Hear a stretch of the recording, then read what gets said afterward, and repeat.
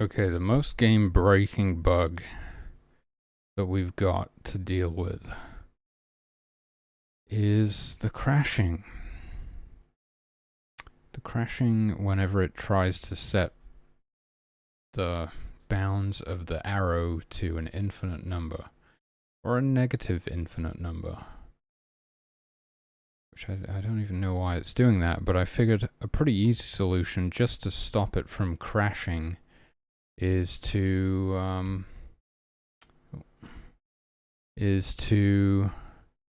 clamp it within 0 and 360 degrees, which is what it should be anyway. I was thinking of actually using AI to, well, asking AI if it could explain to me why or how it's producing an infinite number anyway, because I can't currently understand it. I don't know if I'm even looking at the right thing, you know. I'm assuming, let's see, item, let's see, no, it's actually in the human code. And there's two separate places where I'm doing this, because I have a lot of duplicate code still.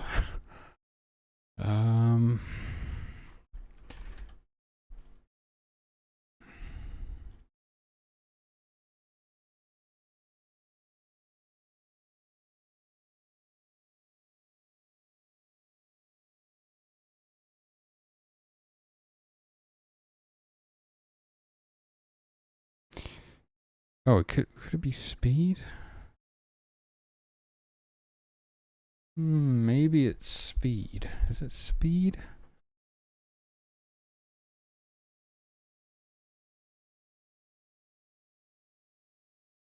I think it has some, it's more likely something to do with speed, right?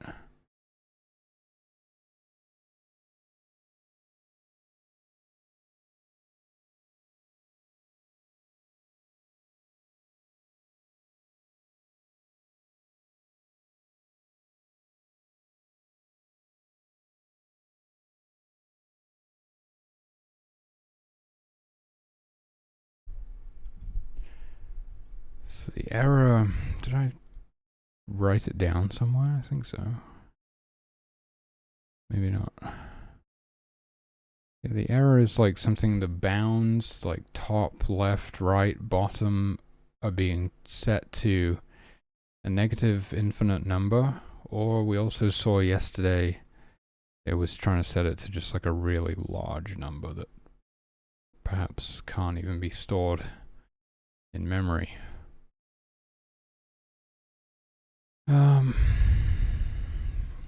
So I'm assuming those bounds are like coordinates, right? I don't even know, because GameMaker has terrible error reporting in this particular instance. Or should we do some background music? I forgot about that.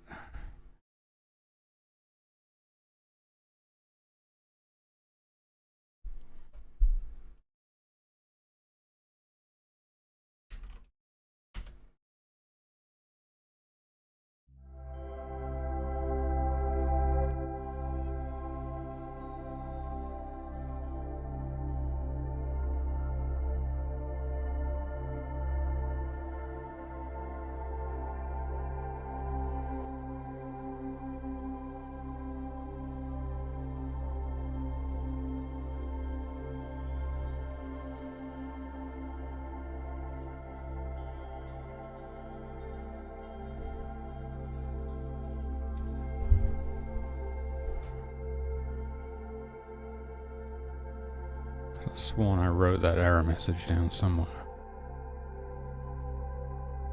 Maybe not. Alright. Yeah, let's use AI to see if it can explain the math to me, or whether any of these equations could result in an infinite number somehow. I mean, so I could potentially, the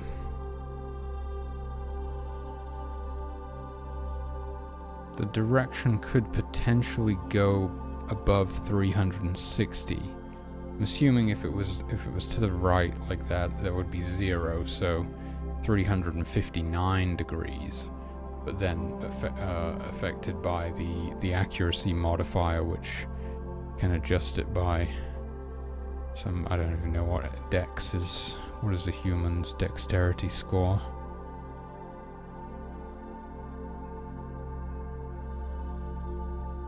Is that in here? That's probably not even in here because I don't actually use most of these attributes for anything. I do use the dexterity though.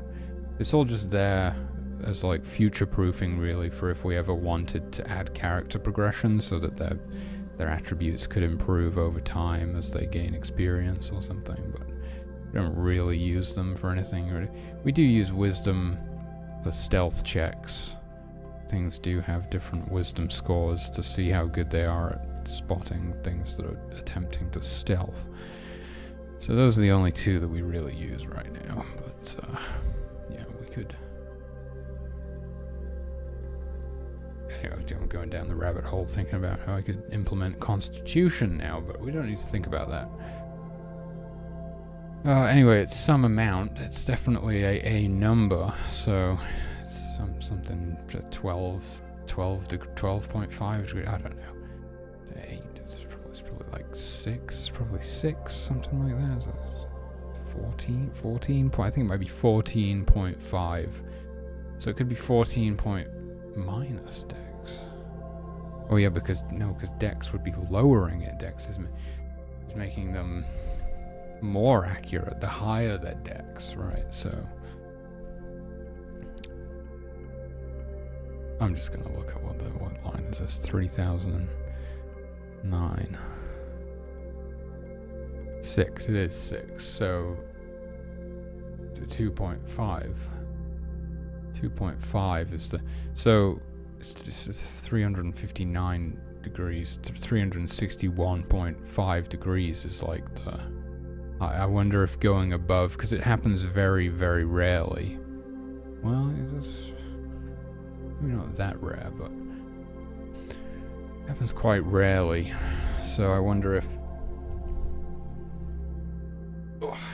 going above 360 degrees is the problem, which means I could just clamp the angle when we calculate this angle to within between 0 and 360 degrees, if that even is the problem.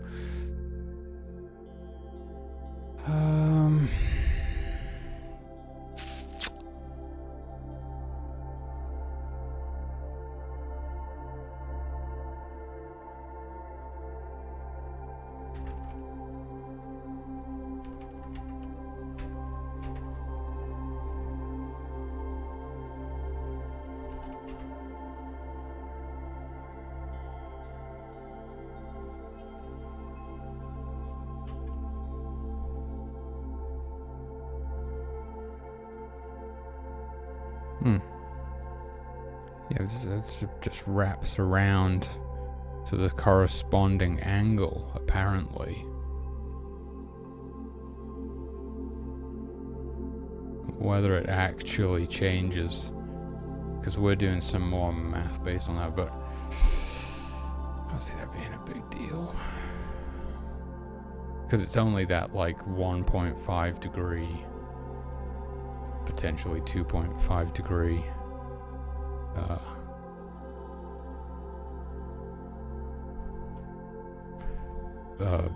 range? Or what am I trying to say?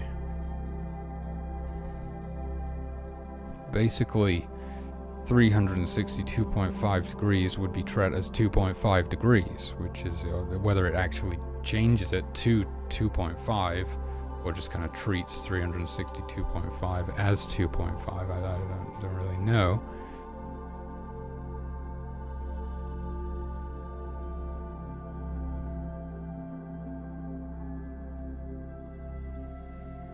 Finds the remainder. Modulo. Okay, modulo operation. So it just finds the remainder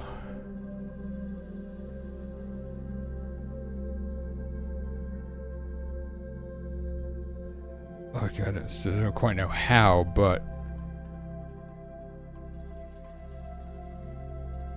370, for example, will be tret as 370 modulo 360, which gives a remainder of 10, so it will just be tret as 10. So I don't believe that's the issue. I think the issue then is not to do with the angle, but it must be something to do with whatever I'm doing here, I would imagine.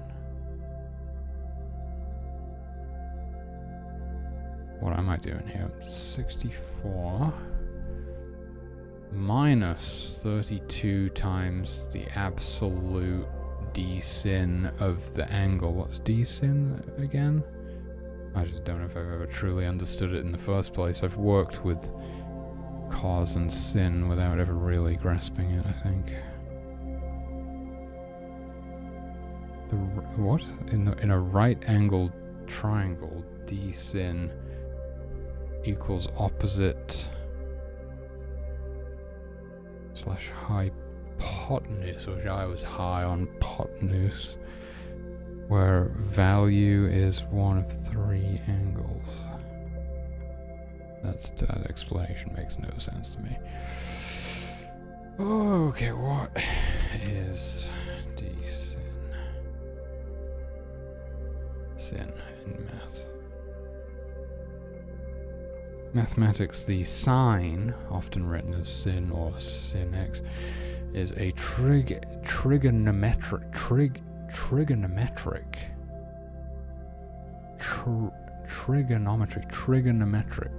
function that represents the ratio of the ratio of the length of the opposite side to the length of the hypotenuse in a right-angled triangle.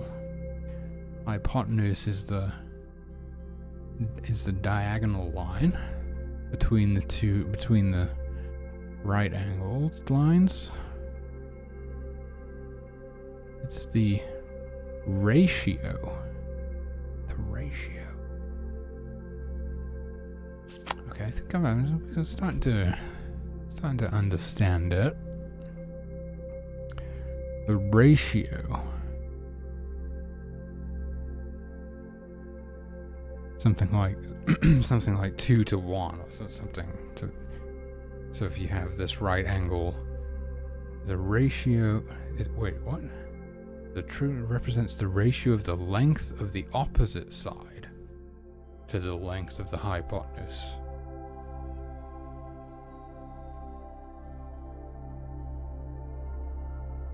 Does that mean the combined total of the two 90-degree pieces? The opposite side. How do you have the opposite side in something with 3 sides?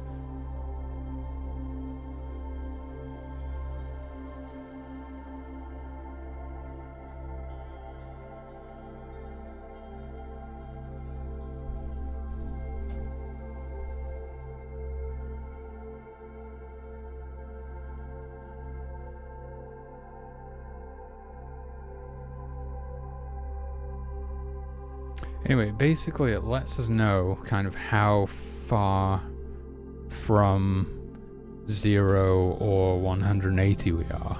Because I'm modifying the speed based on the angle like this, so it's the arrow travels slower, I believe, the more vertical it's going. And it travels faster the more horizontal it is, to kind of like create that isometric perspective sort of illusion that it's traveling, you know, the same distance away from us, but it appears to be a shorter distance because of the perspective at which we're looking at it from. So if it's going vertically, it would travel at half the speed that it's going, or double the speed? Half the speed. Half the speed, because it's half the distance, but needs to take the same amount of time, assuming it's traveling at the same speed. Gotcha. Yeah. Right. I still don't fully understand it, but I have a little bit of a better understanding. Because this is really the only place that I'm doing some like multiplication, and I just wonder if like something's going awry here and it's resulting. Could it be to do with the delta multiplier? I don't know if this bug ever really happened before I applied the delta multiplier.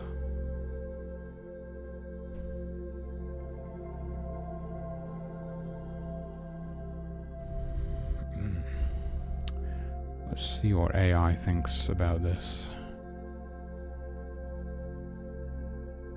So take this.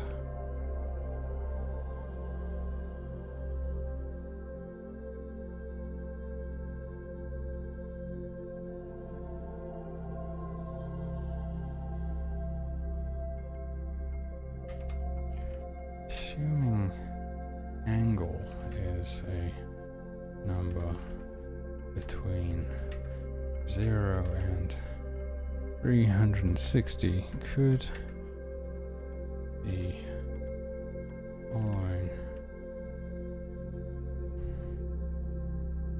formula, what is that what it's called? Formula? Algorithm? Mathematical equation? I'll just say could the following. I'm just going to say, could this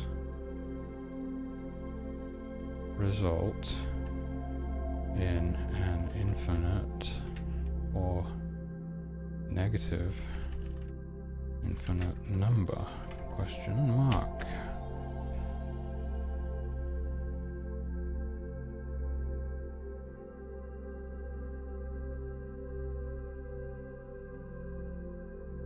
No.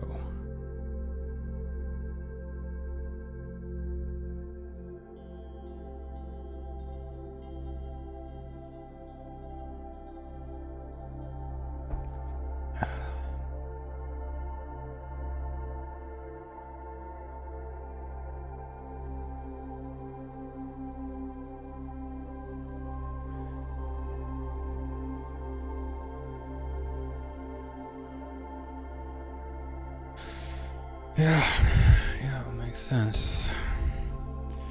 So it's impossible for us to get an infinite number from this. Yeah, it was a long time since I wrote this, but it's all flooding back to me now. How the fuck are we getting an infinite number from somewhere? Specifically with these arrows.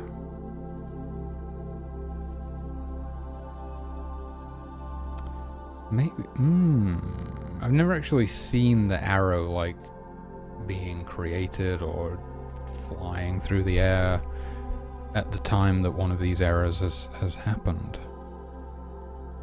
I've never actually seen it, so I don't know what was happening at the time of the crash. But maybe it actually has nothing to do with this and is in fact something to do with some of the code inside of the arrow object here.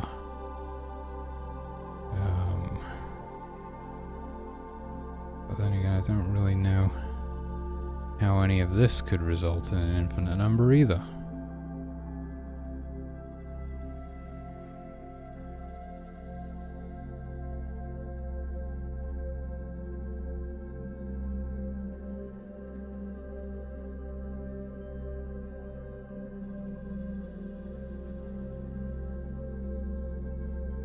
Doing is changing the speed. I don't modify the image angle at all after we've created it.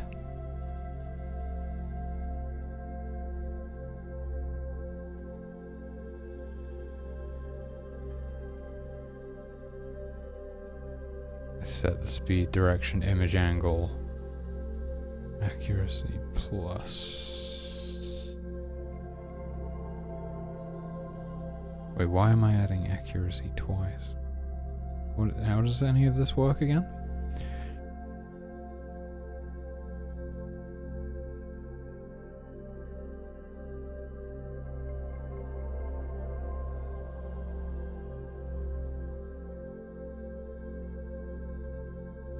What is this? I have no idea. Target. Oh, this might have something to do with the predictive aiming. They like lead their shots on moving targets.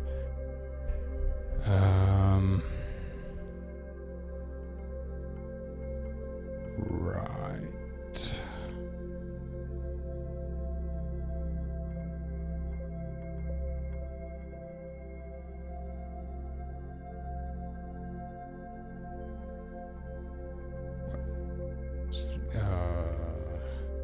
Angle equals. I'm just setting it. I'm just setting it again because we do it once and then we calculate some more stuff and then we set it again because we need some sort of an angle to work off of in the first place, I think, which is it's kind of weird that we're like doing it twice, but it is necessary.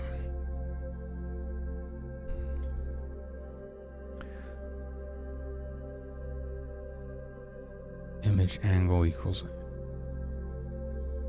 Ooh, what if it's, so what if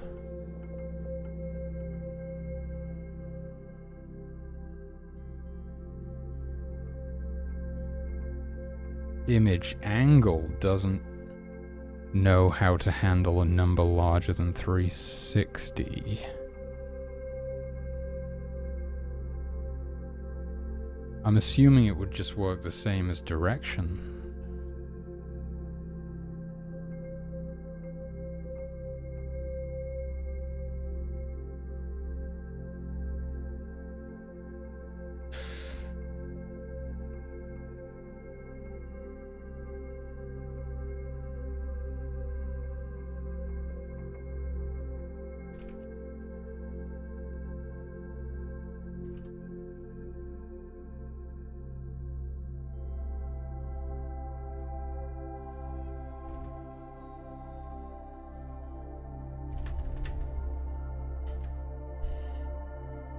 Yeah, somebody said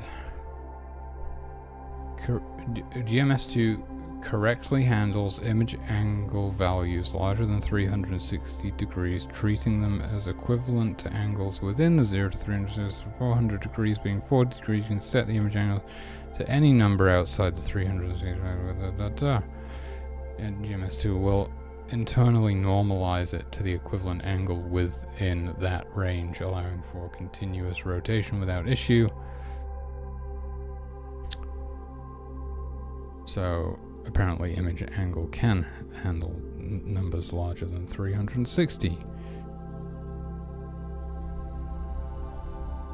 So what the fuck is going on?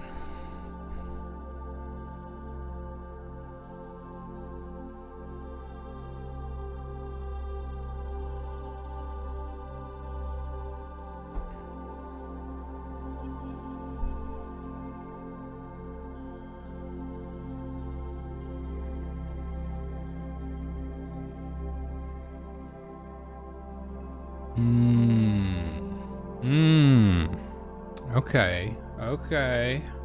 Yeah, because when we're using angle here,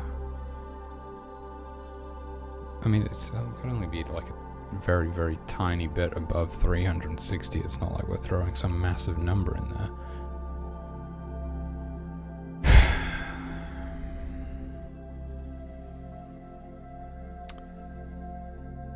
But whilst direction and image angle can handle a number larger than 360 by normalizing it, this is just a temporary variable that I'm throwing it into. So potentially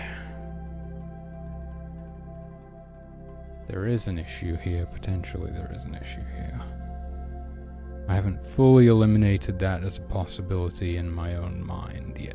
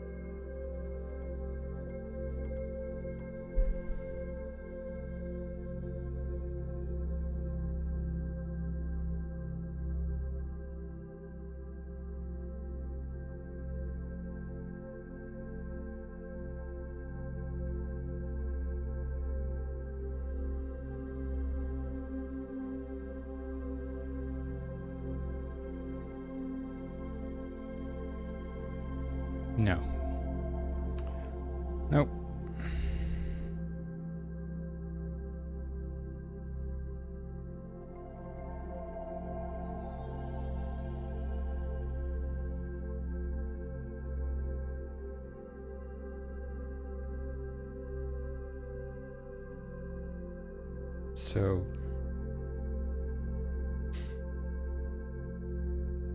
presumably a number larger than, so it's just a sine returns a number between -1 and 1.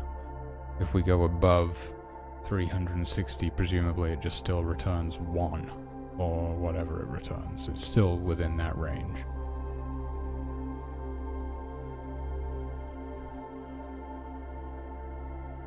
And then I'm doing absolute to make it between 0 and 1.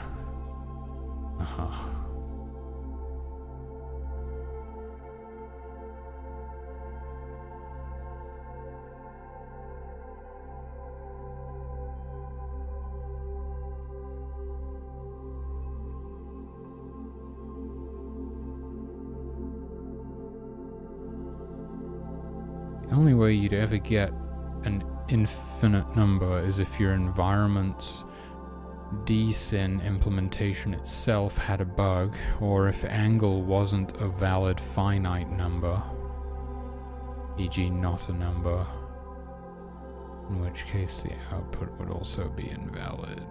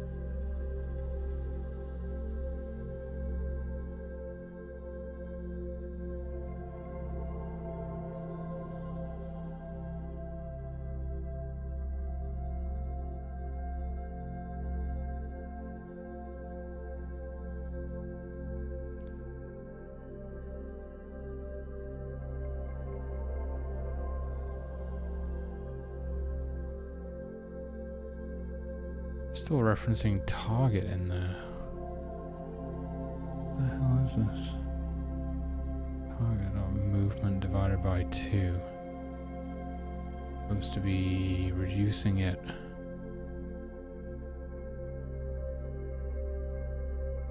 Supposed to be reducing it if the target is too close.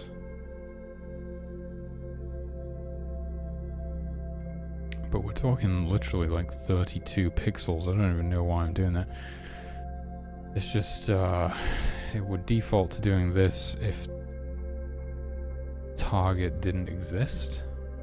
Instance exists target.target. Also, kind of strange, or wouldn't it make more sense to check if it was on a path? Probably. Be potentially targeting something but not moving. Yeah, true.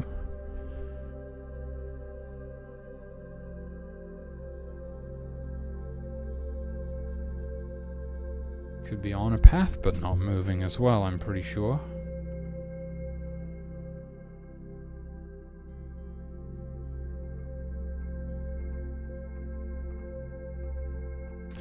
So this is not the best.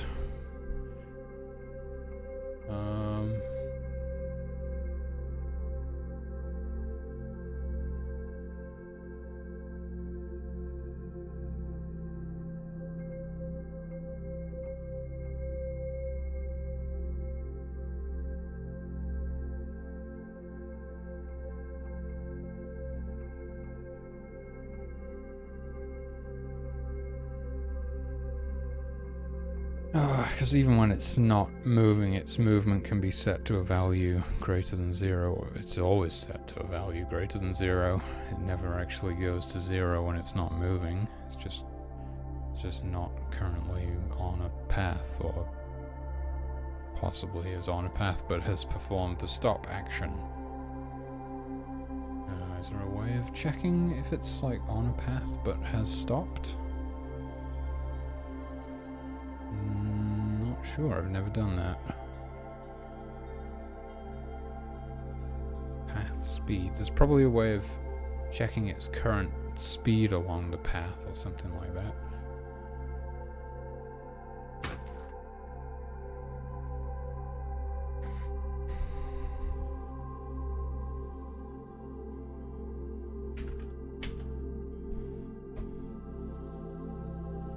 Set the speed of a path.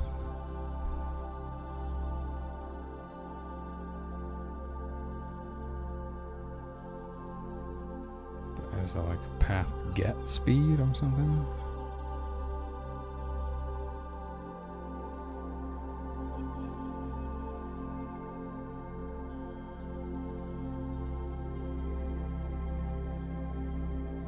Path get speed. So, no, that's not what I want.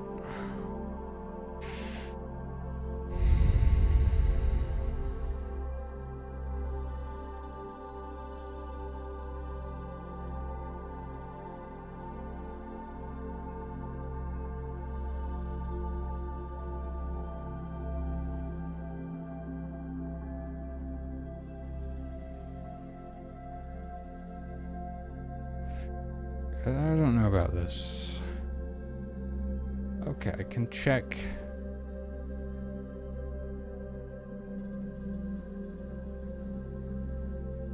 If it's targeting a waypoint, maybe?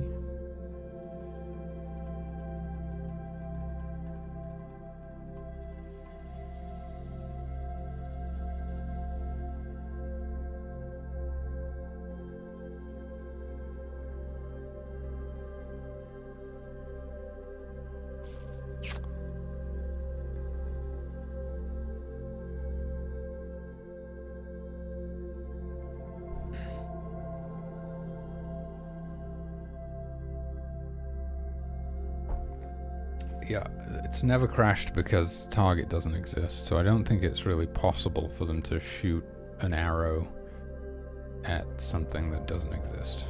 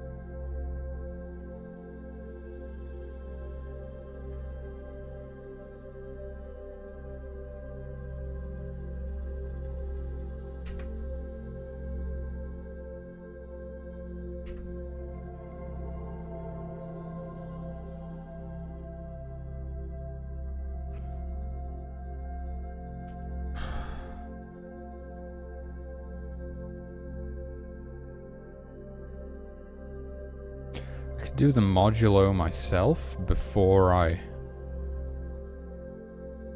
That's...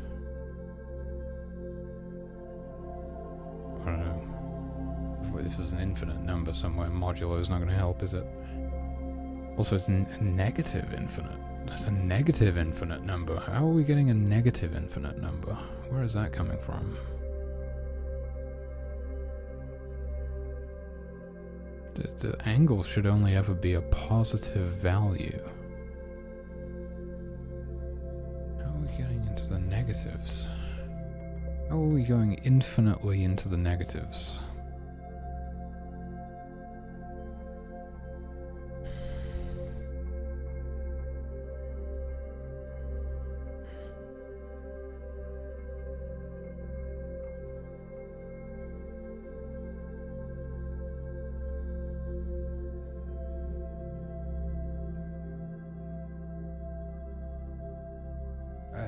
Okay, I can't see how it could be anything in here. I feel like I've completely eliminated that. The angle is it's just an angle. Very simple. The only place where we're doing anything remotely complex is with the speed, and that can't result in anything except for a value between 32 and 64.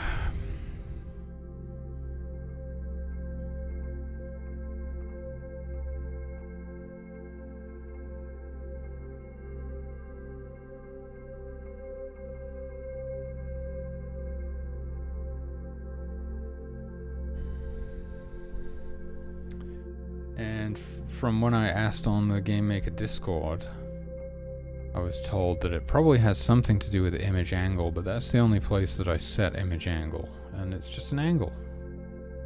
Nothing crazy there, no negative infinite numbers.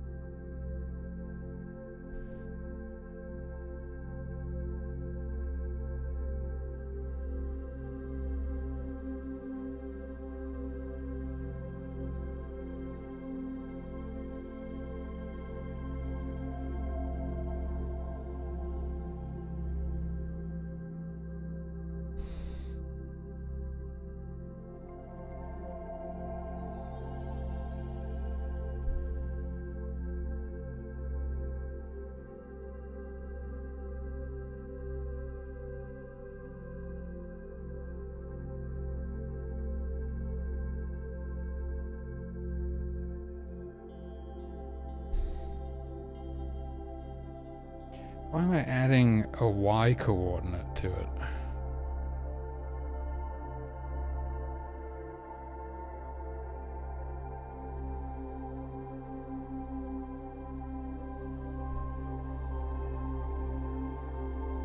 Okay, maybe this has something to do with it.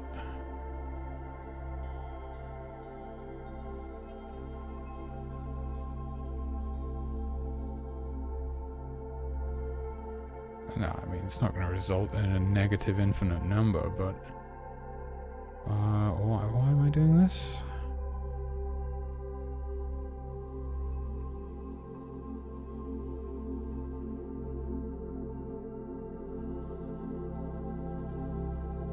So offset is the distance or the length, and then the target direction, and then we just get the y coordinate back from that position.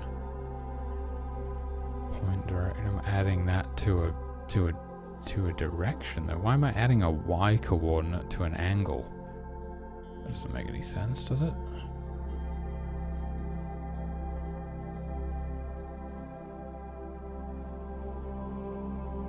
Point direct. Oh, is it? Oh, it's built into. Oh, I didn't see that. That's probably inside of.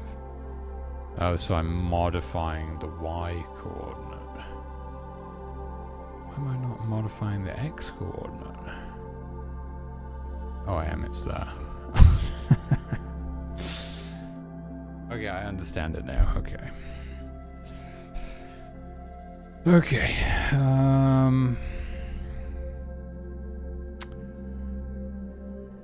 Okay.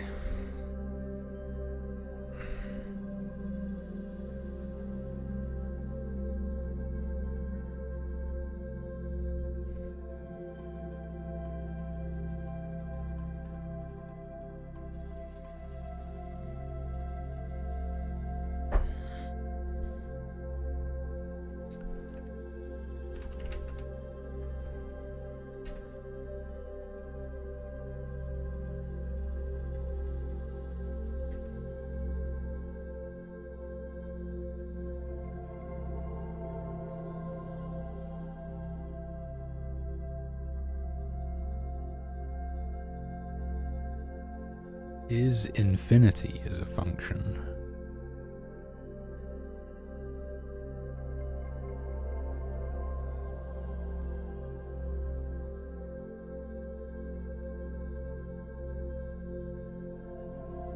Am I dividing by 0 somewhere? I'm multiplying. I'm not doing any dividing, am I?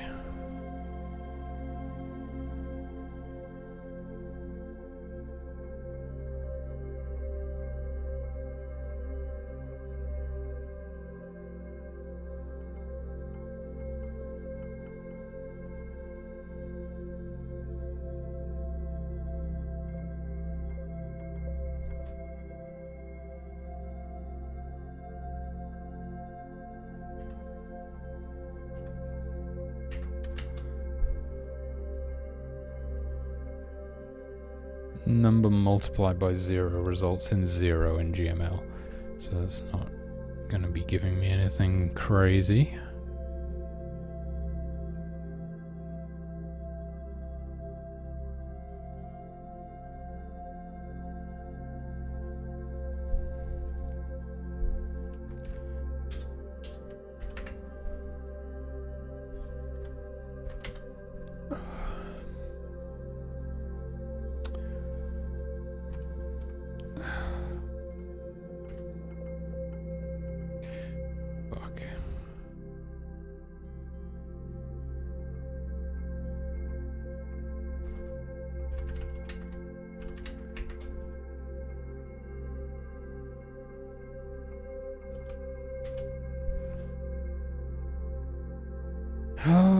Okay.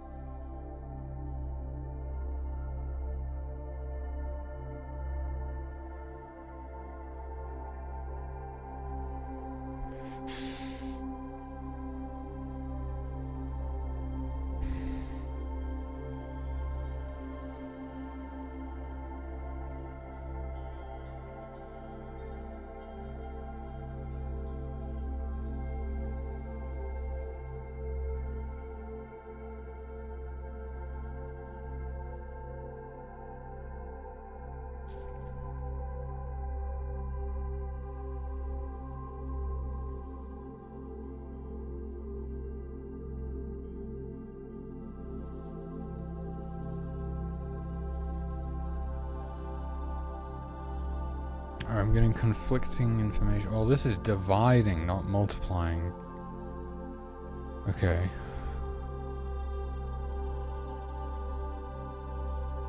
Okay, where am I dividing?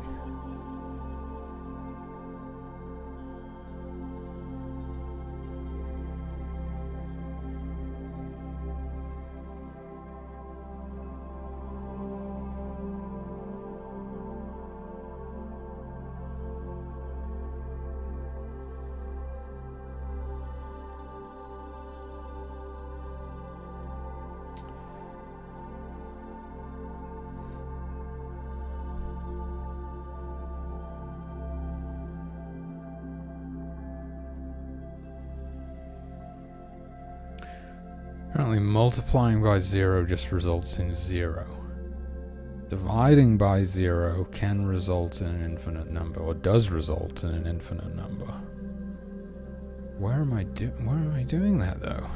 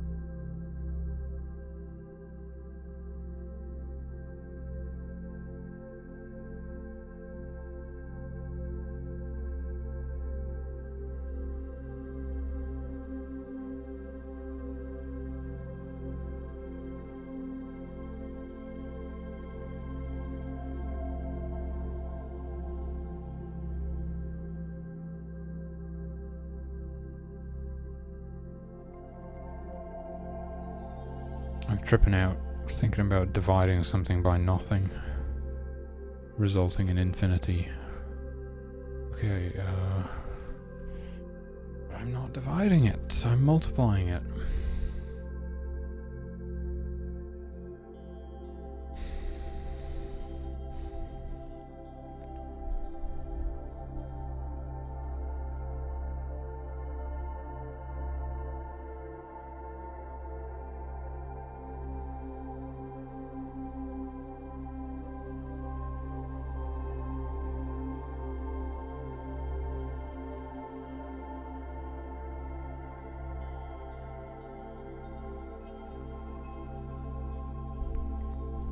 So if angle does equal a negative infinite value, we probably actually wanted it to be 0. I don't know how we're getting a negative infinite value still, but we could potentially use a band-aid solution to just set it to 0 if it is infinite.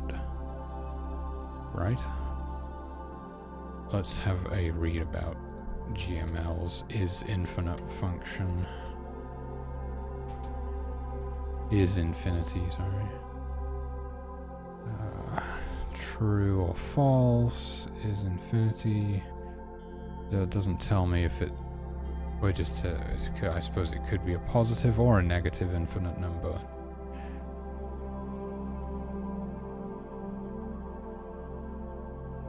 So... I guess, I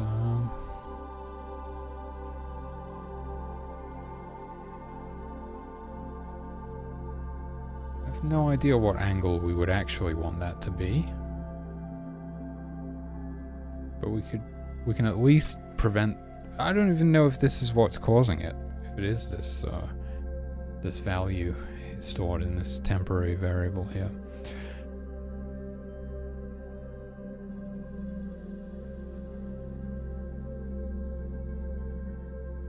All I can really do is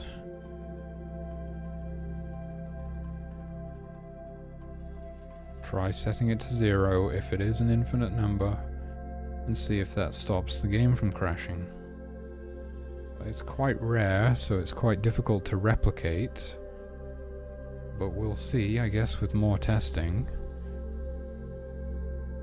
If we just do if is infinity angle equals true, angle equals 0, and then we just make sure we don't have any infinite numbers there, and if it's still happening then it's something else. But that's angle, not speed. Speed is just being set directly. I'm not even putting it in a temporary variable. Well, I am putting it in a temporary variable over there. Why am I not just using this? Why am I doing this math twice? That's not good. Is there some reason for that? Don't believe we changed the speed again after we've set it the first time, do we? So we have that in a temporary variable. Sweet Jeebus. It could be either. I don't know which one it is. I mean, the angle is just an angle, so I think it's far less likely that it's the angle. I don't see how it could be the speed either, but we are doing some multiplication. We are multiplying by 0 potentially, which should just return 0 from what I've read, but I'm really struggling to see what else it could possibly be at this stage. So...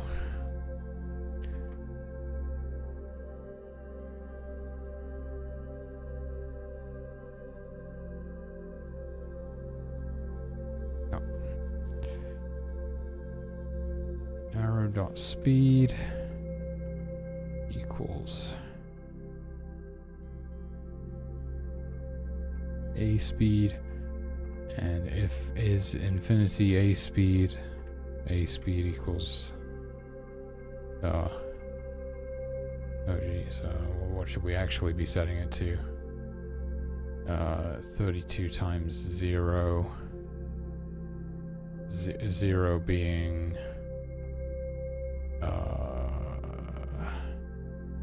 smaller, so we want it to be 0. Yeah. Okay, that's correct. Okay, I just need to take a quick break. I'll be back momentarily.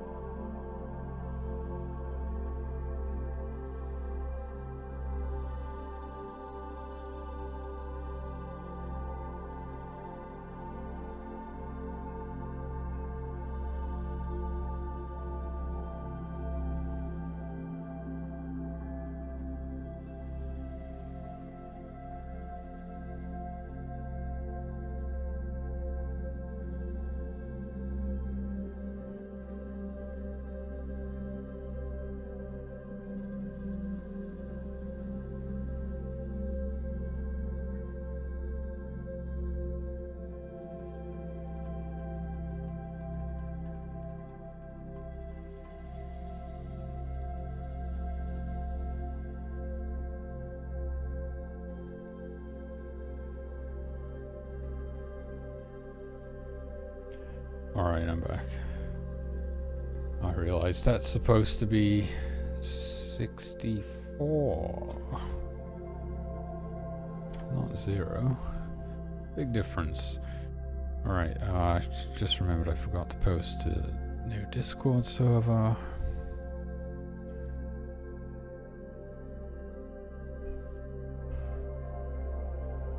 Maybe I should put a post to the old Discord as well. Hey Nerith, how's it going? Good to see you.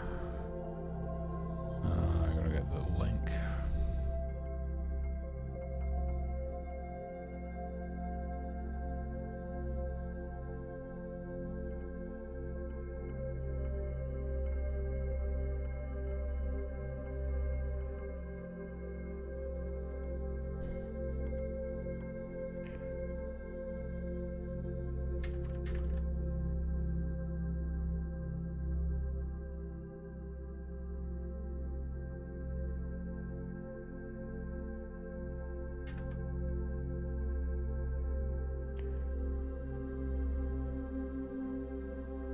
Done.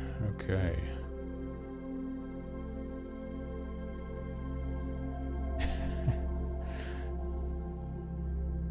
Oh yeah, I feel it's still pretty early for me here as well.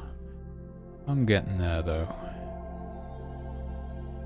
Alright, well, so if these values are the problem, then we are at least setting them to something that is not an infinite number, so we can hopefully prevent the game from crashing. I don't see how these values could ever result in an infinite number though, in the first place, so I still don't really understand what's going on. This is one of the bugs that I'm dealing with right now, which is quite serious because it just completely crashes the game, is that sometimes we get a negative infinite number on the arrow objects, or at least I'm assuming that's where it is. That's where it says it is. Something to do with the bounds of the arrow object, which I was told has probably something to do with the image angle, but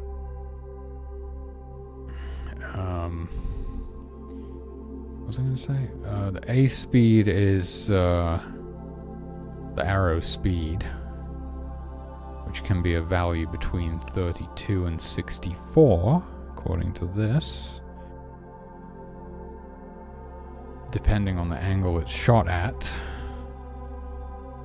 And then there's the angle itself, and then we set the direction and image. And apparently both direction and image angle can handle values larger than 360, and they just use modulo to figure out what they should actually be.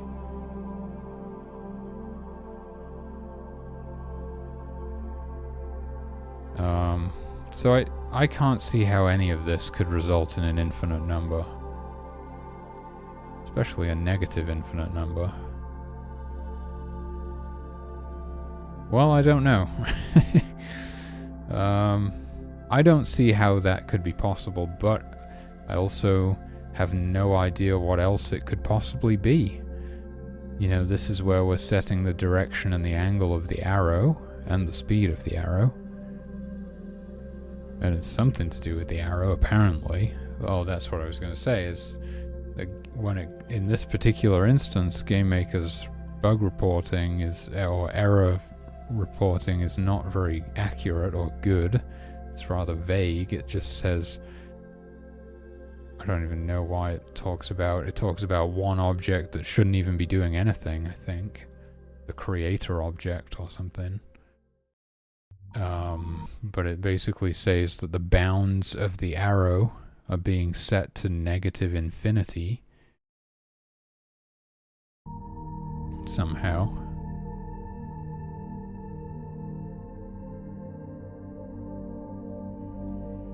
Well, I don't even know where the infinite number is, so I don't know where to put the breakpoint.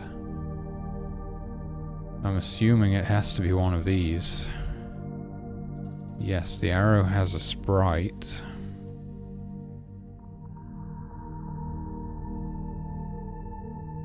That's why somebody said they think it's to do with image angle, because it says like the top, bottom, left, right bounds are being set to negative infinity.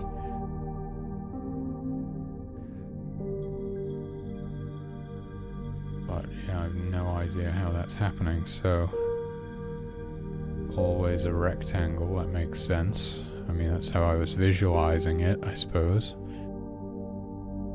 But none of this math here should be able to result in an infinite number. But we're getting an infinite number from somewhere. I just have no idea where. I mean, that's pretty much it. That is pretty much it.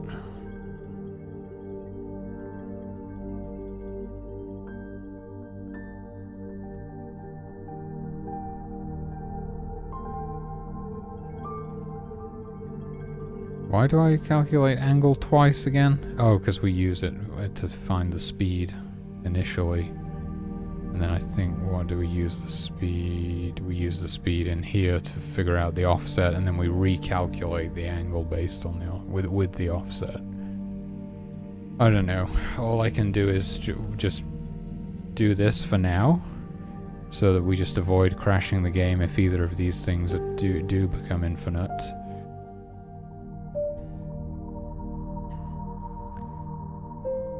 This one? I just don't see how that's possible. Because it's just an angle. Right?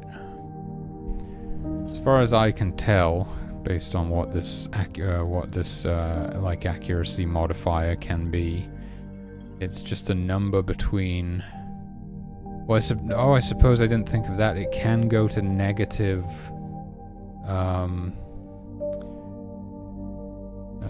each argument?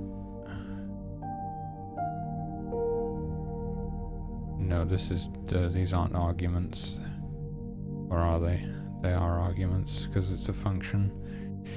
But I would prefer not to. You just have to... it is long because I'm using these sprite get offsets and stuff inside there, but it's just the... You just have to imagine it as the angle between the character and the target.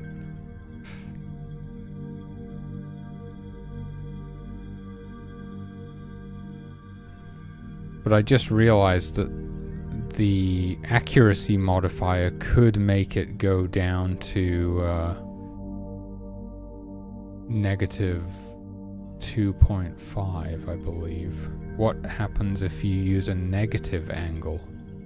Oh, that's fine. Even if I then use it in the desyn, what happens if I throw a negative number into the sign?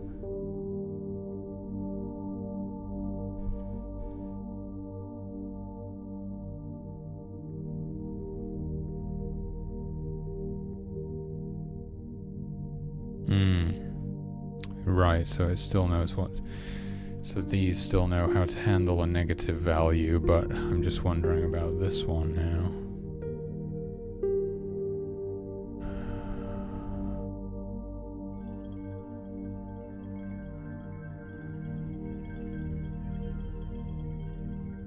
Yes, the angle between the character and their target.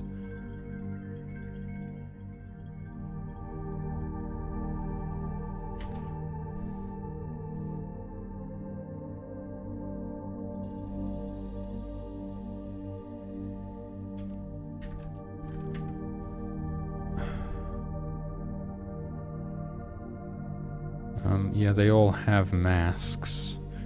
I will admit that I'm not handling for if they were ever to shoot at something with no mask, but they don't actually ever shoot at anything with no mask, so we're getting away with it. Right now.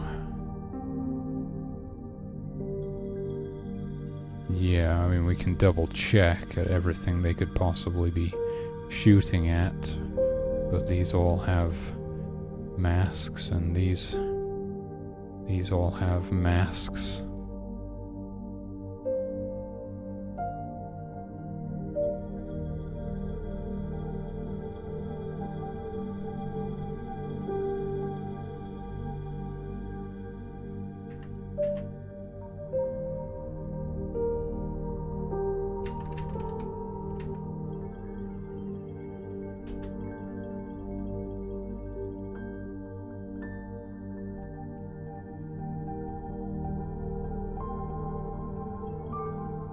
Oh, yes, apparently sine can handle negative numbers.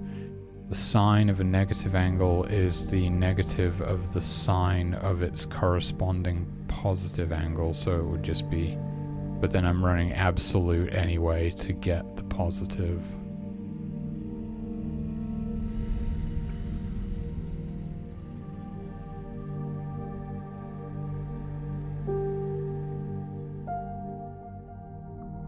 Bar mask sprite.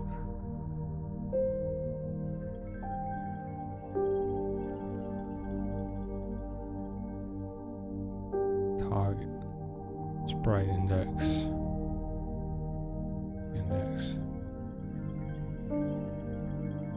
Oh, you're saying add something to use the sprite if no mask is present.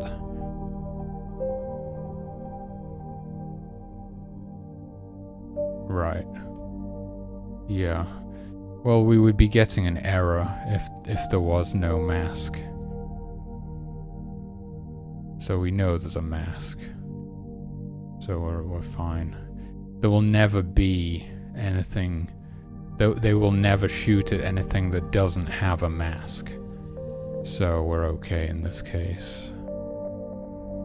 Yeah, I'm sure.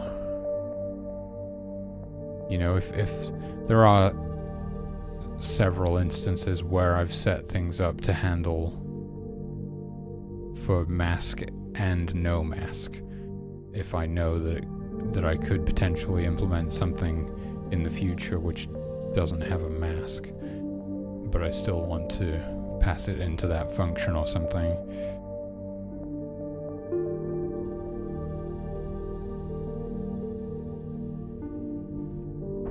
Well, it wouldn't even result in infinity, because what it would actually do is just give us an error, right?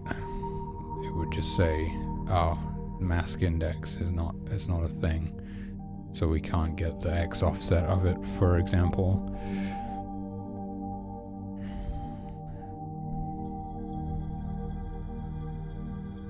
Well, we still wouldn't be dividing by 0 anywhere in there.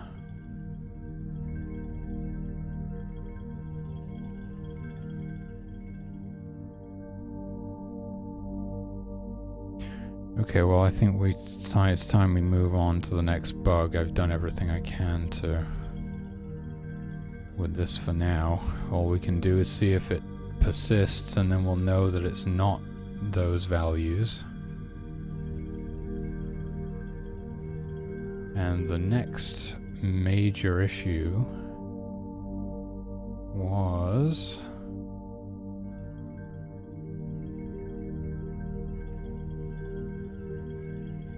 What was the next major issue?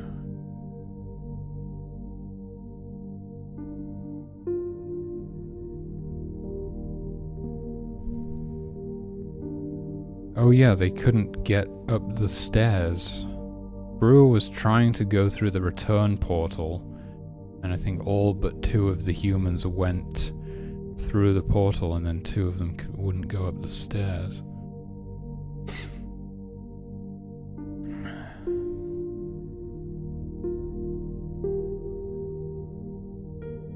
Yes, I am already aware of that. But I'm not dividing by 0 anywhere, which is why it's confusing.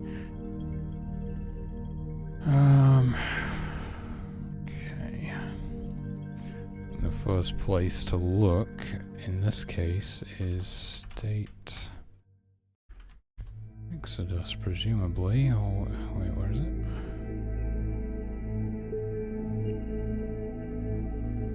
What's it called? Oh.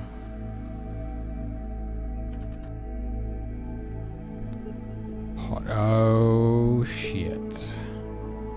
Is this something to do with it? Looks like it could be past start. Yeah, this is exactly what it is, isn't it? You son of a bitch.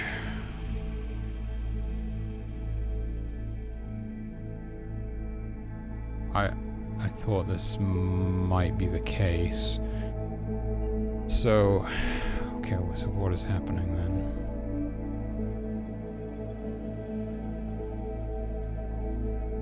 Presumably it's state prioritization in the conditions script.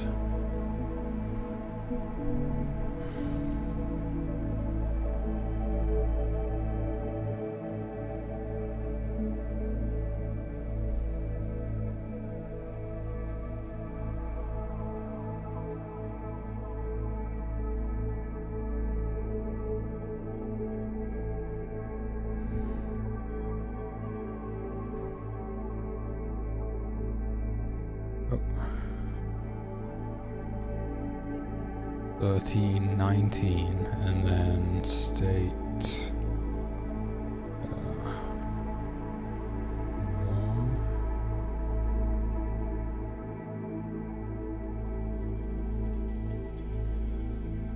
Yes. Okay, so I'm telling them. What I'm doing is I'm interrupting the Exodus state if they're too hot, too cold, or bleeding, but then I'm actually telling them to prioritize Exodus over warming up or cooling down, and then there might be some additional stuff to do with healing and like making sure the shaman prioritizes healing people over Exodus. Right, as well. We want injured people to visit the shaman, prioritize that over Exodus. Or we can just disable these here and have them... See, the thing is, they could like freeze to death on the way to the portal, which I thought is a little bit unfair on the player. The humans should kind of make sure that they're not going to die on the way over there before they go, I would say.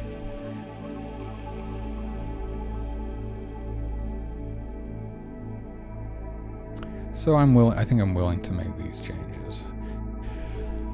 We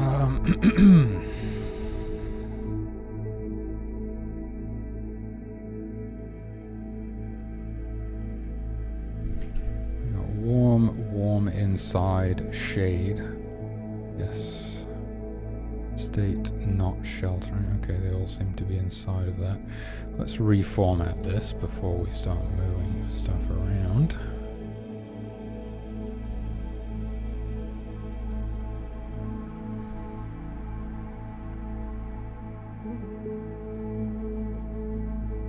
Yeah, because the only thing the humans... Oh, wait a minute. Wait a minute. I mean, they would still have a mask. Because they have a mask by default. Yeah, so there's no scenario in which they couldn't have a mask. But their mask does change when they age up into adults, for example, to a larger mask. But they still have a mask, and the only thing the humans can ever shoot at is the creatures, and the creatures all have masks. And the error wouldn't be to do with an infinite number, it would be to do with the missing mask. If they didn't have a mask, it would say like, you know, invalid reference to sprite index, or what? Mask index, sorry, mask index. Something like that, wouldn't it?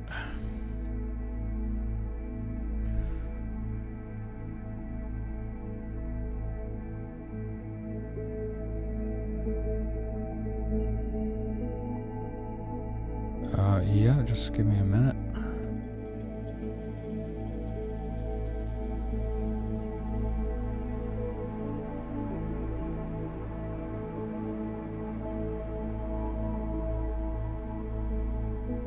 Migrate.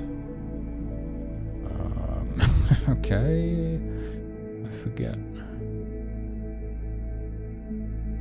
What is that? What is migrate?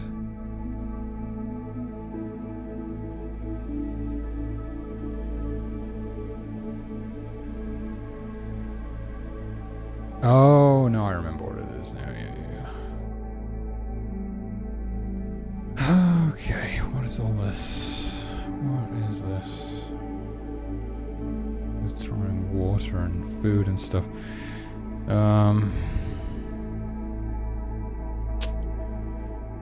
Yeah. Visit shaman when... Okay, so I want to drop this stuff in right here, I believe.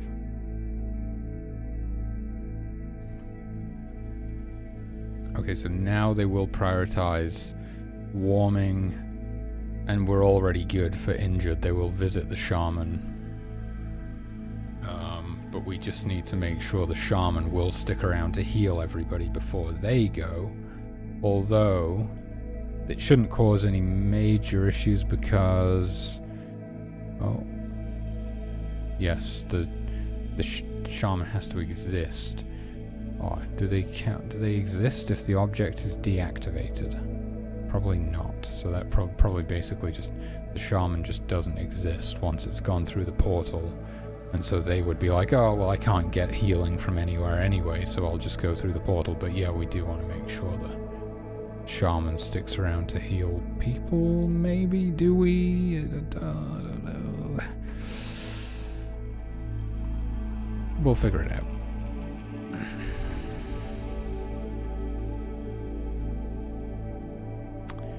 What am I looking for? Oh shit, I need to do the same thing for the other state as well, because I have a bunch of duplicate code, because of course I do. I'll send you this whole kind of block. Everything to do with the arrow. Yeah, let's go from there.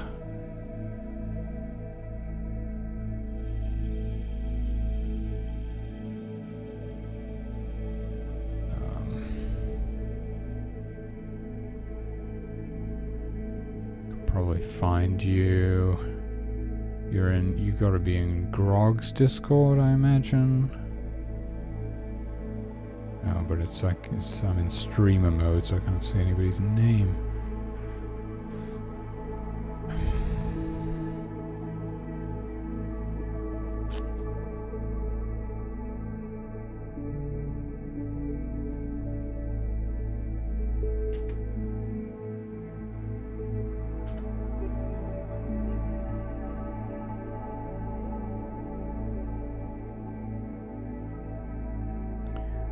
I don't know if it's because I'm in streamer mode, but it wasn't showing up when I searched Neroth.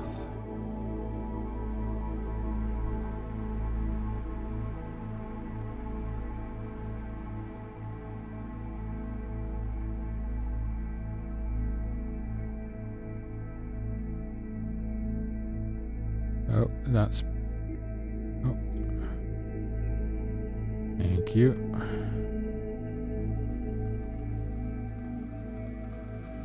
Oh, it's too long for a Discord message, apparently. Because it's adding a bunch of extra line breaks for some reason. Well, I can probably... I'm not going to save 200 lines by reformatting it, am I? I'll put it in a notepad. Which sometimes Discord does that automatically, and then sometimes it's like... Screw you, guy.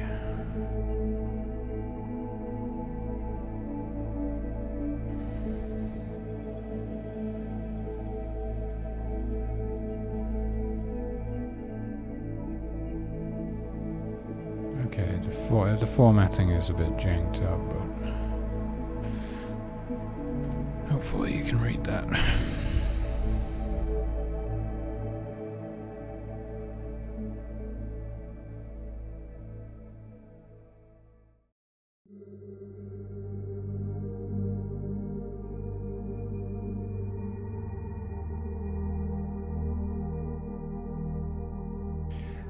Alright, so, okay, good.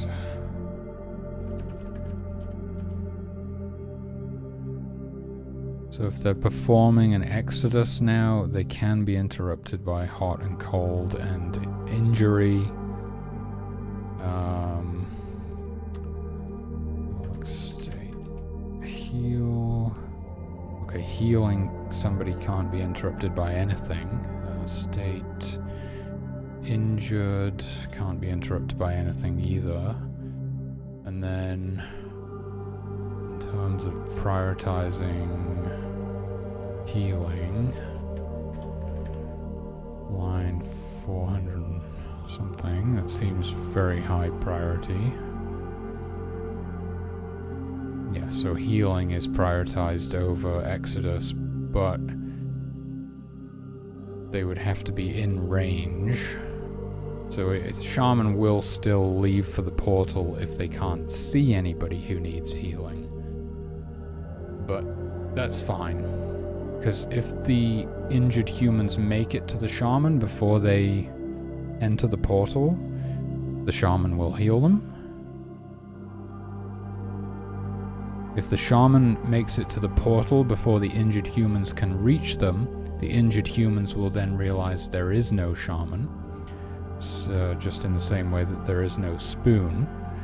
And then they will not try to bend the spoon, but instead realize that it is only themselves which must bend. And then they will enter the portal instead of trying to get healing from the Shaman. So basically everything's fine, which is great, because that was the other, I don't know if I'd call that entirely game breaking, but that was a pretty bad one as well. And okay, so and then, well, I'm gonna do it now because it's quick and easy. You should never say things like that, but in this case I think we'll get away with it. When they do go through the portal and we actually transition to the next level, just to be on the safe side, before we start loading, I want to reset the timescale back to 1. I'm not really sure that this is... I don't know exactly what happened. I think the game entirely froze and crashed to desktop. I'm not mistaken. Because Brewer went through the portal to the next level with the timescale at like 8 times speed. He made it into the next level, but then it crashed like a second later. Which usually implies that it was some kind of like waypoint spawning that got stuck in an infinite loop or something like that. But we don't know exactly, but we can probably help prevent that by at least resetting the timescale. Although there's nothing to prevent somebody from just setting the timescale back to 8 times speed immediately upon loading into the new level, which would be essentially the same, so I don't really know why I'm doing this, but hey, that's true of a lot of things. So, whereabouts should this live in this absolute monstrosity of an event? Probably right around here somewhere, I would say. Yeah, it's a global. It's global.time, and this seems to be where I'm resetting all of my various global variables. So we can set it back to 1. It is one of the funniest things was Community trying to cram the children, manually cram them into the creche himself. That was amusing. I never thought anybody would be like trying to shove them into the tents, like get in there, you know. And then Brewer was trying to like, he had some dead humans and he picked up the gravestones and was trying to like throw them in the portal essentially to get them. You can't do anything like that. I mean, that's intentional. The portal thing anyway, like you have to get everybody rezzed up before you go to the next level if you want to take them with you. You can't just pick them up and throw them in there.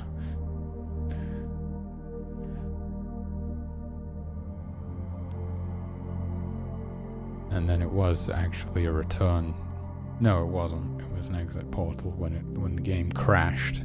It was a return portal when the cold humans or the freezing humans couldn't or wouldn't go up the stairs and through the portal.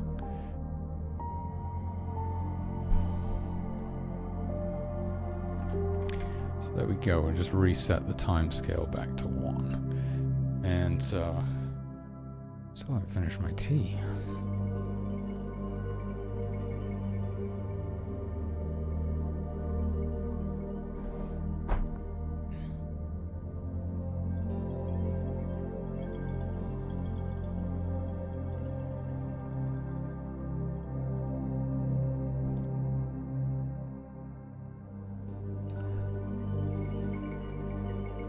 Okay, and the next thing that we need to do is finally, because somebody has actually played the game for long enough to reach these levels now, we need to fix the spawn system, which freezes sometimes, quite a lot of the time actually, when trying to spawn everything in levels such as the swamp or the marsh, which essentially just have a lot less solid ground to spawn everything on. So yes, that's delta time compensation.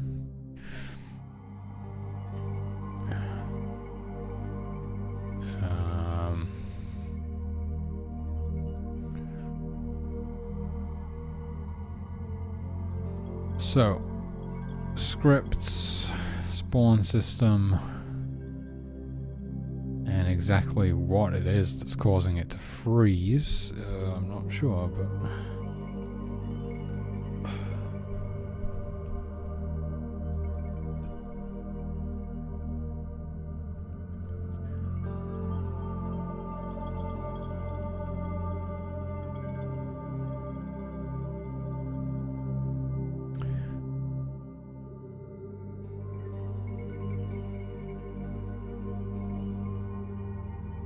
We're probably going to want custom rules for just about everything. You know what, I'm just going to try and load into one of those levels. Let me run in virtual machine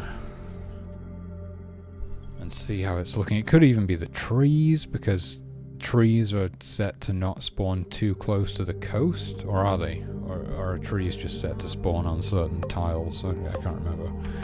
Anyway, let's have a look. Swamp, for example. Swamp, so this is the map where Brewer made it up to in his playthrough. So he made it through, played Beginner Island, 1, 2, 3, 4, 5 levels. 6, 1, 2, 3, 4. He had 4 more levels to go to beat the game. And he would have beaten it just with more time. Easily, because he was exploiting. he was exploiting heavily. So we're gonna, if I get through all these bug fixes today, then I'm gonna do the balance changes to the conservation mechanic to prevent said exploitation, because that's the next sort of priority here. Time is it's either 1, 2, 4, or 8, depending on the time scale, and it's 1 by default.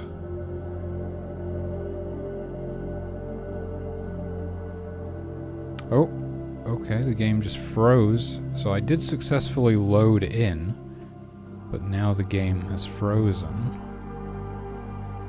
So that's not good. Yeah, something to do. So it might not just be the spawn system that we need to worry about here. It might also be waypoint spawning. Somehow, that might also be a problem. I'm not really sure how, because, well, waypoint spawning is... No, the vast majority of the time it's done with the script.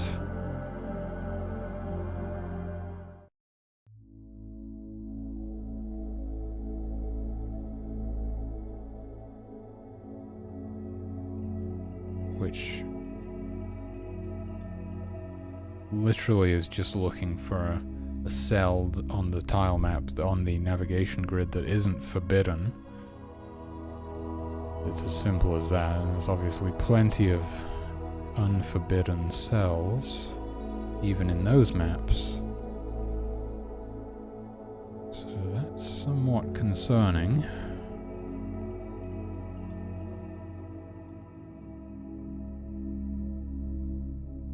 Okay, Yeah, that's even worse. If it freezes on the loading screen, I know what's going on, roughly. If it just freezes after loading, that's really not good.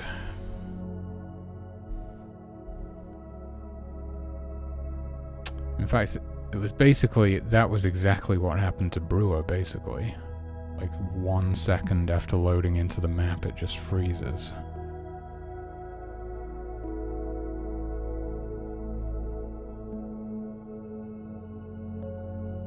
It could be, yeah, it could be. I remember, yeah. Something to do with the herds and the averaged position of the herd manager object being used for something, but because it's the averaged position of all of the animals in the herd, that object could be in a forbidden cell somewhere, and that could cause some issues. Which I did work on at one point, and then I got it to where it was better, but it may not be completely fixed.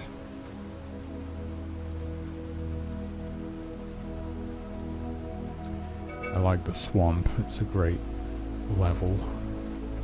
It's gonna look really good when we actually have a pixel artist, you know, make tile sheets and sprites for it. And we get the right kind of swamp creatures in there instead of just reusing the same generic creatures in every level. Yeah, but I'm making it through the loading screen successfully every time so far.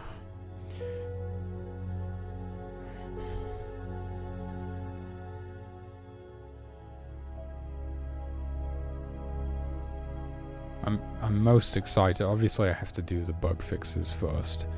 We need the game to run and stably so people can play it without encountering great frustration. But I'm most excited about doing the balance changes to the conservation mechanic. I found myself getting annoyed at Brewer. Honestly, I really did. Because he was exploiting so much and completely taking the challenge out of the game. And I knew it was something that I didn't want people to be able to do. I mean, you will still be able to do it, but you'll just get the bad ending, basically. We're not going to take anything away from the player, we'll still let them do it, but... Okay, so it's frozen now. It's frozen on the loading screen. It froze at carving the valleys, which means that it's not carving the valleys because it's always like one in front or one behind of whatever it's actually doing. Whatever you're seeing on the loading screen does not actually correlate to whatever it's actually doing. Or something like that.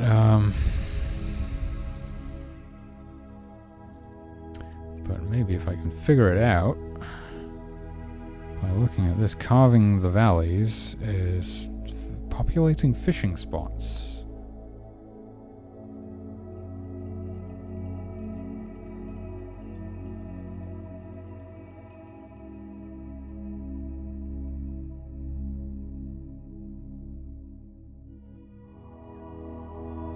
I don't think there's any reason to even run this attribute script, because they get run automatically when you first launch the game, don't they?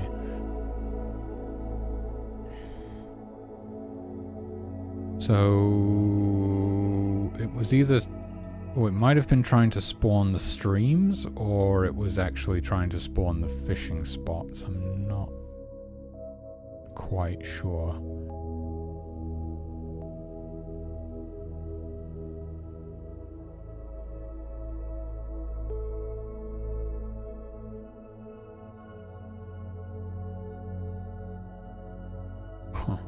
Fishing spots. I didn't think it would be the fishing spots. Why would it be the fishing spots? I don't think it would be. I think it's more likely to be the streams? Really? Really?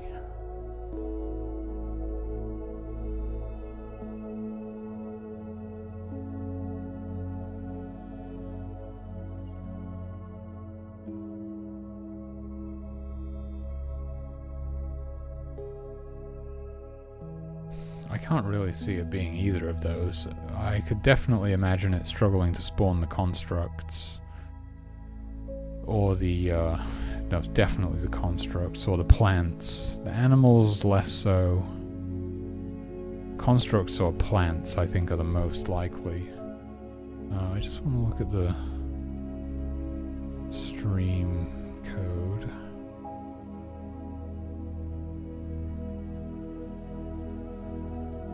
Yeah.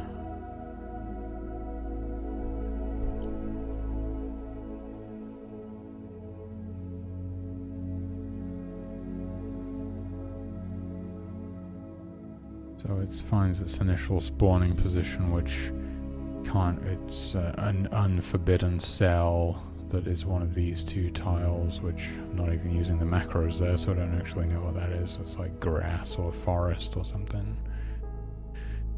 Maybe that's an issue, depending on what tiles I actually use in those levels. I mean, it's going to be like, basically, it's going to be one or the other, if not both of those, so can't really see that being an issue either.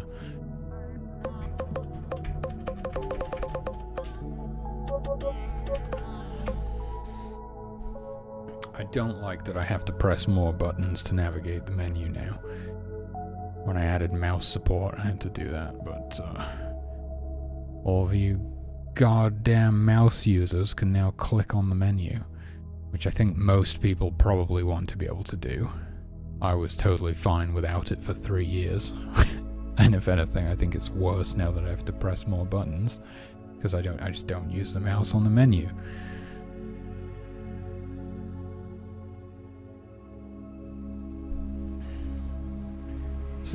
So yes, this doesn't have like a distinction between like the grassy parts and the foresty parts. It's just all the same tile, so it's presumably it's all just grass. We can go look at the tile sheet for that one. Womp. Yes, it's all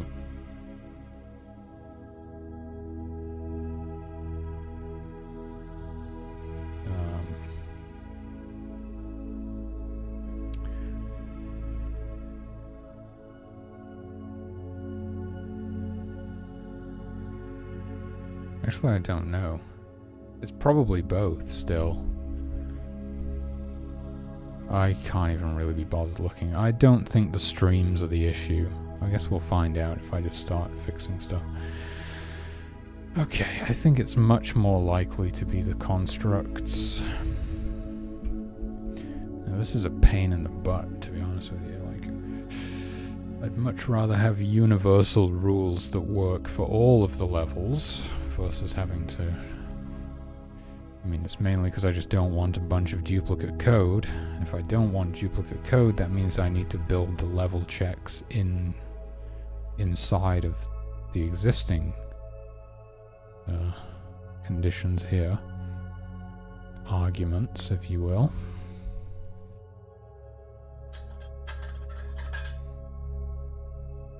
Or I can just make a completely separate script, I suppose. Like a spawn construct script specifically for the swamp level. That means I then need to update. It is easier to do it that way, though, isn't it? That might be the way to go, to be honest with you.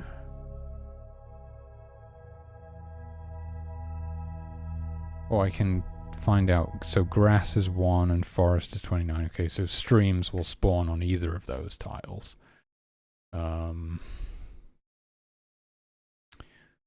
So stream should be fine.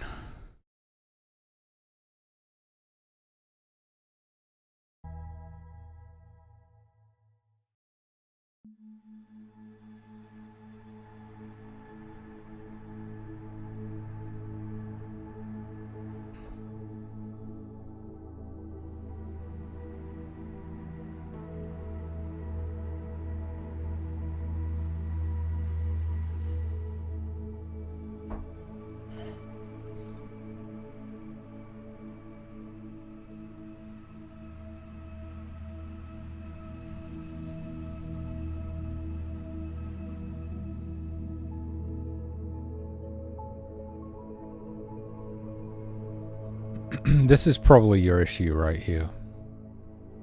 So, now the thing with most of these is that we just prevent them from spawning on sand in the first place, right? But then this thing is like, oh, don't spawn too close to a fishing spot. And fishing spots completely line the coastline, and not just the coastline, but also those pools of water that you get in the swamp and marshland. So, and they're all over the place. So if you can't spawn within 45 units or cells of a fishing spot on those maps, you're not going to have a lot of viable spawn locations for anything, which is why it's freezing. But we could probably get away with, like, we could probably, oh, you got not a number in the calculation. That would definitely cause some issues.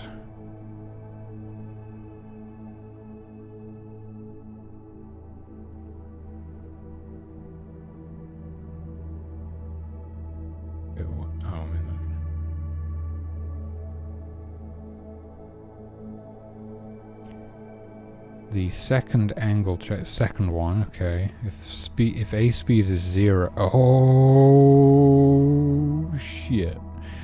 Okay, but it's not possible for A speed to be 0 unless I'm doing something terribly wrong. A speed should always be a value between 32 and 64. So I don't think that could ever happen.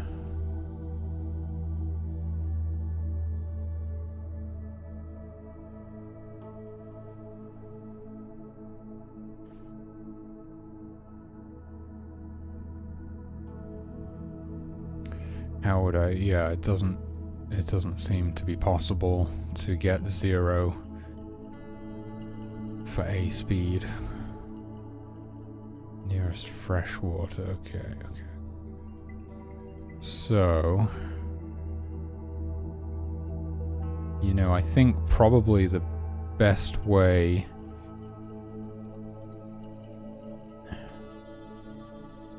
and it's in my offset calculation.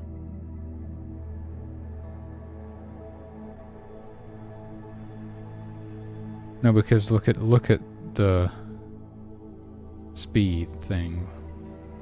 It's 64 minus 32 multiplied by absolute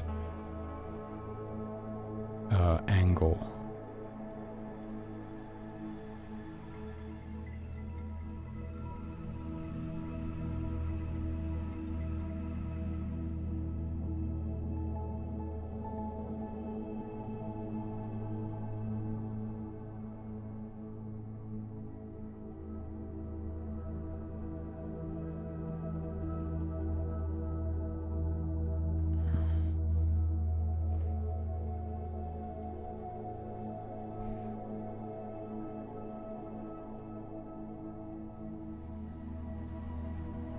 So I think basically we can fix this just by completely removing or greatly reducing, might be easier, this distance to nearest fishing spot for most things.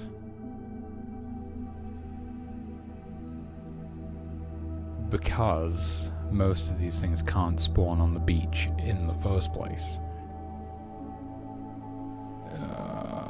Yeah. Yep. That ought to do it. And we probably still want some...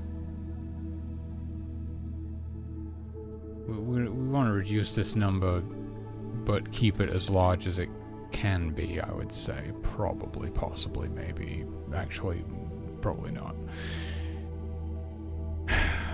Probably not. I'm just aware that if you get too close to the coast and half of your sphere of influence is off the map, that like cuts your potential building area in half, basically, you know, and you might not actually be able to fit down enough tents, but you could always unlock an expansion stone to get more room, but you know, I'm just trying to make it nice for the player so they have enough room to build everything. Now the default sphere of influence size is I always forget a radius. A radius is from the what is a radius? From the middle to the outer edge of a circle. That distance from the middle to the outer edge is 30 units. So even if I reduce this value to 30, that would still make sure that the edge of the sphere of influence was never like in the ocean or something. Whether it would be enough to actually allow for correct spawning in. So, and it's probably, let's be honest, it's probably the obelisk, which is also known as the menhir, which is a much more esoteric term that nobody has ever heard of. So I think we might just want to call it the obelisk still, because people have actually heard that word before. It's technically not an obelisk. It's not even a monolith, I don't think. It is a megalith, and more specifically it's a menhir, which is a specific type of megalithic structure, which is just a single standing stone. If we want to be accurate about it, it should be called a menhir. So everything else is set to not spawn within 10 units of a fishing spot.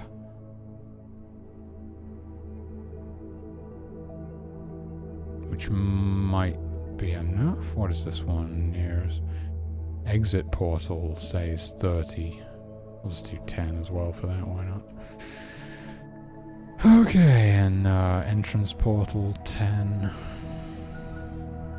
I think it's most likely the obelisk. Sorry, I went on a bit of a tangent there. It's most likely the obelisk. See, these things can only spawn on grass or forest tiles anyway, so, you know, it's almost redundant to worry about how near they are to a fishing spot.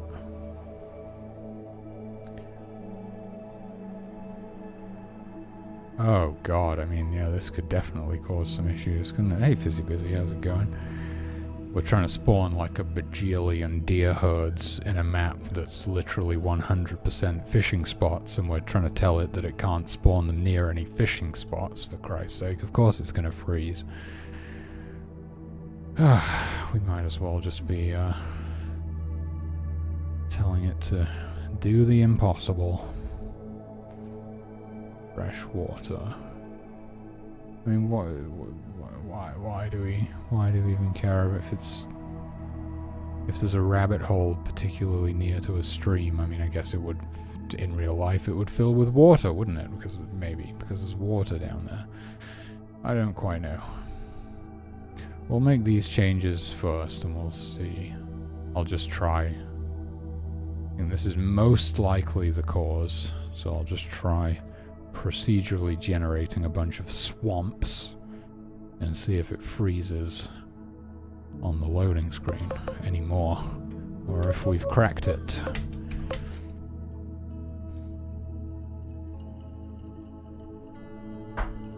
I think I may have cracked it, and we can go and look at the other maps as well, and I don't know, if anything it's probably a good thing. I mean, the obelisk, or camp, the center of camp, still can't spawn within 30 units of a fishing spot right now. And everything else is 10. But then, of course, like, the shrines can't spawn too close to camp, for example, so it's like the more stuff you spawn in the map, the less room you have, because it's trying to like spread everything out so they don't spawn too close to each other. Yeah, I mean, there's a good amount of room in there. I think it might be okay. It might be okay. My frame rate's really bad right now because I'm running in VM, not... I didn't compile with YYC, but it's faster this way, so preferable for testing. But yeah, and something else I noticed yesterday is that the trees can spawn a little bit too close to the shrines and the portal stones and stuff, still, to where a portal stone could be completely hidden behind a tree and you wouldn't be able to see it. So I do need to modify that so there's a bit more of a clearing around those things. which is going to limit the space more, but hopefully not by too much.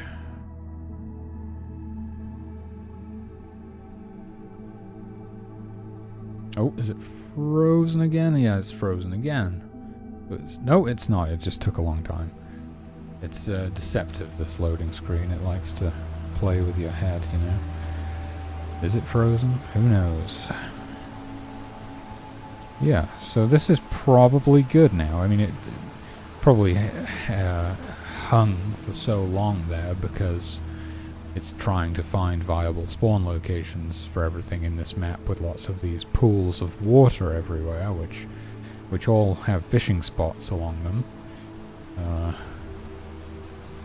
which it's trying to avoid. I was trying to write some code at one point to prevent the fishing spots from spawning on these pools, so they would only spawn along the coast. And I got kind of a jank version of that working, which would mostly work, but it wasn't good enough, so I just did away with it again.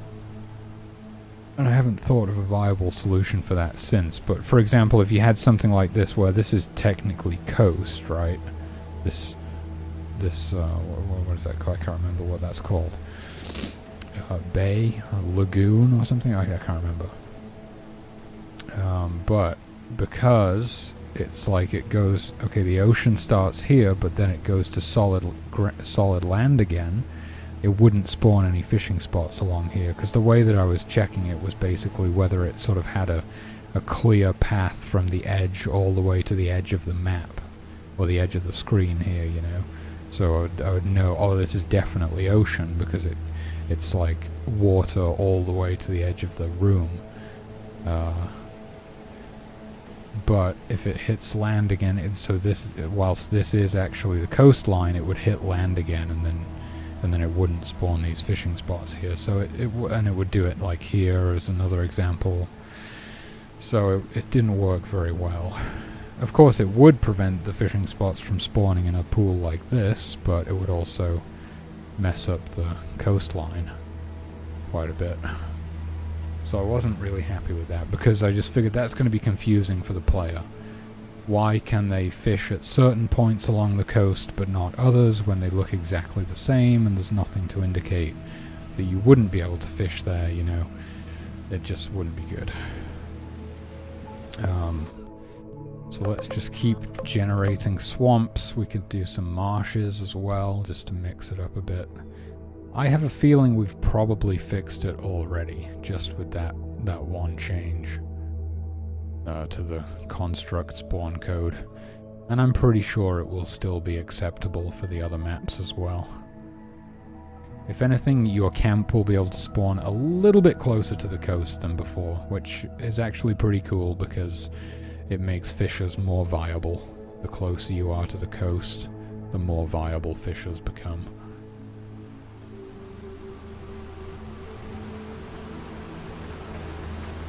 And okay. And maybe this wouldn't have happened now, although I did often see like things spawning, expansion stones and whatnot spawning right on the coast like that before, so I don't know if that's changed much, really. Honestly, I kind of like that. I like that you have it's kind of the variety of, like, okay, there's a miracle shrine deep in the forest here, and then this expansion stone all the way out on the coast. Kind of mixes it up a bit. Something like this, I guess, wouldn't have happened before, though. How close these wolves are to this pool right here, for example. So the wolves can now spawn, like, much closer to the coast and such. Let's try a marshland.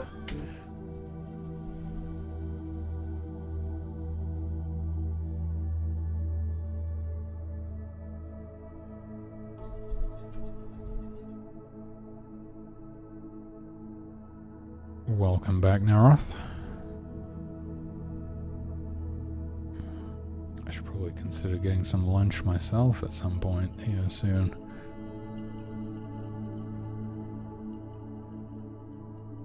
My throat is killing me. I think I've been sick for over a month now, and not been streaming because of that. And so I haven't been talking very much, and now my voice is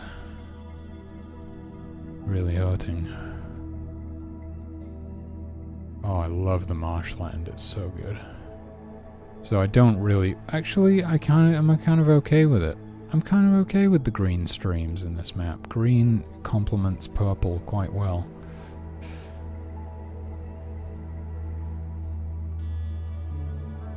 The level order might change. I'm not sure. I was thinking about making the... If you don't include the tutorial stage, beginner island, it goes temperate forest, open plains, savanna.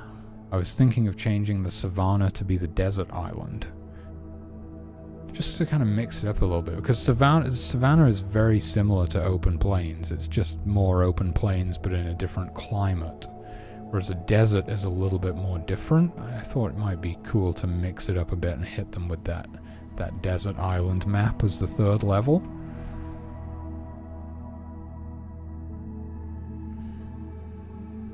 We'll see. And then beyond that, I'm not really sure quite what...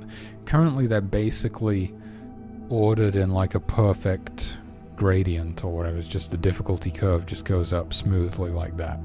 But we probably want some spikes and troughs with a general upwards trend, right, in difficulty. We don't just want it to be so linear.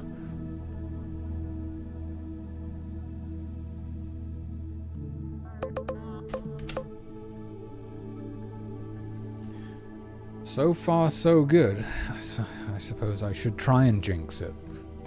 I don't think it's going to crash. I think we've completely fixed it. I don't think it's going to crash at all. It's definitely not going to freeze on the loading screen whilst trying to spawn the instances. That would never happen. Never in a million years. Impossible. The arrow is, I've done what I can with that for now, and it is on hold for now. We shall see if the error persists or not with the changes that I've made. And if the error still pops up, then we know that it's not either of those things. It's not the angle and it's not the arrow speed, but now that we're just handling for those, if they ever are infinite numbers somehow, we're just setting them to non-infinite numbers. That should prevent the game from crashing at least, which is all I really care about at this point. Just getting it so that people don't like crash and lose all of their progress or something. I can... One day when I have more time, I can really sit there and ponder my orb until I actually understand what's going on and where that infinite number is coming from in the first place, which would be really good to know. I'd certainly like to know. Because as far as I can tell, none of that math should result in an infinite number, or could result in an infinite number. So, and AI agrees with me as well. I ran it past ChatGPT. I thought that, you know what, this is a good use case for AI. I don't like using AI to write my code for me or anything like that. But certainly I'm really bad at math, so it was useful in that case to have some sort of super intelligence that understands maths far better than I ever could tell me whether an infinite number could result from those equations or not.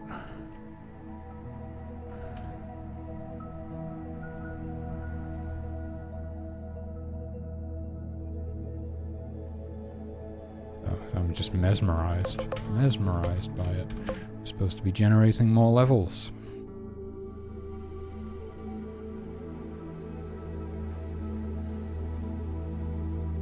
You can only get infinity if you set A speed to infinity manually, but the angle is still 0. I mean, I guess that would do it. Yeah. Yeah, it's an odd one. I don't know where it's coming from. It might even be a GameMaker bug. It might not be me. But in that case, the Band-Aid solution is all we can do, which is fine. It's rare enough that it shouldn't really affect gameplay much. It's mainly that I just don't want people's games crashing.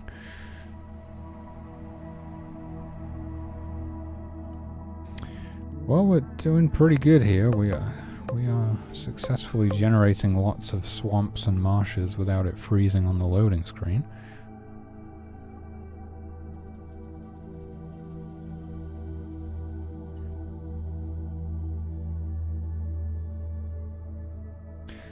Yeah, it's just odd. I mean, the fact that none of that maths there could result in an infinite number implies that it's something else, but I have no idea what else it could be, you know.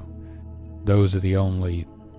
That's like the only place where we're really setting the image angle, and speed of the arrow. Or should I say image angle, direction and speed of the arrow. You know, there is nothing else that does that. It's the one place in the entire code base that we do that. So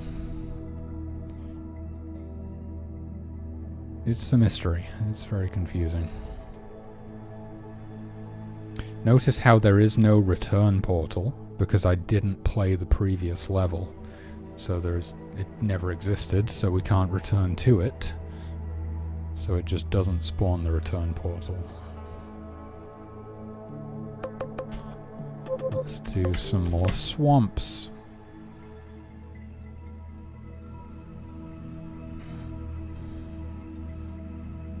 It was super exciting to watch Brewer playing the game yesterday, though. Like, that has really reinvigorated me. Like, I can't even tell you how exciting it is to see people playing the game after 3 years of development. It's crazy. I was buzzing my tits off.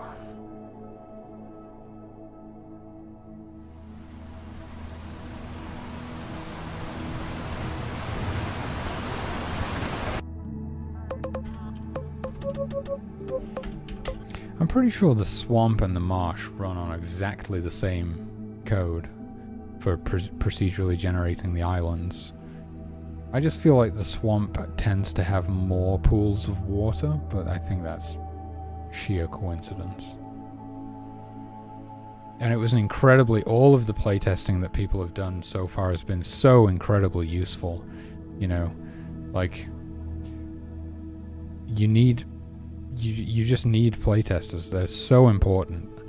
It doesn't matter how thorough you think you've been in your testing and bug fixing, how much attention to detail you've tried to pay. I can guarantee that you have missed like the most obvious thing imaginable. It's crazy. And you know, you need people to do things like roll their face on the keyboard, you know. It's just stuff that you would never do. You need people to play the game wrong, which when you've developed it is really hard to do, because you sort of know the optimal strategy at all times.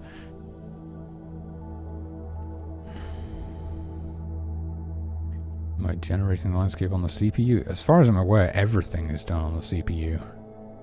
I don't believe GameMaker is using the GPU at all.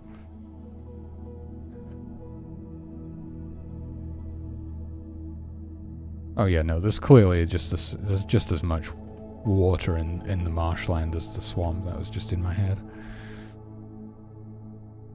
I might like the swamp more than the marsh, to be honest with you. I think the marsh is cool, but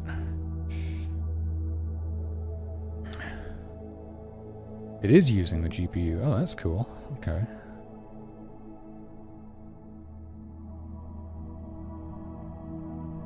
Nice.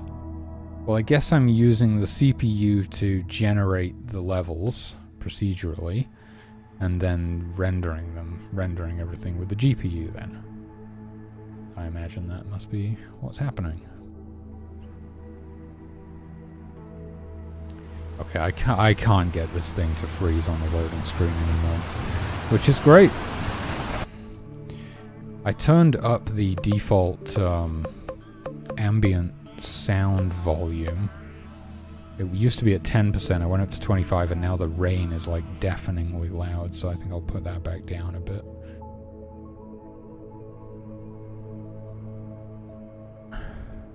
Oh god, fuck that. Yeah, I am never touching that code again.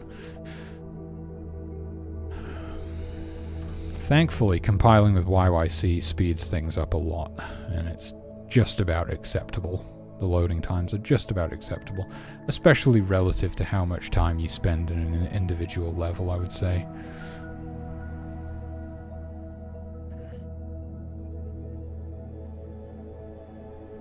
Oh wow, yeah, that would be a lot faster.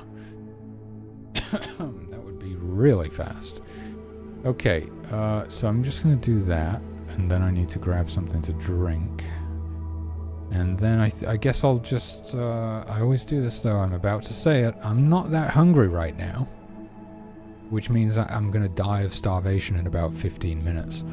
So, I'm gonna do this, and then I'm gonna get some lunch, I think.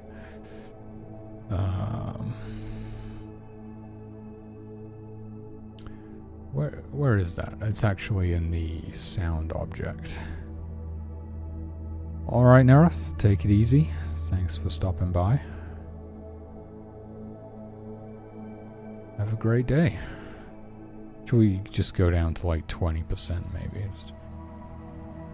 It's some of the sound effects, maybe the sound effects are not quite like balanced very well or something. Like some of them are extremely loud and some of them are really quiet, so it's hard to find a volume that actually works for all of them.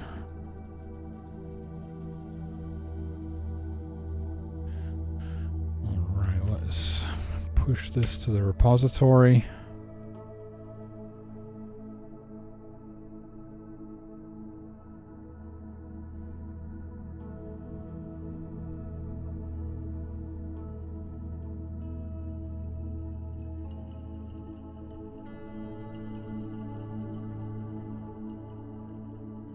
So, we attempted to fix negative inf number.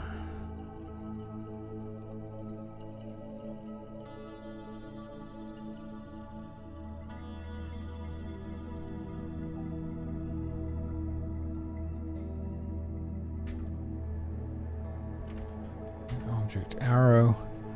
And then the second thing that I did was prioritize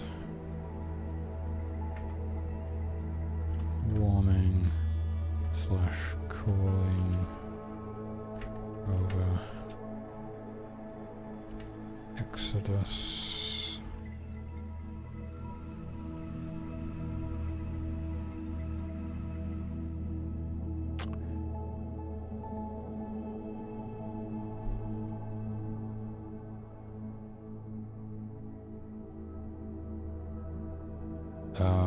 Set timescale to 1 on level transition. Oh shit, there's one more thing I need to do, I keep forgetting. Human object state stalk.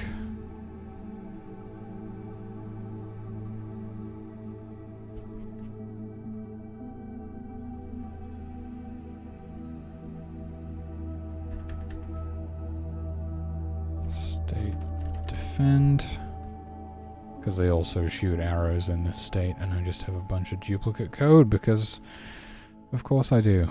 This was all written before I really knew that functions were a thing. Okay, so that's good, right? Speed, blah, blah, blah, blah, blah, that's good.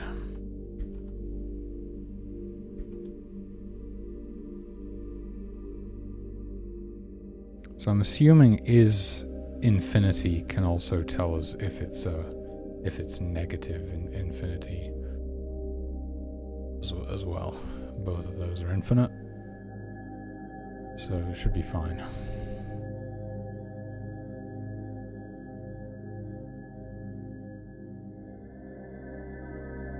So I'll just say attempted to fix infinite numbers in object arrow. Prioritize warming, cooling. Set timescale to 1. Level transition.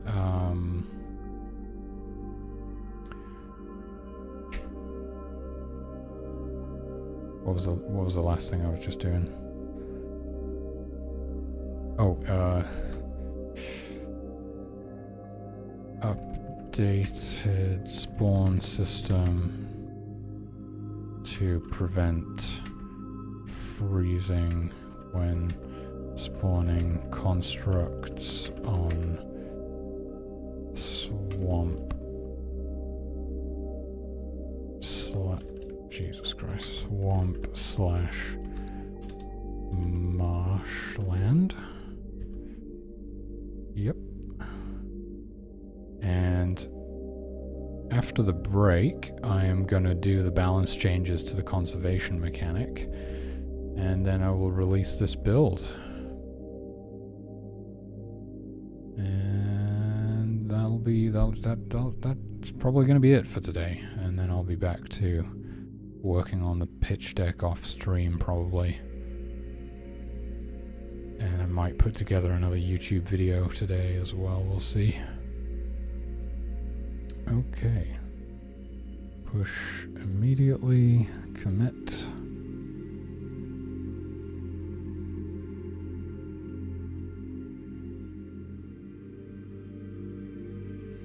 Boom. Okay, that is great.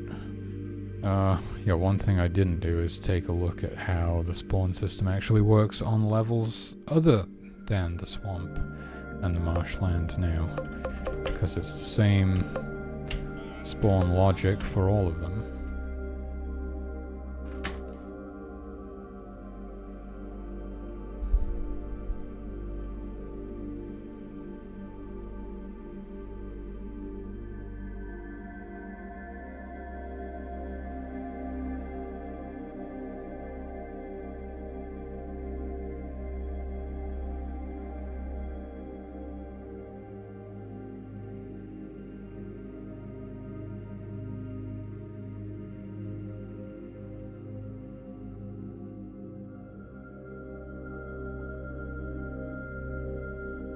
Oh yeah, these... Okay, so you wouldn't have seen anything like that before. Those can spawn, like, right on the coast.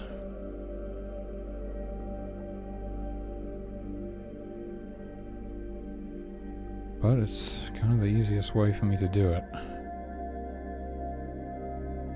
Oh shit, and I also want to fix the trees spawning too close to those. Spawn... Oh, these are sprites. Scripts, spawn plants. Spawn trees. 10. Nearest shrine, portal stone, expansion stone. 10. Let's go up to 15.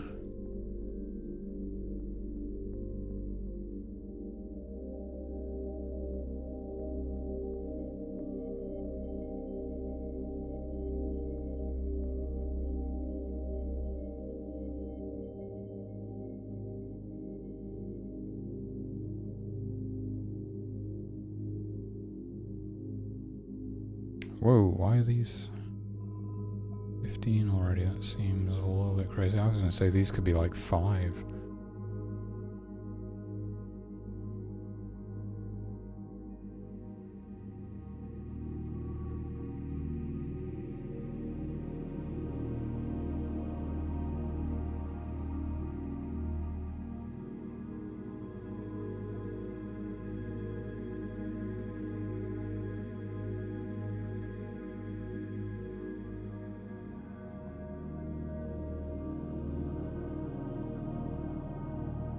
Okay, and then if we load into a map that has a bunch of trees in it, we'll get to kind of see what that looks like. I think the probably the rainforest and the boreal forest have the same number of trees, or the boreal forest might even have more trees than the rainforest. We'll go with the rainforest because it has the larger tree sprites, so...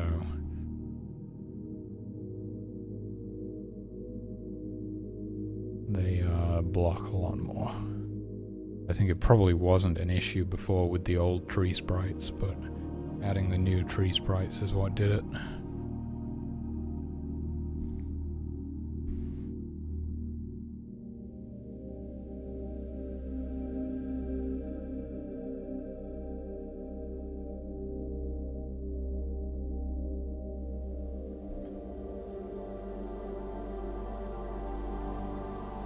So yeah, if we see a miracle shrine in the forest here, they shouldn't have any trees near them, which they don't.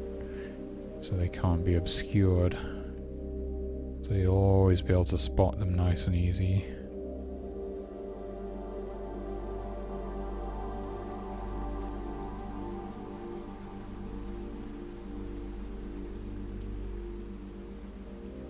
Trees can spawn pretty damn close to the streams, though. I think I'm okay with that.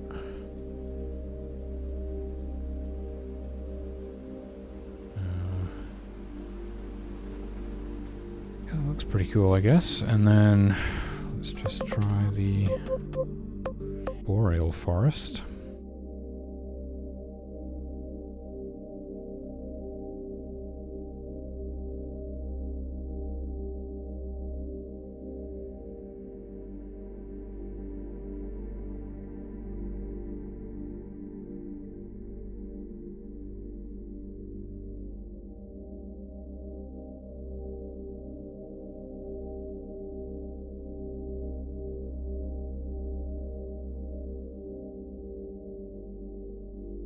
Hey Q, how's it going? Oof, maybe that's a bit much actually. That's a rather large clearing. That's like the only one that spawned right in the forest. I'm gonna make another map.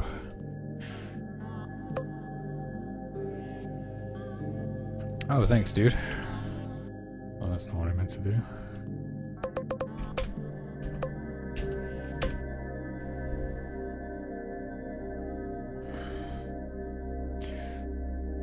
Alright.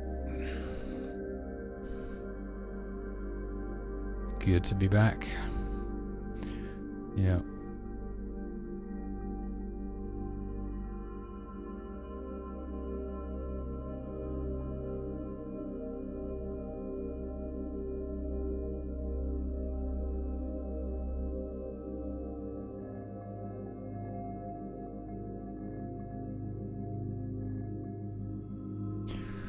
Let's see. I think I might have gone a bit overboard.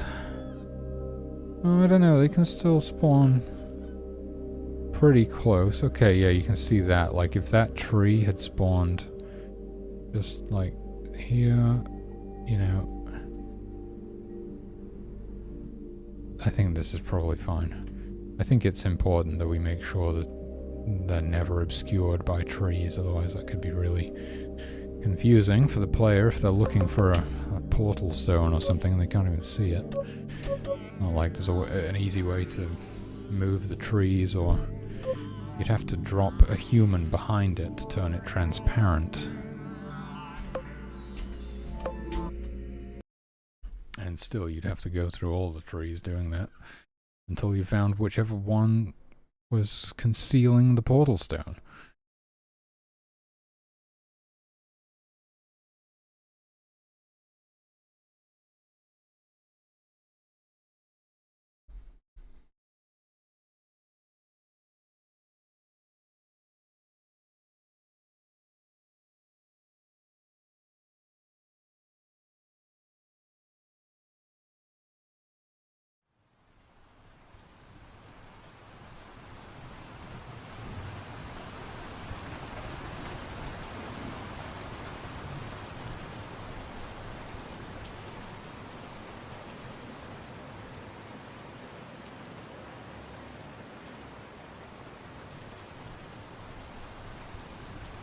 I feel like they're much more likely to spawn on the coast than they were. Maybe that's kind of in my head, but they do seem to spawn on the coast a lot.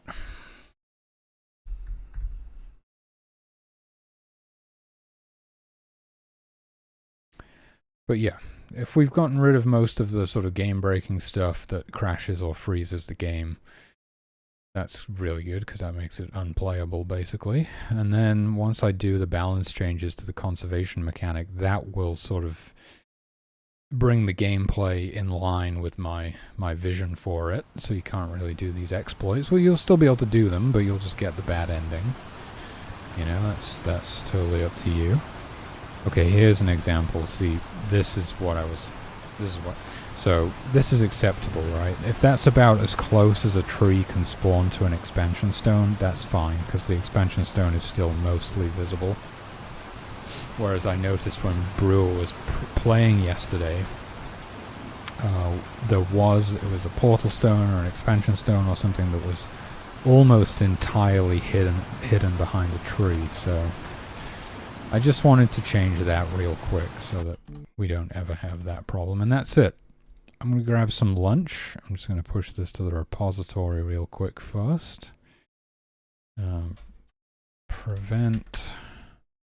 Prevented trees from spawning too close to shrines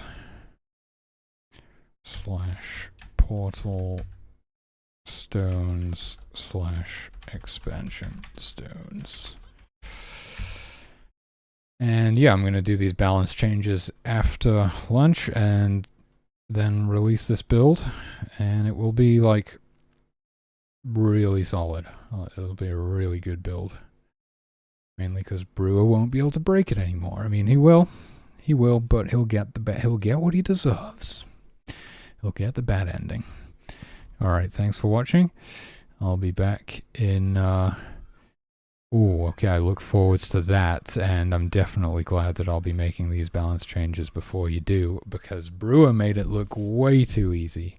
I mean, if you want to get... beating it, I think beating it to truly beat it, you have to get the good ending, right? It doesn't count if you get the bad ending. So yes, to beat it, you will not be able to use these exploits, which makes it a lot more challenging. Brewer was making it look far too easy. Okay, I'll be back in just... Yeah, exactly. I mean, I think he revealed He revealed a lot of the strategy, certainly, but also some exploits which will no longer be viable with these changes. So, alright, thanks, and I'll see you after the break.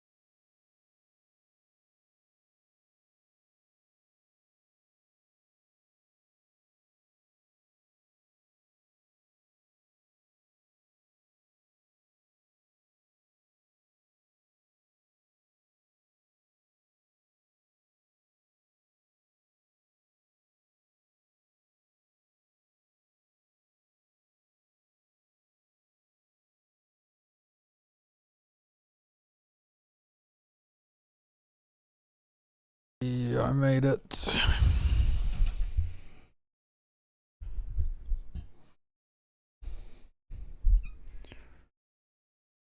Holy moly.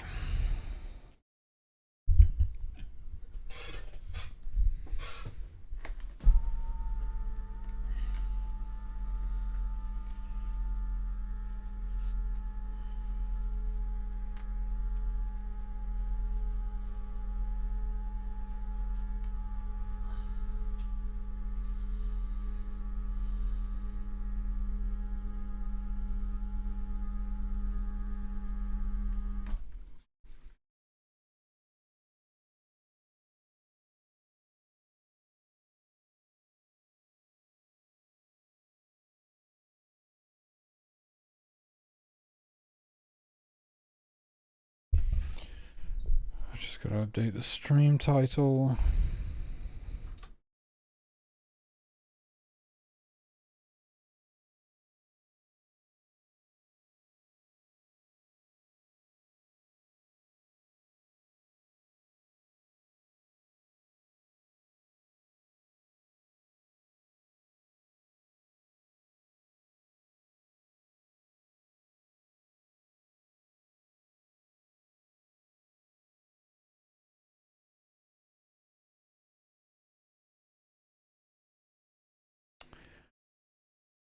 Okay, that's that title is too explicit for Twitch.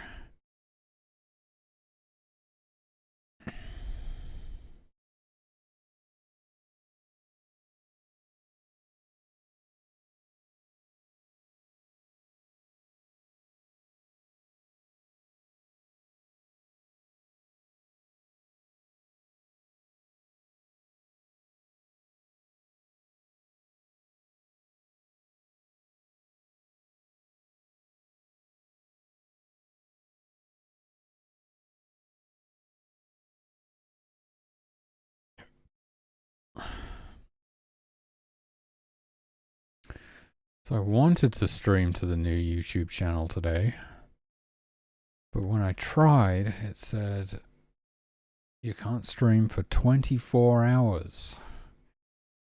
And that I had put in a request to be allowed to stream, and I would be allowed to stream after 24 hours. Just YouTube being YouTube, I guess.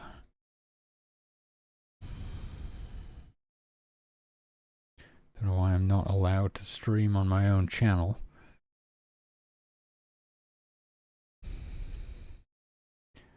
Seems a little bit strange. Okay.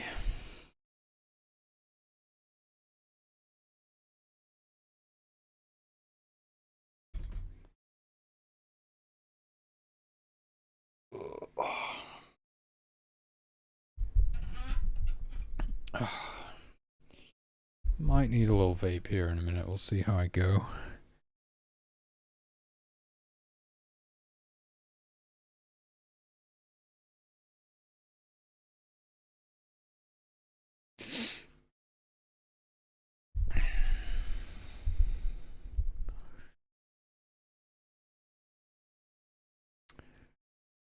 Okay. So.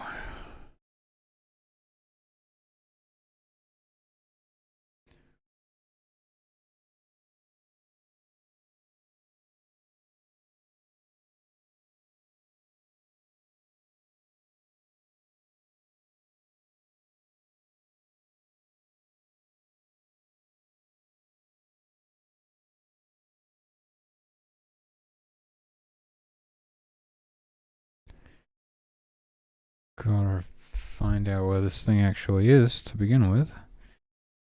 Maybe it's in here. Conservation level is 100. I think I'm going to set it to 500. Now, is it capped in here? Clamped, right. So we're going to clamp the conservation level minimum value to clamp between. Does that mean it actually can go to 0? I'm assuming so.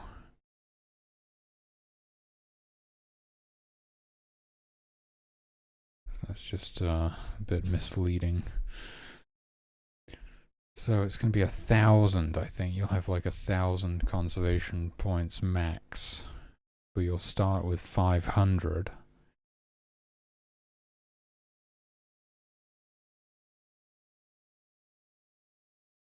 I guess I'm already saving and loading conservation level. Can't actually remember if I am. And then for the UI,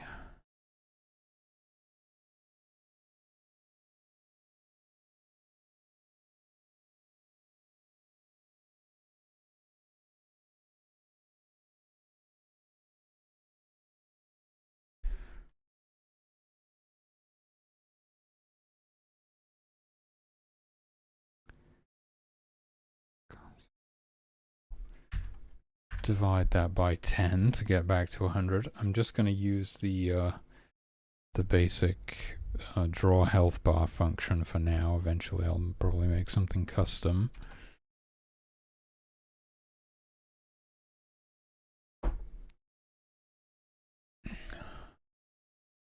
And so the way that the endings work right now,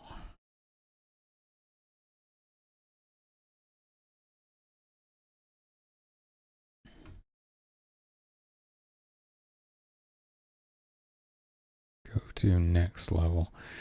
If room is Arctic Tundra, which is the final level of the game, and conservation level is above 50%, then you go to heaven, else you go to hell. I think we're going to change how this works.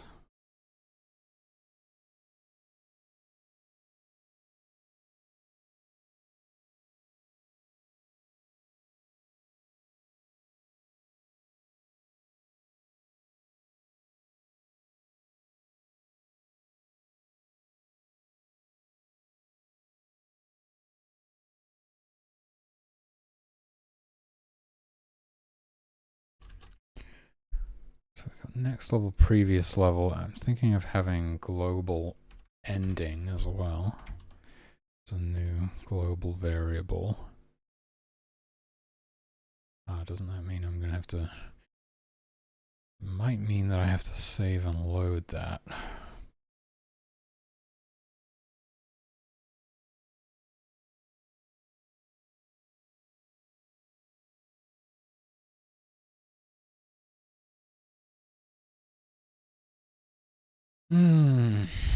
Yeah, it would be easier if we could just figure it out here. So... Okay. Okay. Maybe that's how I do it then. Okay.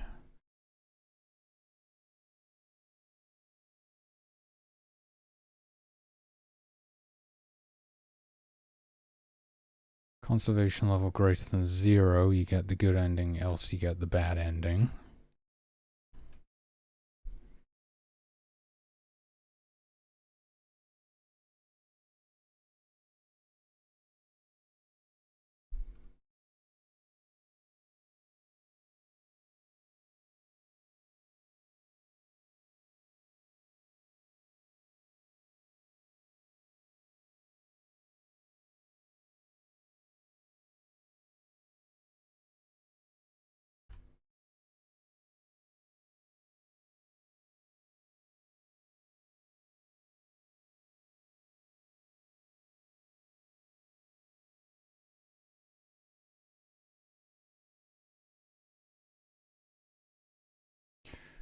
Okay, so whenever a creature is born, that is no longer going to increase the conservation level. Because it makes it way too easy. It might be realistic, but it doesn't work as a game mechanic in this case. Right, so animals being born will no longer refill the conservation meter.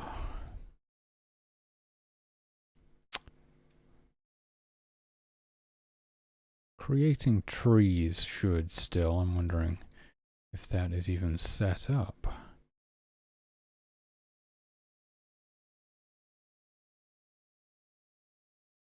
Tap. Forest.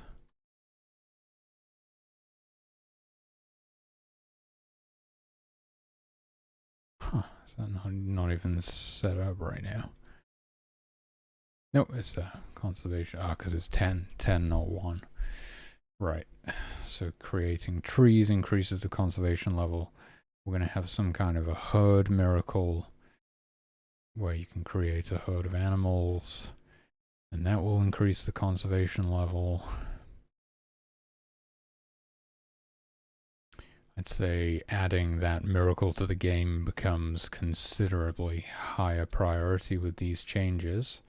That should probably be like the next miracle that I add to the game, really, although you'll be able to use Miracle Forest at the moment.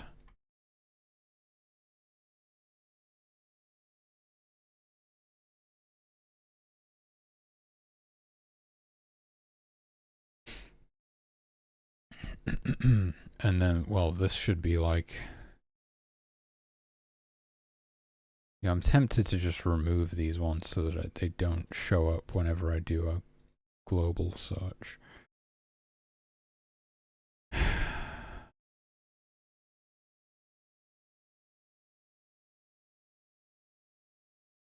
rid of that now.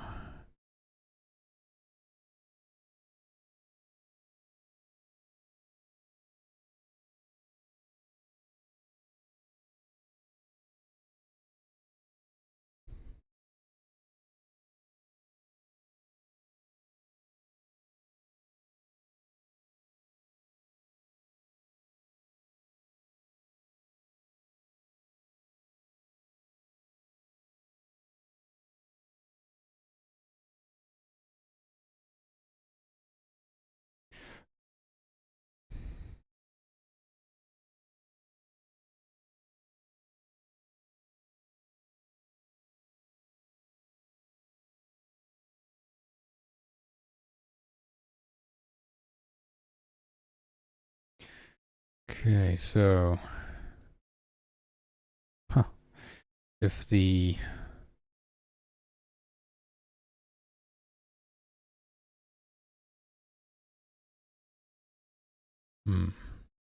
See, okay, this is a bit tough because there's no guarantee that it was the player that destroyed this thing.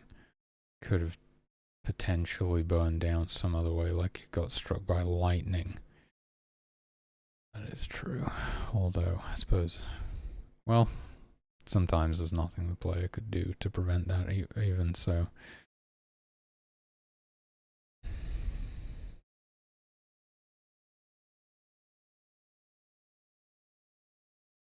Miracle tree? Huh.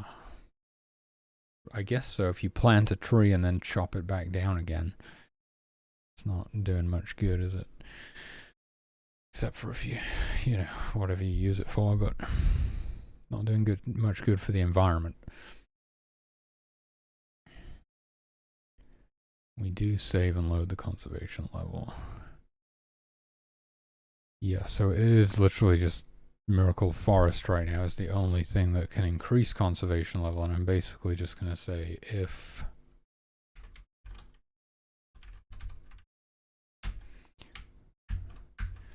global conservation level is greater than 0, then increase the conservation level 1 per tree.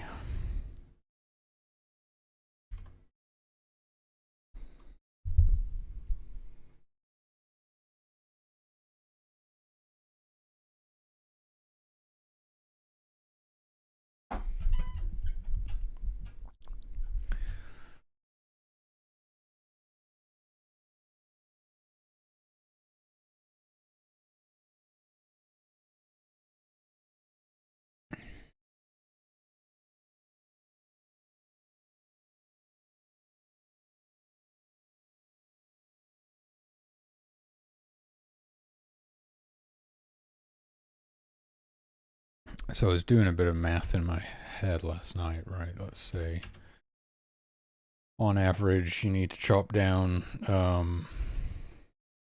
say, what would it be? 3. Let's say on average you chop down like 3 trees per tent, and you've got like on normal difficulty 6 tents, 1 creche, 1 store, so 8 times 3. And then you need to kill like 5 deer per tent, roughly.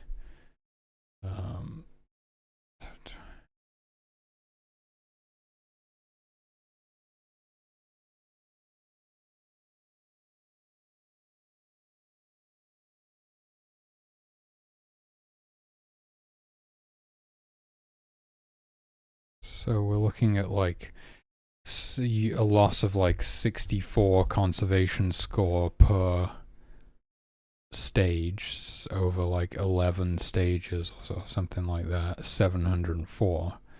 So if you start with a conservation score of 500 and you don't do anything to replenish your conservation score, you would reach a conservation level of 0 by the end of the game. And then additionally, if on top of that you start killing all of the hostile creatures, but the thing is, you could,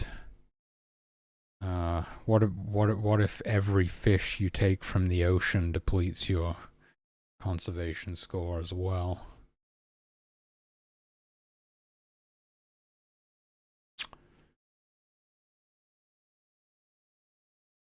I think it would kind of have to, otherwise fishes become sort of an exploit, right? If you get all of the fur that you need through miracle fur,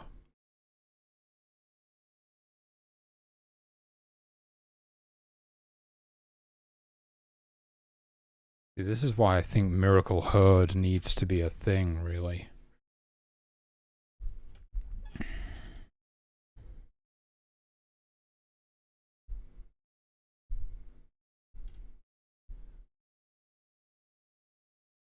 Just remembered something else I was going to do. Scripts.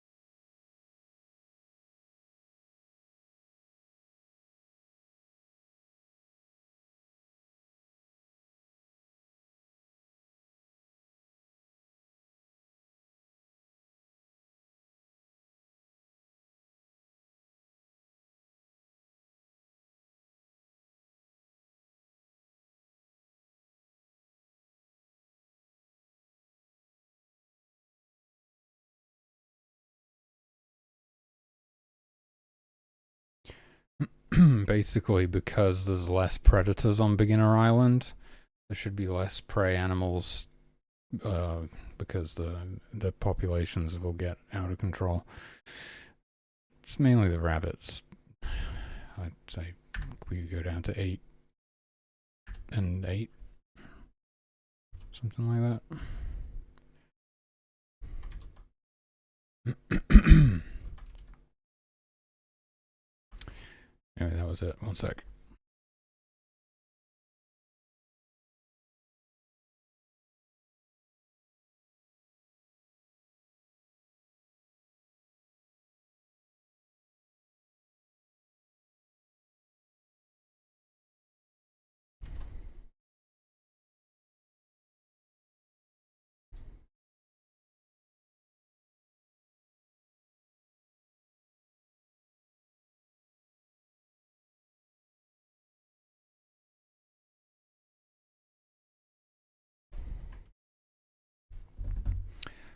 I might need to add the herd miracle to the game to kind of support this. Like remove the fur miracle from the game and add the herd miracle in its place. Might be what I need to do.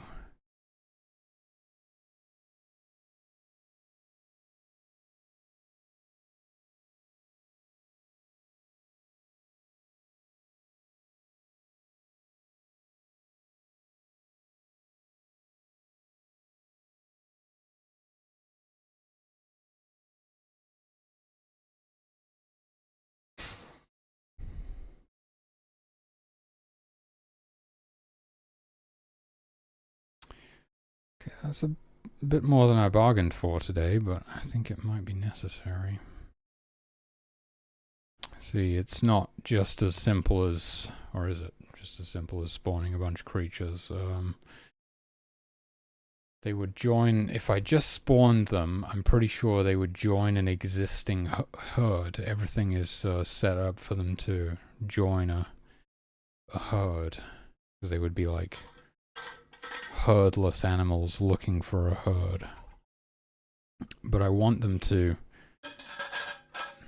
be a new herd, so it's a little bit more complicated.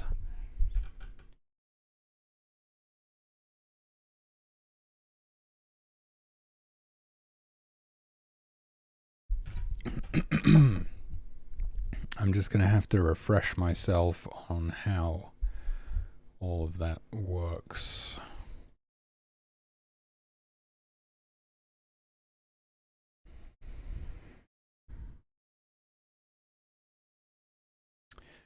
Unassigned deer herds.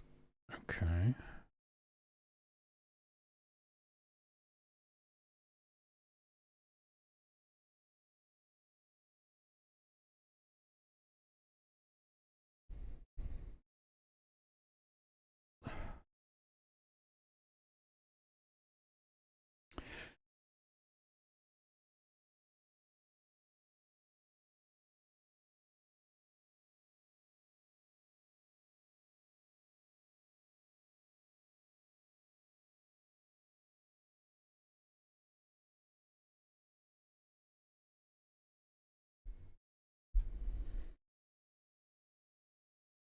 I think I might have a couple of trackers that track the number of male herds and female herds because they have gendered herds. Which might not be true of every creature or every species of animal that lives in a herd, which might complicate things further. But we don't need to worry about that too much right now.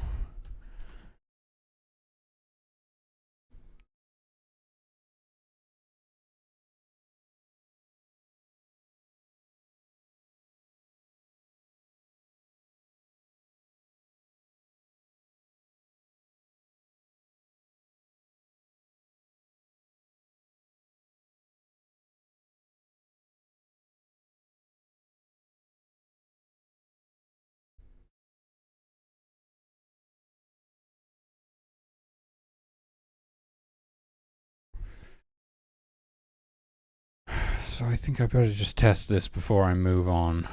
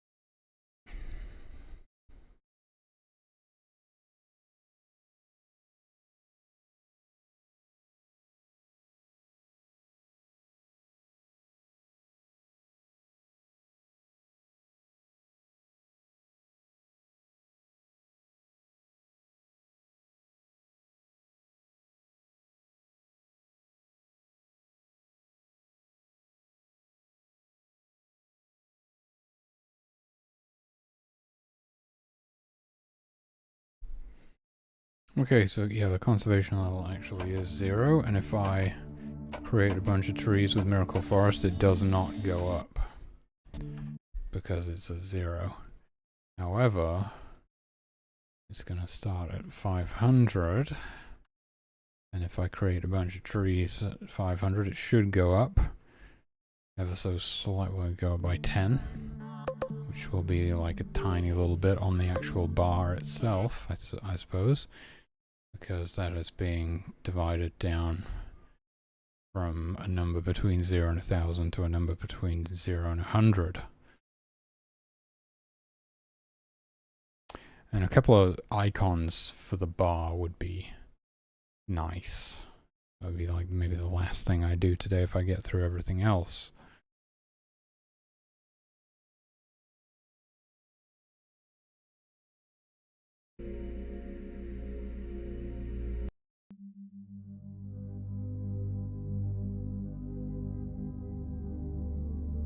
Okay, so if I... There we go, it went up a tiny bit. I create an entire freaking forest on top of us. I can get my conservation level to go up quite a bit.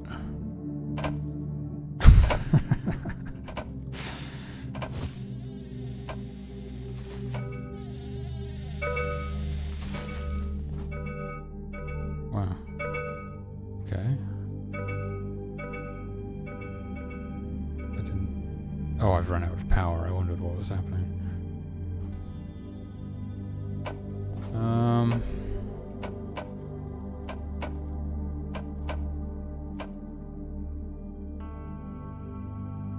Okay, well, it's good enough for now, I guess. There's some stuff that I was thinking about as well, like maybe if it drops all the way to 0, then that means you'll get the bad ending, but if you can get it all the way back up to 100, then you will still be able to get the good ending or something, so you could recover a run. But that's... I'm still thinking about that. Gotta figure out whether that's what I want to do or not.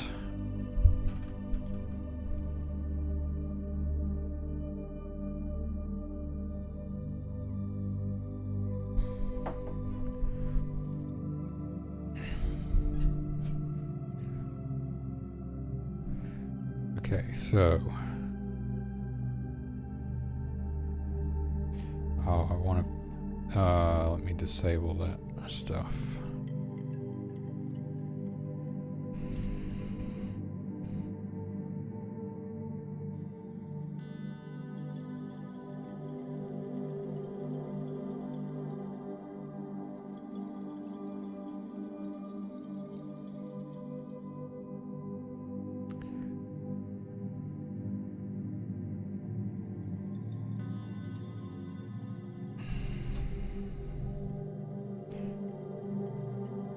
Just gonna push this to the repository.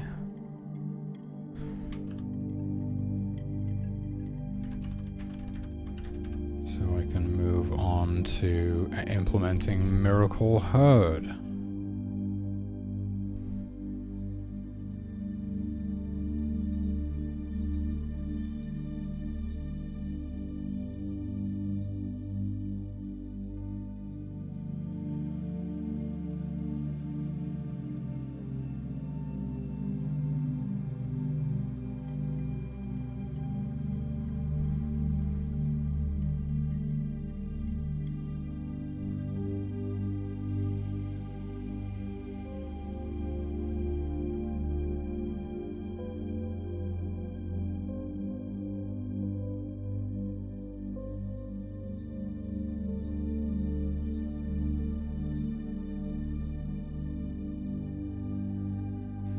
I feel like I'm so low down.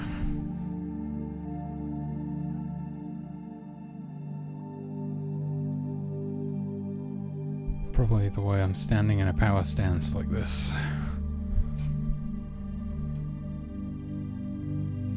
Which is an awful way to stand. Okay.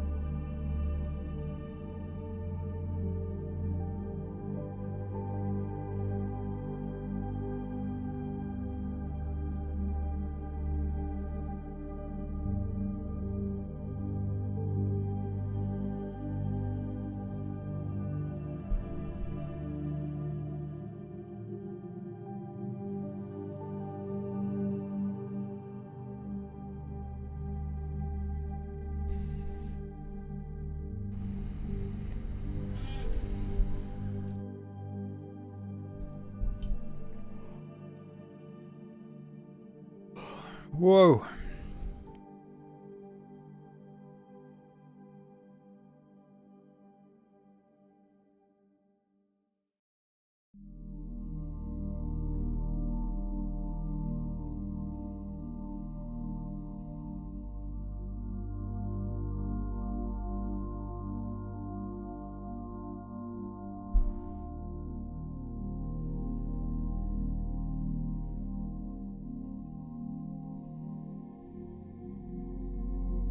Why is it like that?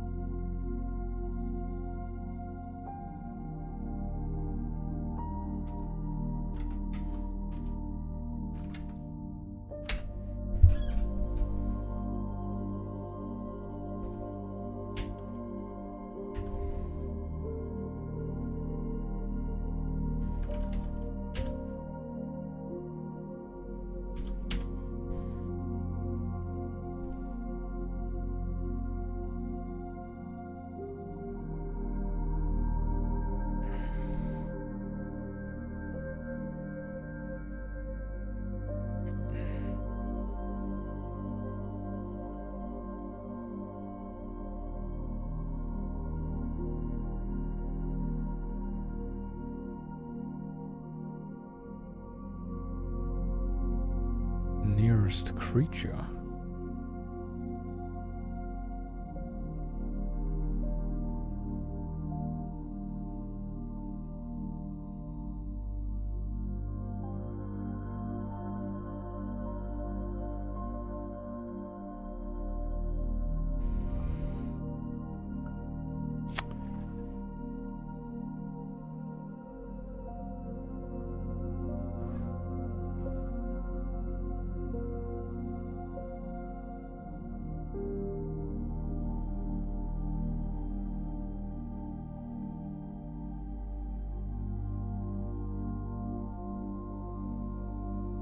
Okay. I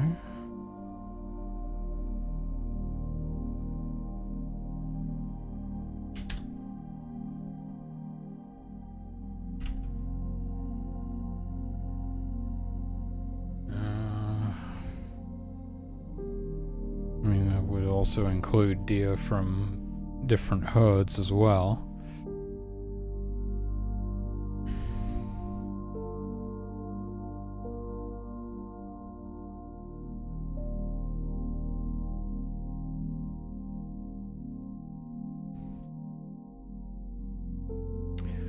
So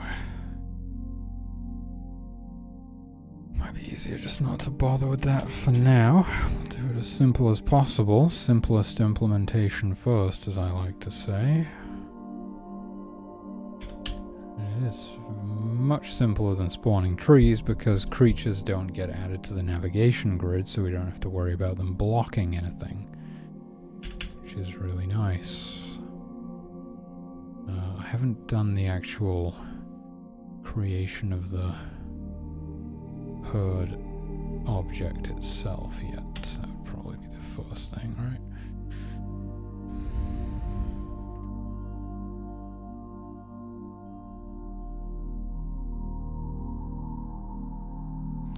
Just create this at the mouse point.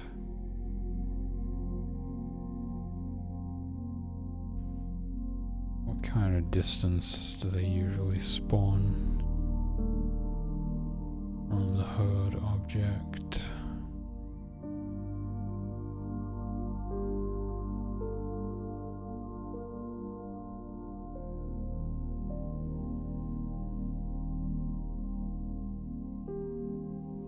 We do it. 30, okay. Okay.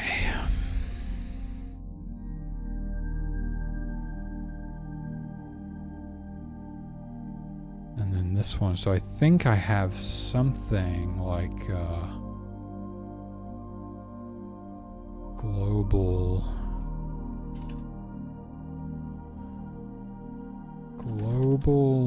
male deer herds. If global female deer herds is less than or equal to global male deer herds, then we want to spawn a female deer herd, else we can spawn a male deer herd. Spawned deer herd dot gender 0. Add it to... oh, it's a list. Is it a list? It's a list. Okay, so DS list size.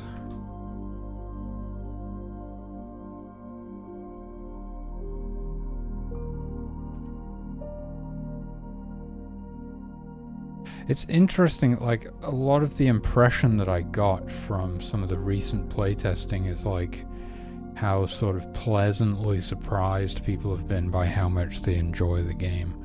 I think it's a game where if you just see it, it probably doesn't look very good. But then if you play it, it's like, oh, this is actually fun. You know, that might be something to do with the lack of graphics right now, or it might be something to do with the kind of genre. I don't know. But I think it's a game when people see it, they aren't really interested in it, but when they actually get to play it, they're like, oh, this is actually pretty fun. It's kind of interesting.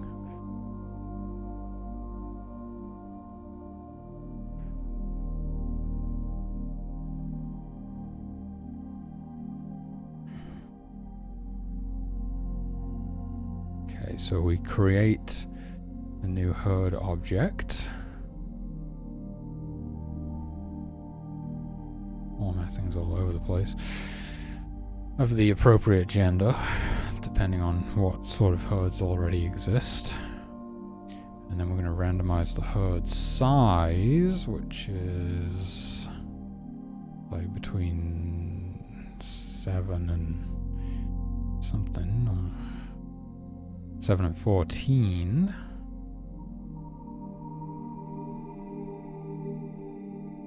Oh, wait a minute. No, it randomizes itself. Oh. So I actually need to know based on... oh, so I would actually do like spawned deer herd.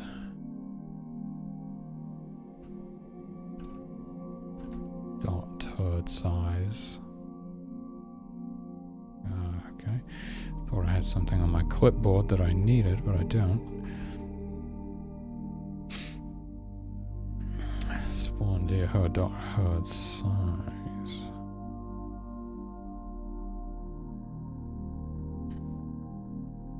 Yeah, because the create event gets called as soon as we create that instance. Yeah.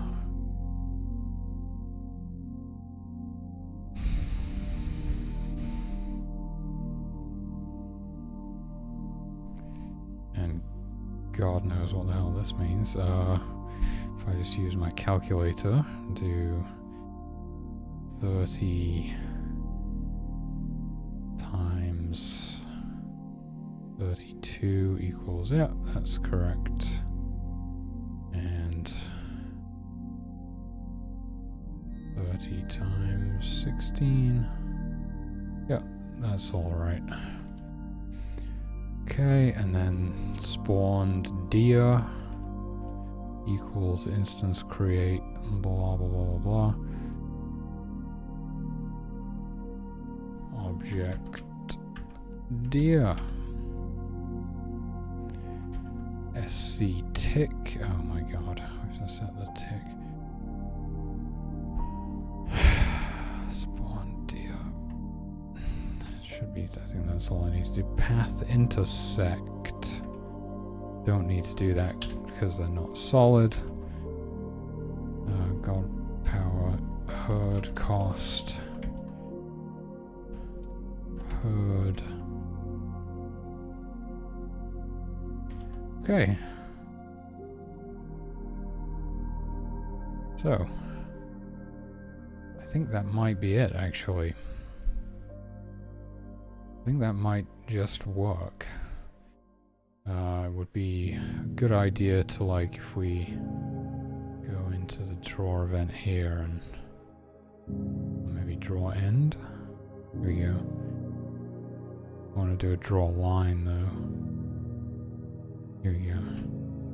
So we'll make all of the deer draw a line to their herd objects, and that way we can visualize it and see if they actually do get added to the herd correctly. There's still a little bit more stuff to do. In terms of power costs, herd cost. It's gonna cost a lot. I was saying 5,000. Life is at 5,000. I was thinking Miracle Life should cost 10,000, like the full power bar, basically. And then Miracle Herd would cost 5,000 to summon a herd of animals. 2,500 to resurrect somebody. Yeah. Resurrecting one fallen human, 2,500. Summoning a whole herd of creatures, 5,000. Creating a new human life, 10,000. So it's lining up pretty well.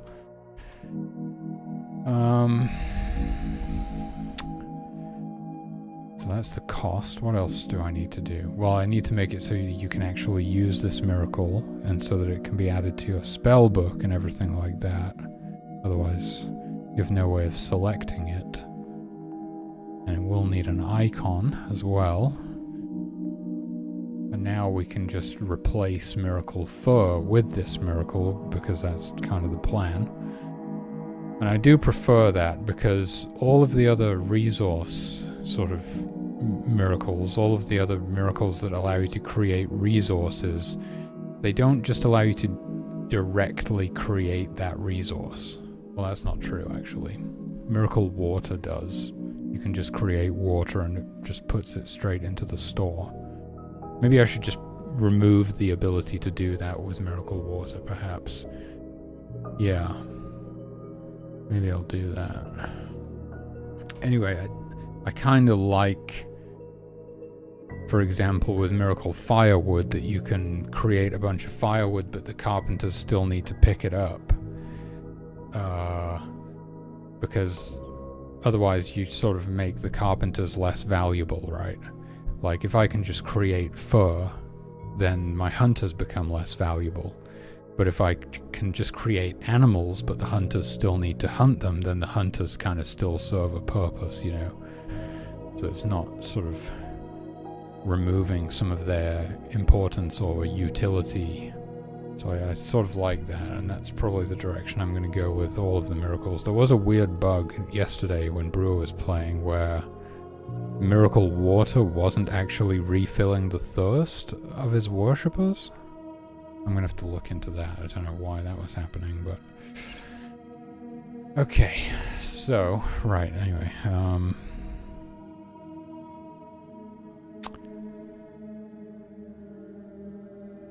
Jeez, it's been a while since I've added a new miracle to the game. I've got to remember how I do this.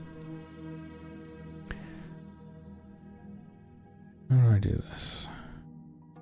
Well, the first thing that comes to mind is the functionality of it. So we'll... well, it's not based on anything like that. It is...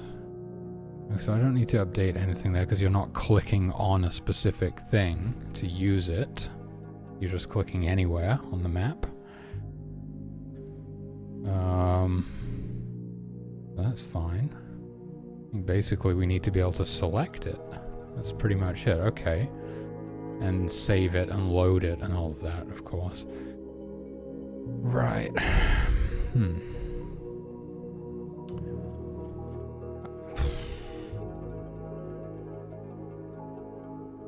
Okay, let's do the functionality first. I can just reuse the Miracle Fur icon for it for now.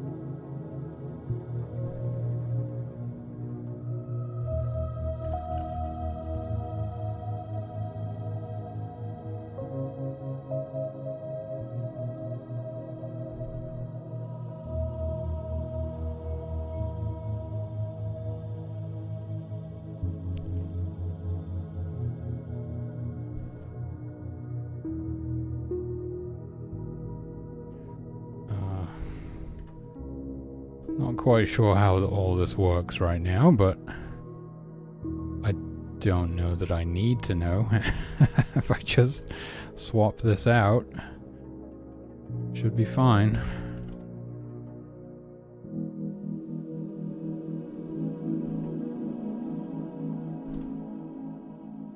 Okay.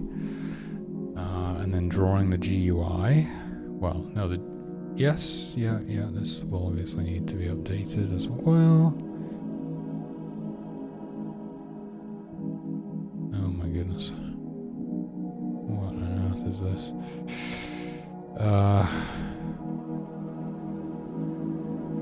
Oh, okay. Oh, okay, so I've already done that, essentially. This is just reading that list. Okay.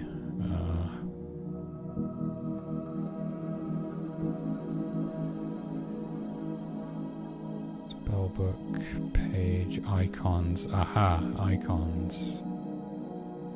Okay, well, it will just have the fur icon. Gotcha. Okay. Right, so, okay. I'll make a new icon for it, eventually. So where are we up to now? I should be able to get it in my spellbook. I should be able to unlock it from shrines, even. I should even be able to use it, I think, at this point. Maybe we can test it now.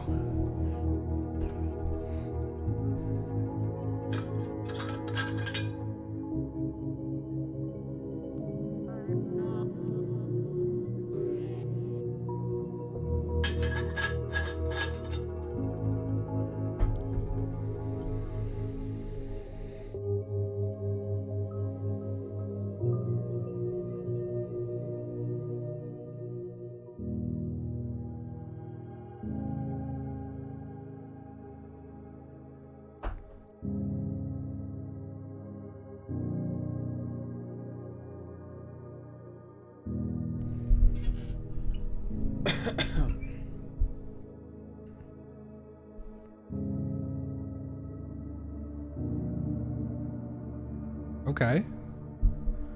Okay. Okay, my conservation level is going up as well. So the only problem is these are all fawns. And also I don't think they're being added to a herd. No, they're not. There's your problem. See, these ones all belong to a herd, and we can tell because of these lines. These ones do not. Now is that... why is that? Is that because they're not adults? Is it as simple as we just need to get them to be adults? Yeah, they've got to be one. Okay. We can do that, I think. It might just be... well, that happens in the end step, so it would look a bit weird if they appeared and then instantly aged up. We'd probably want them to appear looking the correct age already. So I might need to just take a quick look in the spawn system at how we do the aging up stuff. Here we go. Spawned deer. Set tick. Gender. Here we go. Age, adult. We set the sprite and the hitbox. And we do this. That's it. Okay, if we just do that stuff, then these will be adult deer instead of fawns. So... spawned deer, set tick. Boom. Okay, we can try it now, and hopefully they just get added to the herd. This is why future-proofing is a beautiful thing. Because I build everything in such a way that, like, this just works, hopefully, as long as we kind of do everything right. It's not like I'm having to build some whole new system because I've got this new way of spawning deer now, and I don't need a whole new system to add them to a herd and stuff, because I just kind of built it so that this would be easier if I ever did want to do something like this. And, you know, thanks to my past self, this is pretty easy.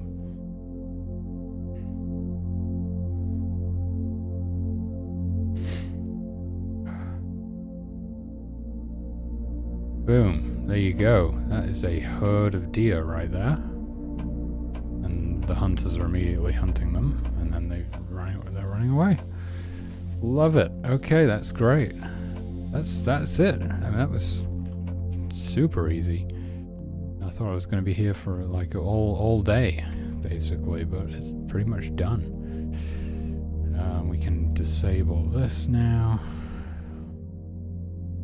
Yeah, it took no time at all. Whole new miracle in the game. It does need an icon, I would say, instead of using the fur icon. The icon I see in my mind is like just a deer icon, basically. So we should perhaps do one of those. And yeah. Saving and loading. Oh, saving and loading. Hold on. This is the thing. You always do something and then you forget to update the save load system to support it, right? It's a tale as old as time. We need to be able to save and load that stuff, however the hell that works. I can't even remember anymore. How does saving and loading the spellbook work? So we push these, right? Okay, so probably most of it's done on the loading side of things. Let's have a look at all that.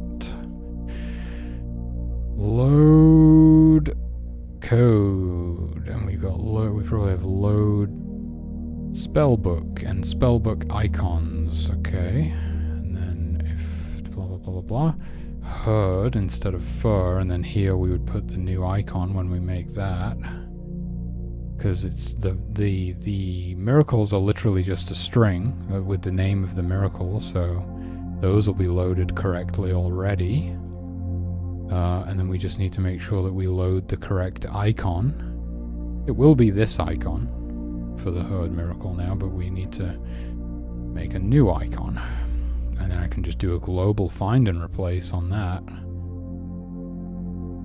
And we'll be done. Assuming I can draw this icon, which is always the challenging part. Because I'm not an artist. But we need some kind of placeholder for the time being.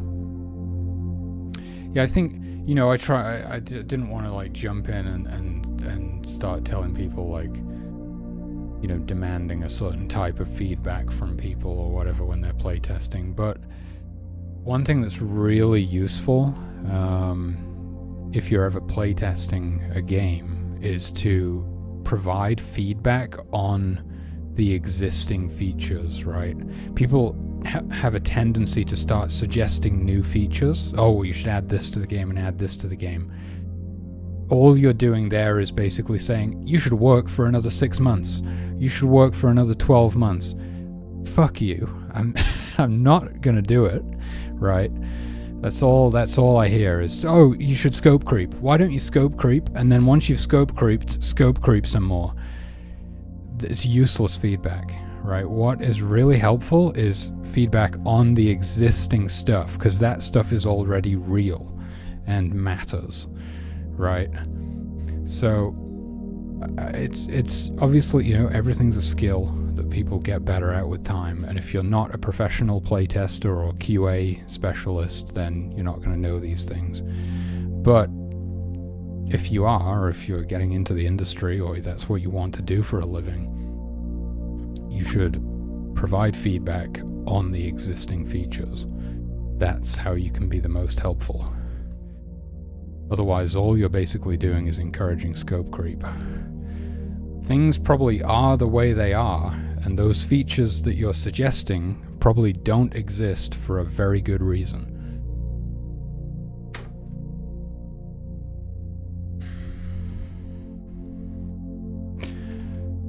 But I'll just listen to all feedback people will give and pick out the useful stuff, basically, rather than telling them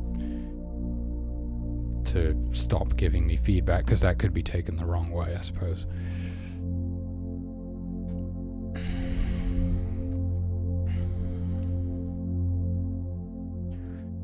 What am I doing? Oh, I'm making an icon. Right. This is the worst. Miracles. I hate doing this kind of thing. Okay.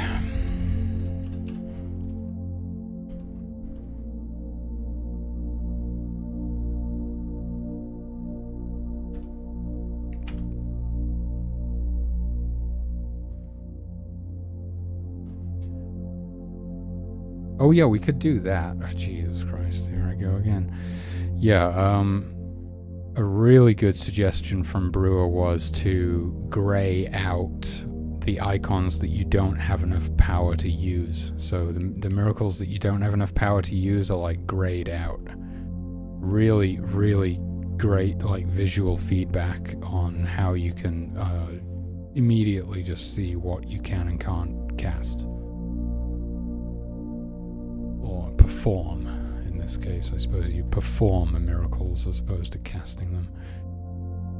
Okay, so we want some sort of an icon that would represent like a herd of deer or something like that.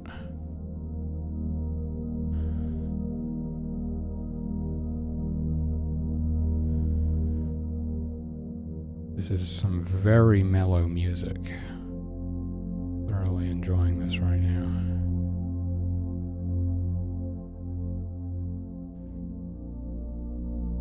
Whoops. Yeah, okay, that's just on a layer of its own, I see. That's like a shadow. Gotcha, we could just delete these two layers then.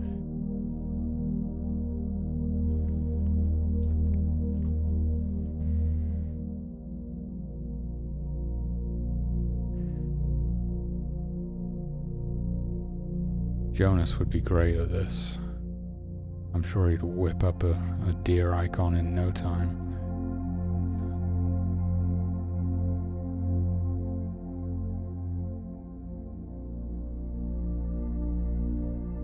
But I am absolutely terrible at this stuff.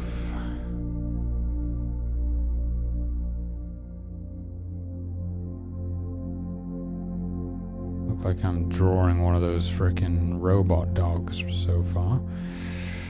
Oh my god, it's a mutant. Oh jeez.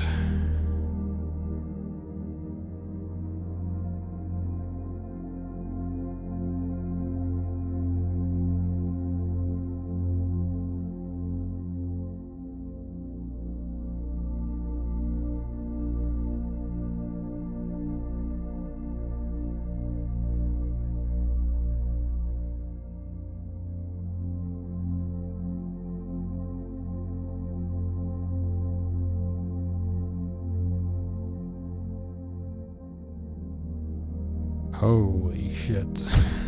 Okay. Wouldn't like to run into one of these things in a dark alley. What is that? Fucking hell. Looks like it's straight out of Silent Hill. Oh my goodness.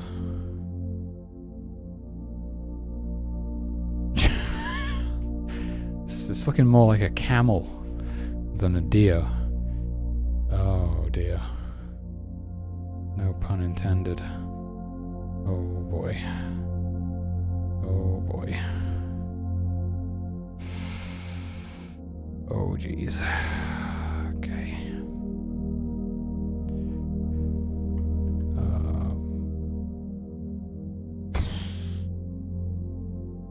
Okay then. It's like a horse.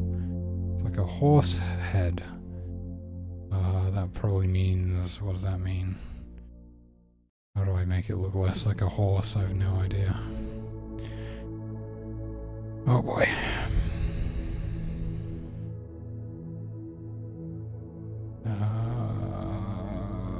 Okay.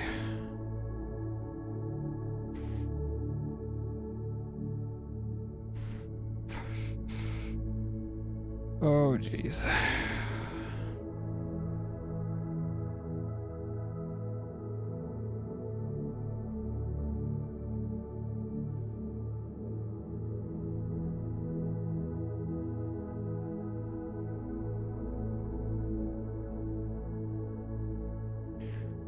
It looks like me and someone else in one of those frickin' horse costumes.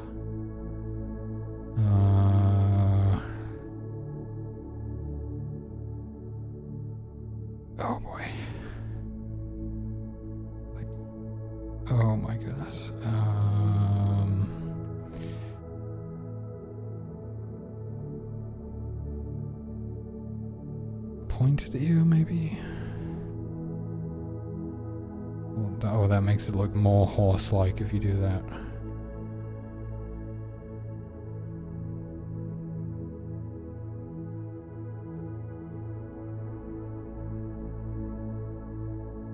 Well, if only I was trying to draw a horse, I'd be doing pretty well. Oh my god. I think it's probably because its face is too big. Like, deer probably don't have such big faces.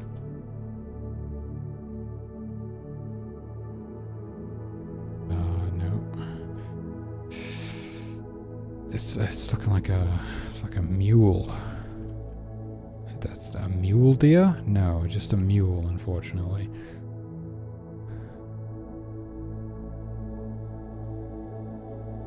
Oh boy. Oh boy. Okay, okay. That's, yeah, okay, that's more deer-like. That sort of shape. Right, I see. If you do that, it just immediately becomes a horse. Gotcha. Okay, okay, we're going the wrong way again. I think that's... okay. Why do its legs look so fucked up? What is going on?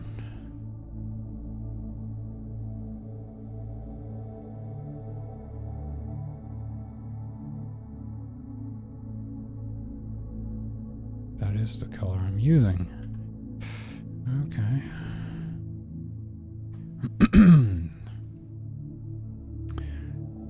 Is it because this foot is so big or something? Might be.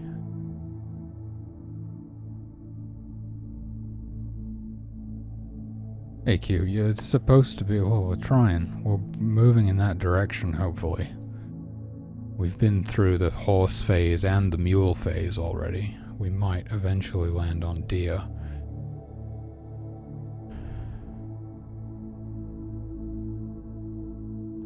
Longer torso. Longer torso. Oh, I wouldn't have thought of that. Okay. And it probably should have like a bit of a thinner... How long do these suckers get? Long in the tooth.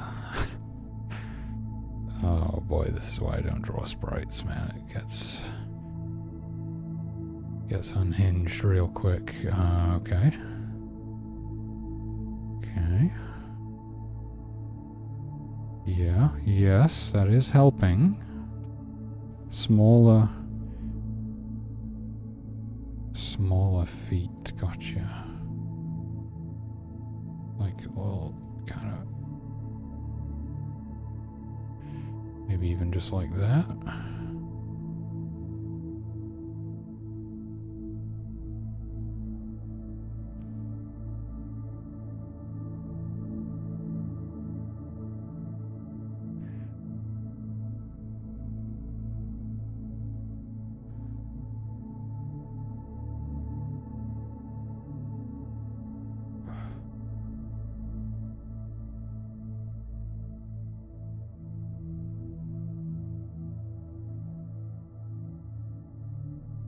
What, fill this in? Oh, I thought...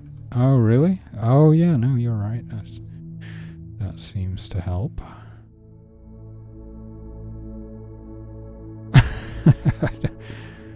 It's, I'm glad you are so familiar with deer. Because it's helping out right now.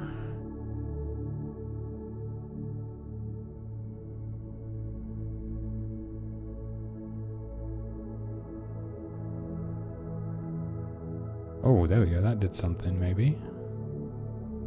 That good? That's before. That's after. Seems like the ears are like too far forwards. And its head just becomes one long 45-degree slope. But it does kind of work. Luckily, it's only a placeholder that needs to just convey just enough information that you can kind of get what I'm going for. Oh boy.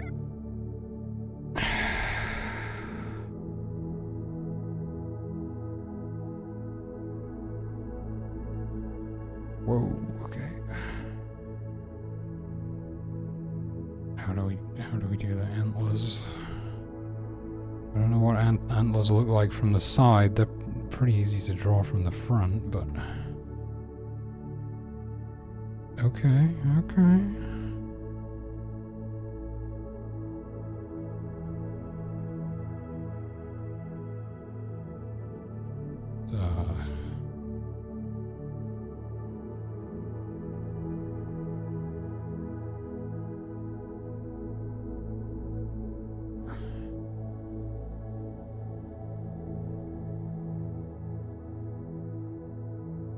Okay.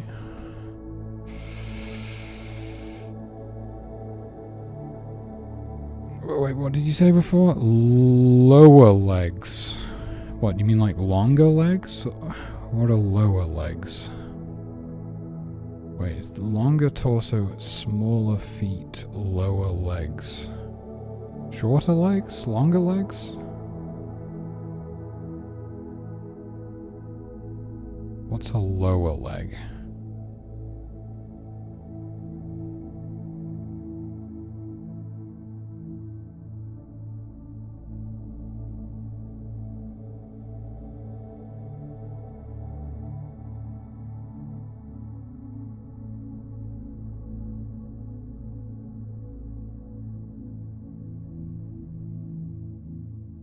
The longer legs might be helping a bit.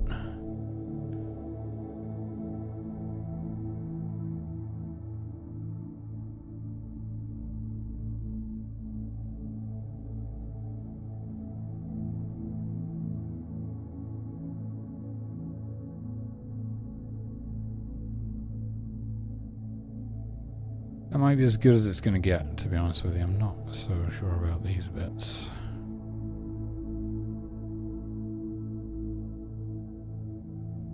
That might be it. I was going to do a few of them, or maybe copy this one and like scale it down to imply that it's a herd. And that there are can I scale it down though? How would I do that?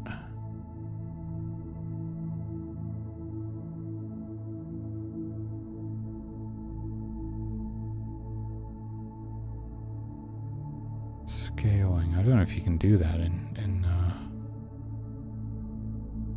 the GameMaker sprite editor. You can rotate it.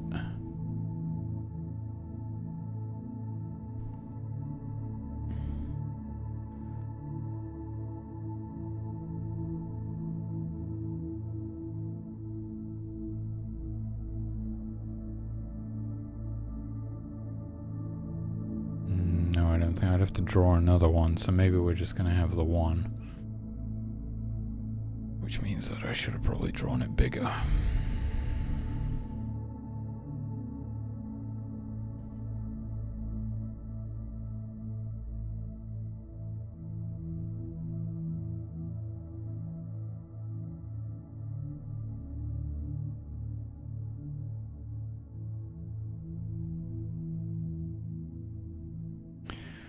Alright, hopefully this will do.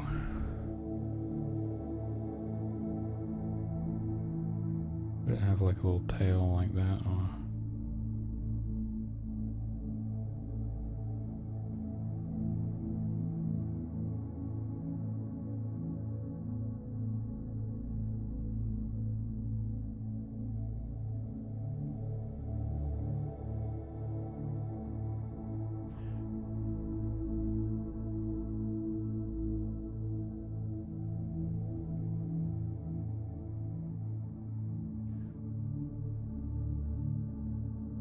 I don't know what grey colour I used. Was it the same one as this?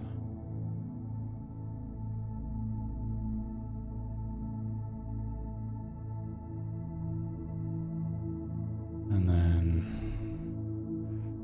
give it like a drop shadow sort of effect. Okay, I only wish I drew it a bit bigger, I think.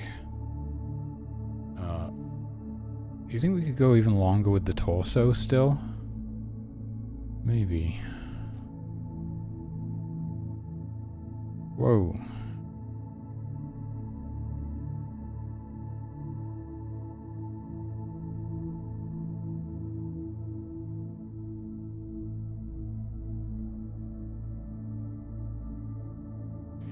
Yeah, I think that's what it needs.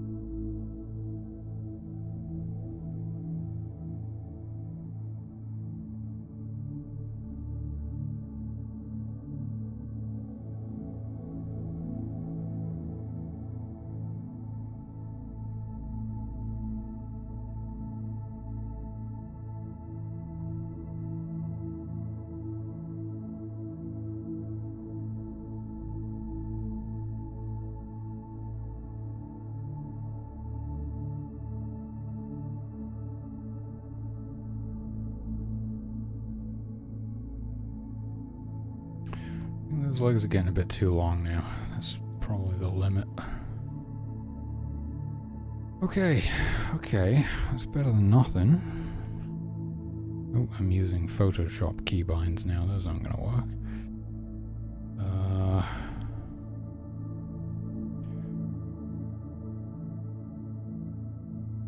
Can I get it in the middle? Yeah, okay. That might just do the trick.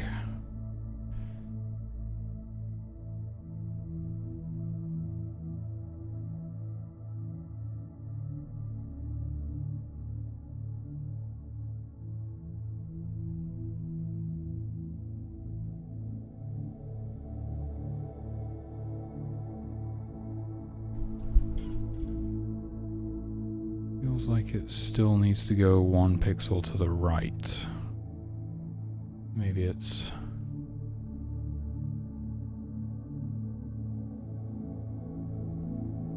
I'm not sure if it's like an even size, so it might not be possible to center it.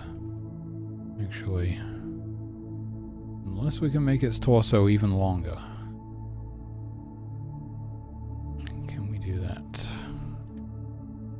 Or is it going to be too long?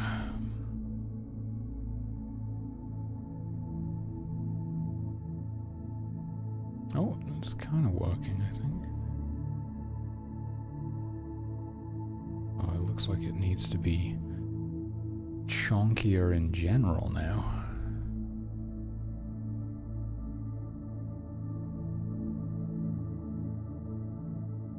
Maybe like a little bit of something like that.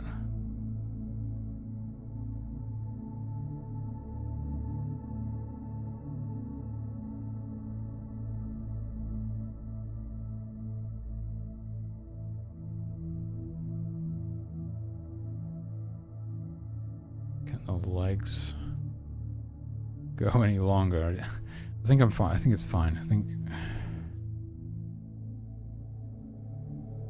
we're probably good now. We probably shouldn't spend any more time on it, considering it's just a placeholder that's ultimately going to be replaced. There we go. It sort of gives the idea, I guess, of what it is. I mean, it is just a single deer as opposed to a herd, but it will, in fact, summon a herd of them. And then if I merge these layers and then copy and paste, I think it's right there. Yeah. Okay, and oh my god, the grayed out variants. That's actually quite... it's not that much work, I suppose. to do all the grayed out versions. It's quite a lot of work. Unless I just tint the sprites. Can I just tint the sprites or something like that? That would change the whole thing, not just the icon.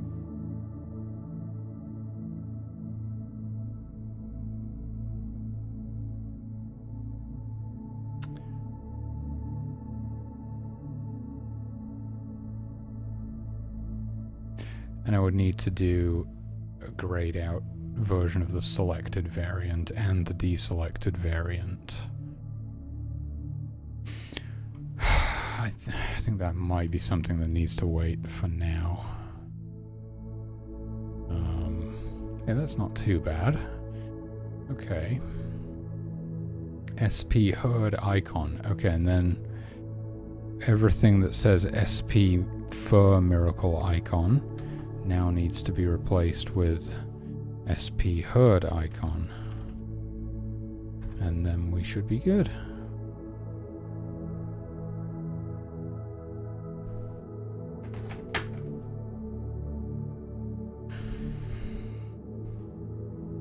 Gotta grab something to drink. Load spellbook, tracker create, shrine, menu, okay, menu key press enter, step, what is this? Okay, there's some, okay, replace all, there's some stuff in the menu that I forgot to update, or, yeah, I forgot to update it. Key press enter and step. What would it be, what is in the step event that would have to do with miracles? Oh, right, because when you start on beginner, no, if you skip beginner island, you already have these ones added to your spell book. And then, why is that in the step event though? Ah, right, yeah, because that's where we process all the inputs. Yep, makes sense. And then, what was the other one? Key press enter.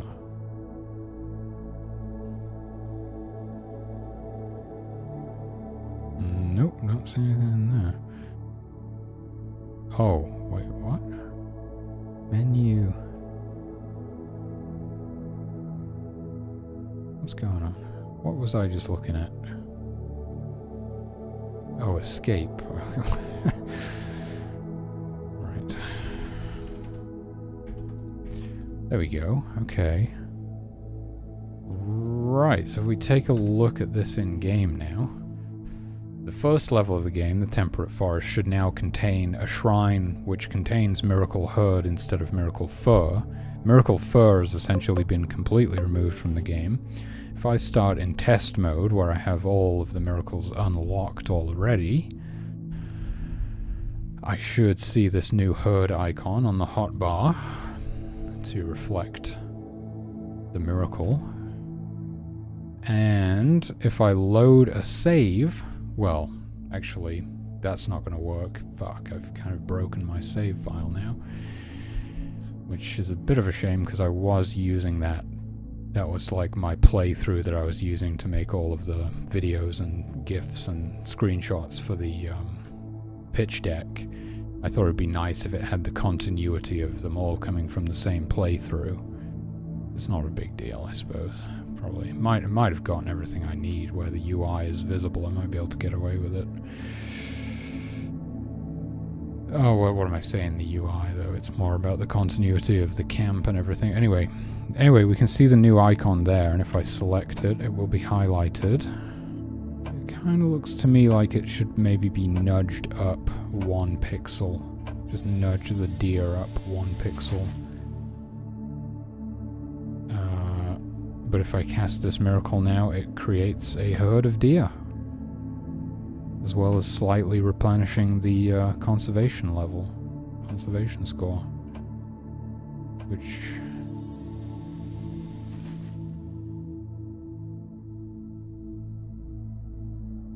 Ah, there it is. I was going to say immediately dropped again because we killed something.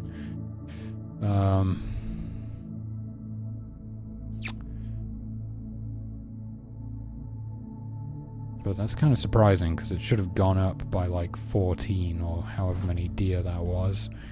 And then it would have only gone back down by 1 for killing one of them. But yeah.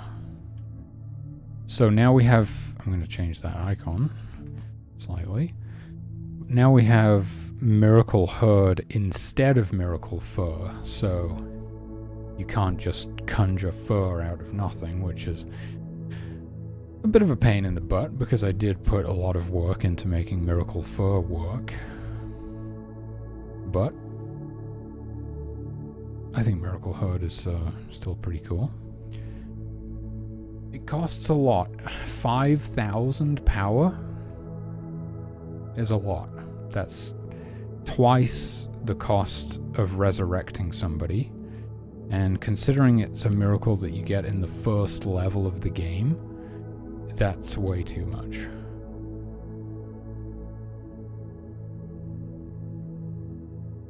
What I'm realizing is that for balance purposes, we can't have Miracle Fur, basically. Otherwise, you can get all of the fur that you need without ever having to kill anything, which means you can totally bypass the conservation mechanic, which would then allow you to just kill off all of the hostile creatures, essentially what Brewer was doing. Right.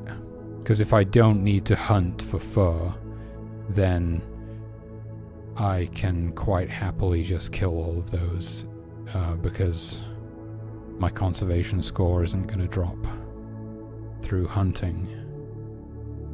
So it's kind of freed up. Then again, there's quite a lot. You might still hit a conservation level of 0 before the end of the game, if you were to do that, but even so, you could certainly kill a lot of stuff.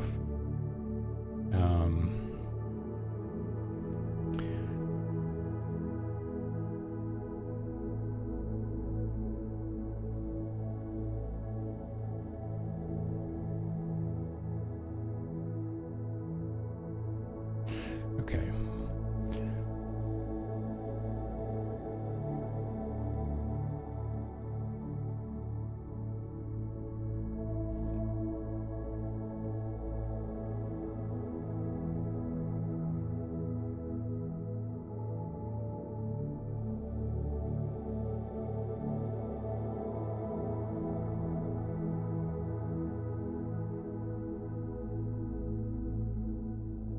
Should its legs be longer? When I look at the small version down there, it kind of looks like its legs need to be a bit longer still. Is that just me?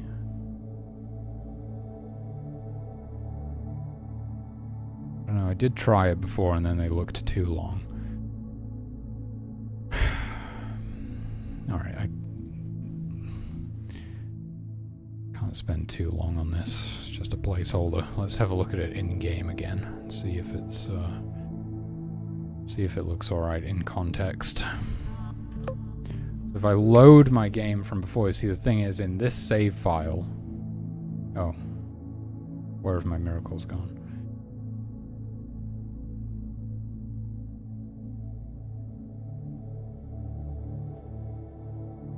Oh, that's very strange.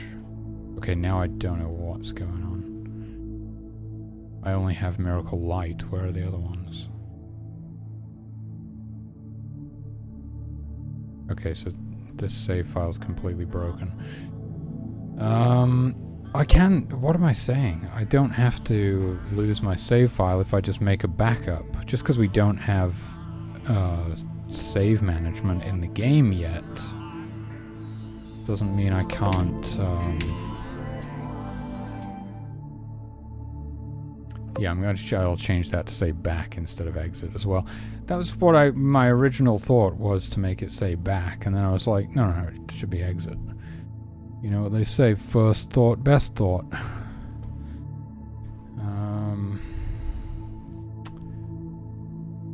Need to find my save directory, and I can actually back up my old save file although it seems that I've broken it somehow. I'm just gonna quit.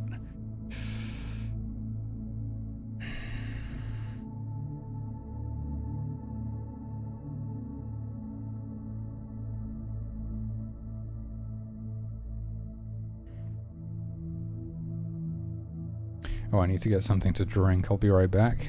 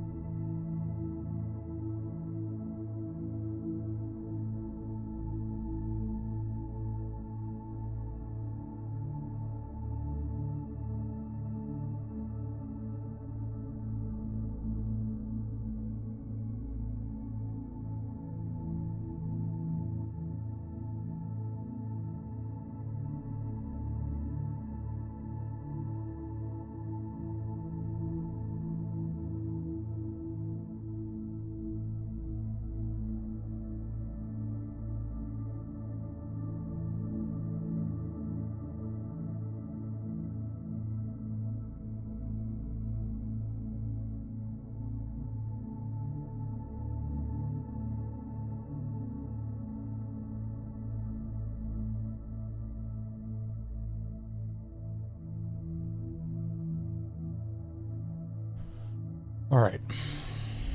What am I doing? Yeah, I'm not sure why that save file is broken now, but we'll see at least if making a new save file is okay.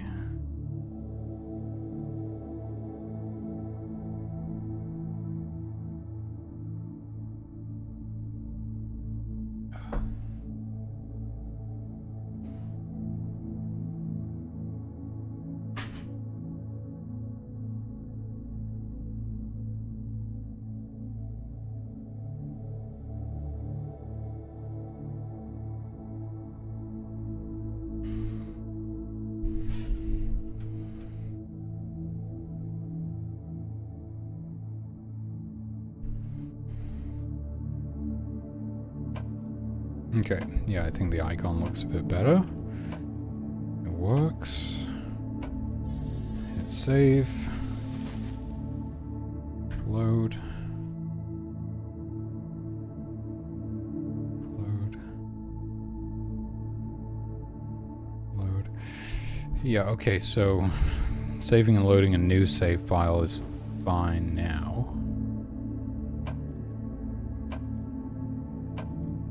Oh, because I completely removed Miracle Fur. Didn't know how to handle that at all.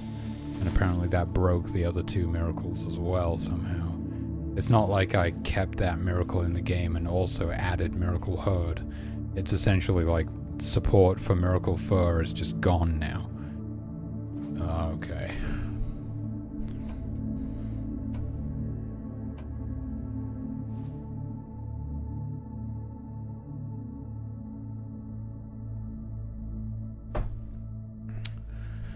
Alright, well, that's pretty sweet. So I think, you know, that's the basics of it at least. That's all the balance changes that I sort of had in mind for now.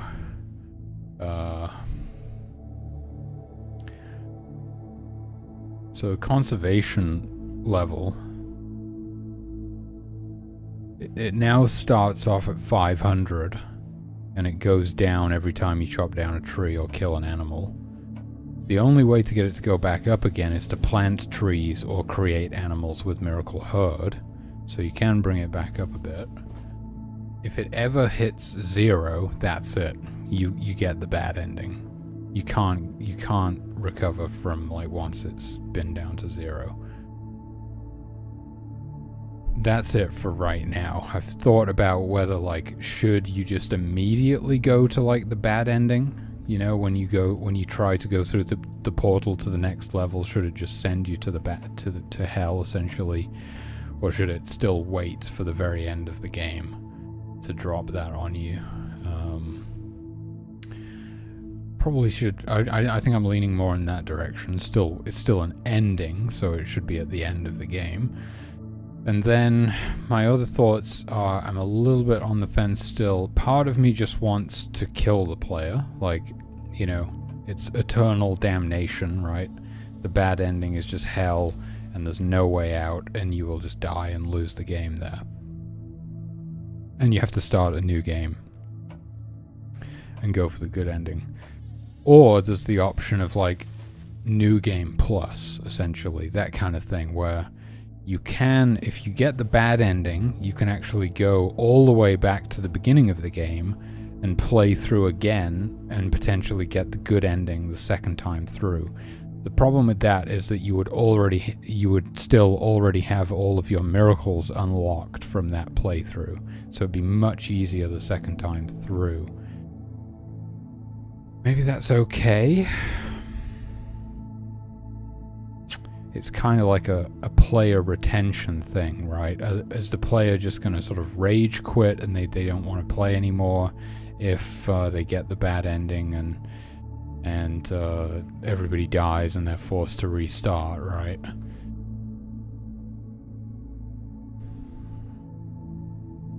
Would it be better to give them that ability to continue, but send them back to the beginning of the game and give them, like, a chance at redemption, which is it's very similar from just starting a new game. It's very similar to just starting a new game, but you still have all of your miracles. So it's a little bit less harsh of a punishment.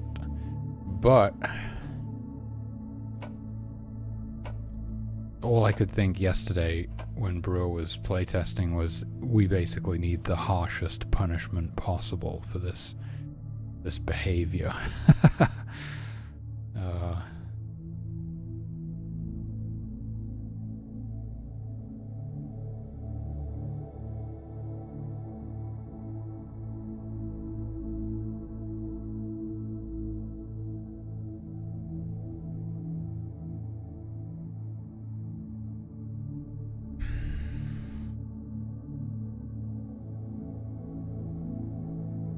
But that's all stuff that I'm going to need some time and more playtesting is going to need to be done for me to decide on it. But I'm at least happy with where we're at now, in that you can't just exploit guards and divine protection like that anymore and kill everything and get away with it.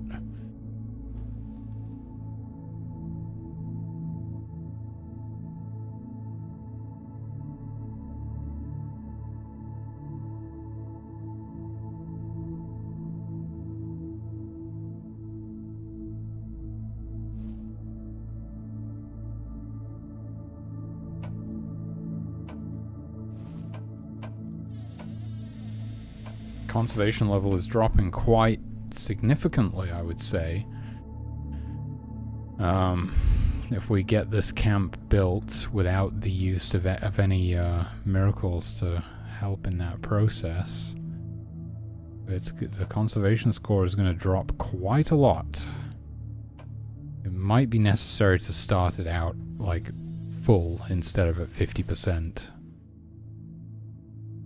Which would probably also make more sense to the player. Well, I mean, that's just because it's like this weird health bar thing right now. Eventually, if I was to... Because I was thinking of it as like a balance, right? You're trying to maintain the balance of nature. But it also kind of doesn't make sense, because if you go all the way into the green, that's not like... a bad thing.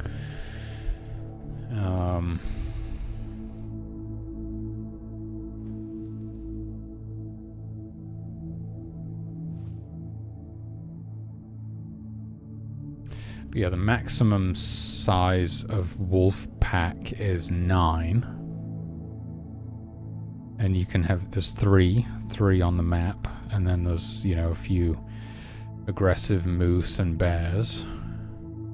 So if you were to kill all of the wolves, that could be up to like, what was that, 27? Like 27. You'd lose 27 conservation points, 1 per wolf potentially. And then you could lose like a few more for the moose and a few more for the bears. So you could be looking at losing something like 35 to 40, 30, it's probably somewhere around 30. Like if you were to kill everything in the map, you would lose something like 30 conservation score on average, probably, right?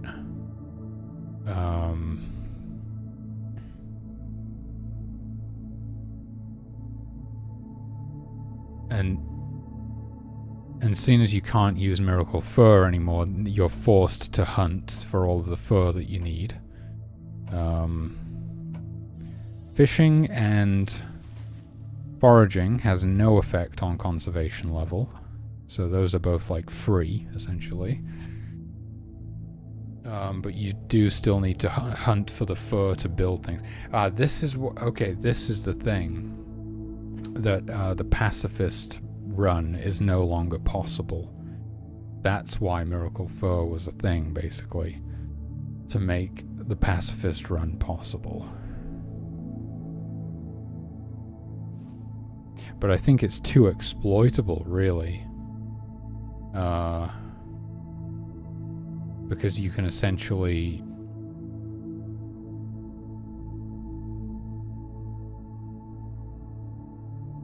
you can essentially, you could just make, like, full worshippers. You turn everyone into worshippers and then just conjure all of the fur that you need with Miracle Fur. That's kind of the exploit, right?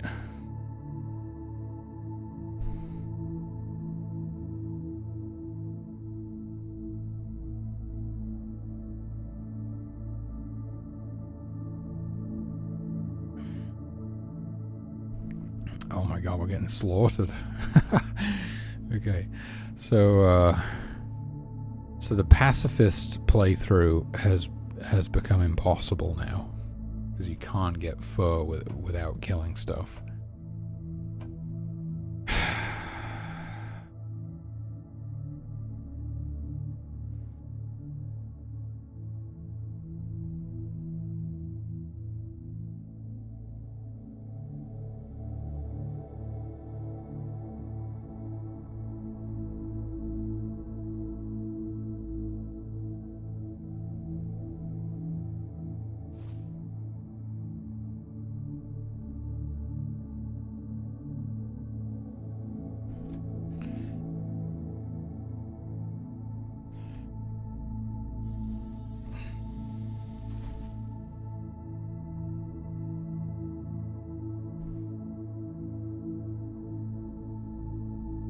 Not sure how I feel about that. Well, I don't feel great about it, because the pacifist playthrough is just a cool idea.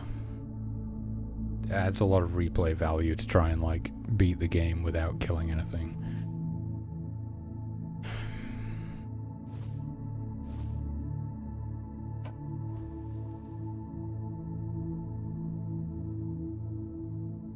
Okay, well... Okay.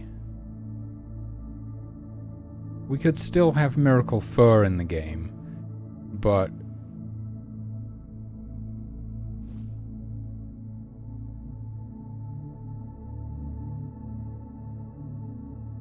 Yeah, we can still...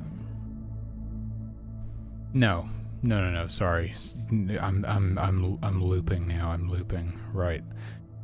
Yeah, the reason being, right, if I can just conjure all of the fur that I need without having to hunt everything, then that sort of frees up my conservation level to give me the sort of freedom to just kill all of the aggressive creatures, so that there's no threat.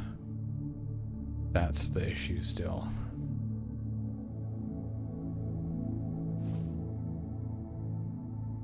And that's so easily done because you can potentially like convert everyone into worshippers and just conjure bajillions of fur. What is this shaman doing here? I think they're looking for mushrooms, but they just seem to be going in a circle. That is very odd. I've not seen that behavior before. Why are they doing that?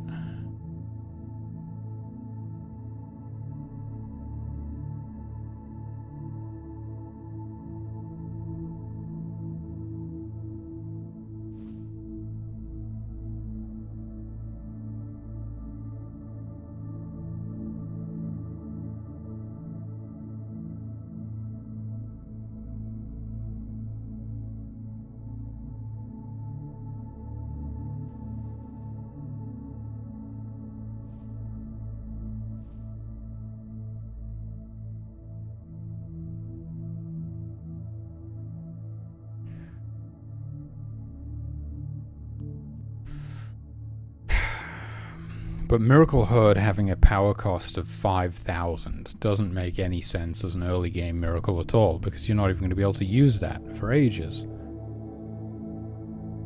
Unless you do something crazy like convert everyone into worshippers.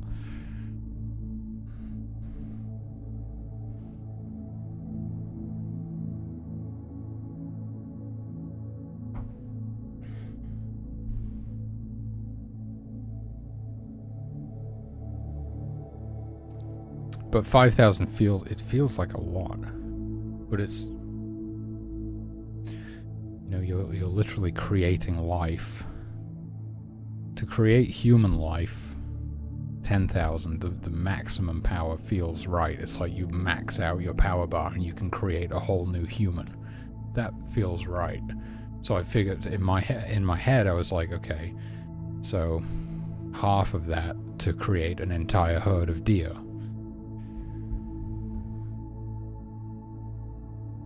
Maybe it's not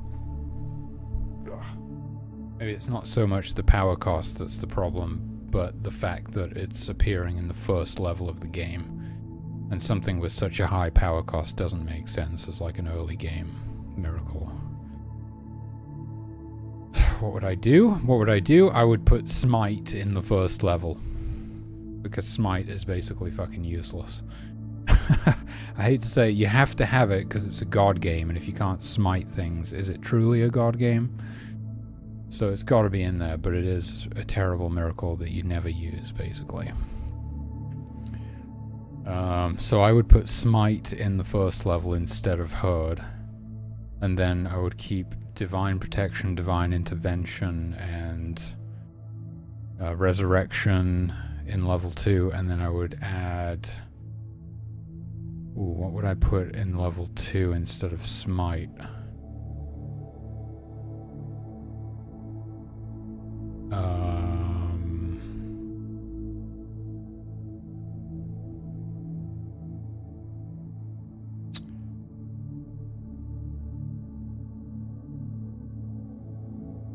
Good question.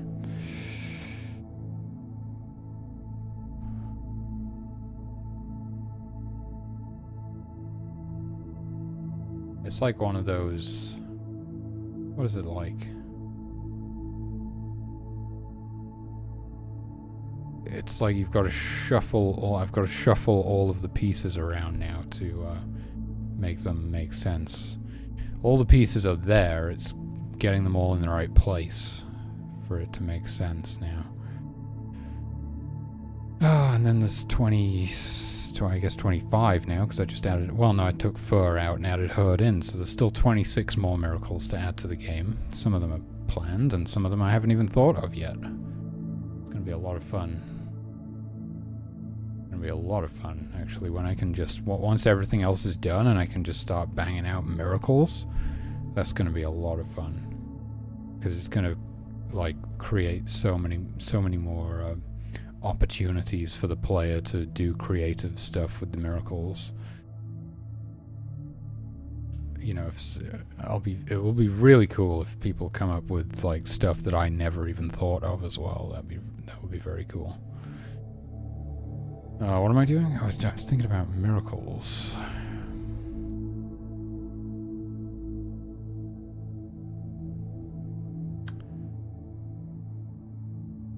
So we're going to put Smite in level 1. Herd will be like probably like a mid-game sort of miracle, I guess. Come to think of it, I was thinking like well, I suppose maybe some levels, because I was thinking the marshland would have giant insects in it, so there wouldn't actually be any creatures that yield fur. So maybe, as with like some of the other levels have no trees, so Miracle Forest is the only way to get lumber and so on and so forth. Some levels don't have any drinking water. There could be a level with no fur, essentially no animals that can be hunted for fur, and so Miracle Herd is the only way to get fur in those stages, or in that one stage. And obviously Miracle Herd you'd have to like get at the level before that one. So yeah, probably kind of like a mid-game thing. So right now, though, I think I'm going to basically put Herd after invisibility, but before life. I'm just sort of going in power order on these, right? But what do I put in? Well, no, I already know what I'm... So instead of Herd here, we're going to have Smite. We're going to have Light, Smite, Fire, Water. Or should we have Light, Fire, Water, Smite? What's the power costs again? Oh yeah, whilst I'm there, I need to change one thing on the help menu, because it still says breeder, but we can't say that word.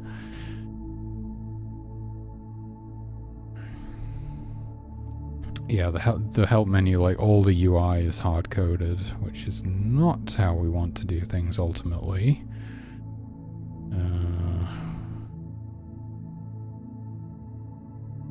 A, B, C, D, E, F, G, H, I, J, K, L, M, N, O, P.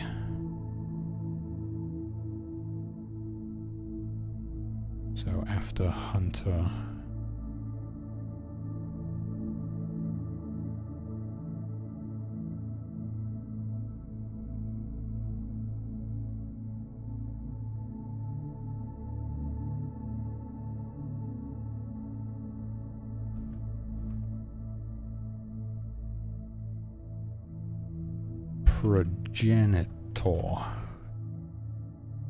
Progenitor. I always want to say progenitor, but that's not a word. What the hell is a progenitor?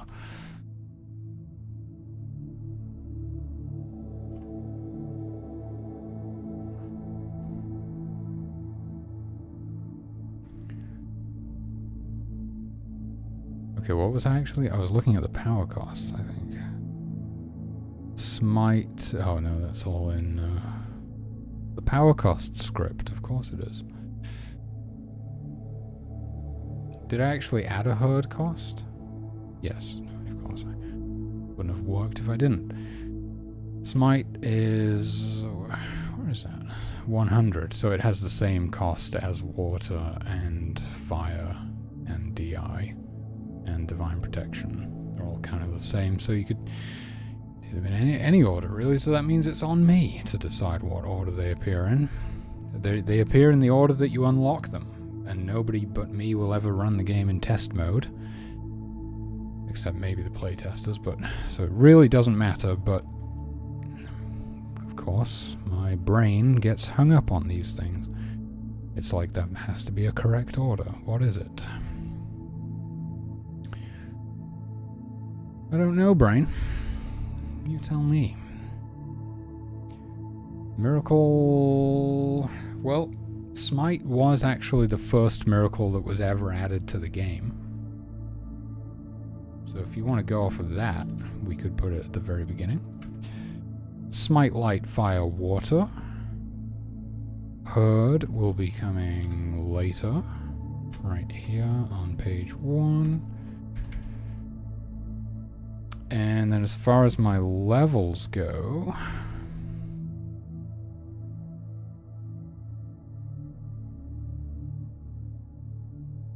we got light, smite, or smite light, smite, it rhymes better. Light, smite, smite light, it's just the same. Smite light, fire, water in Beginner Island. The risk there is that people are going to smite their own humans, and if you smite somebody, there's no way of resurrecting them because it literally evaporates them. It completely vaporizes them. But I suppose they'll only make that mistake once. Temperate Forest, Divine Protection, Divine Intimate, Resurrection, Smite. So we're no longer going to have Smite in this level. What are we going to have in this level instead? Invisibility? Seems like... Mushroom? Mushroom, invisibility? I think I would go for invisibility. And I'll put Herd in here.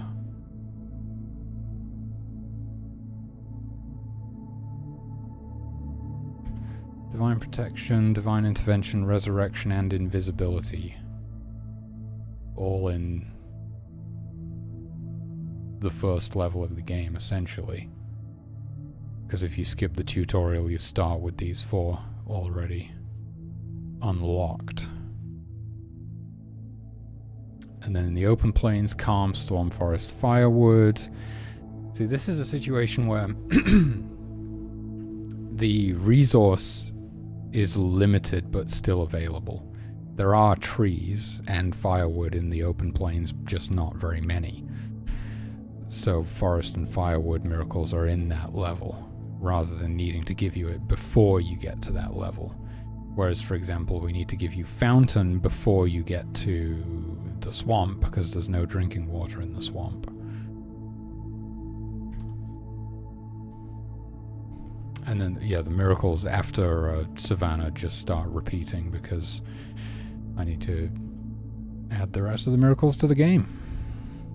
And then there will be, so there's 40 miracles from the regular stages, but then there's 2 bonus miracles, which is why there's 43 in total, because Miracle Hand is 1 as well. But there's these 2 bonus miracles, one for the good ending and one for the bad ending. Well, that's the thing, though. If you can't get out of the bad ending, then what are you supposed to do with the bonus miracle? And what is the bad ending bonus miracle? I have no idea.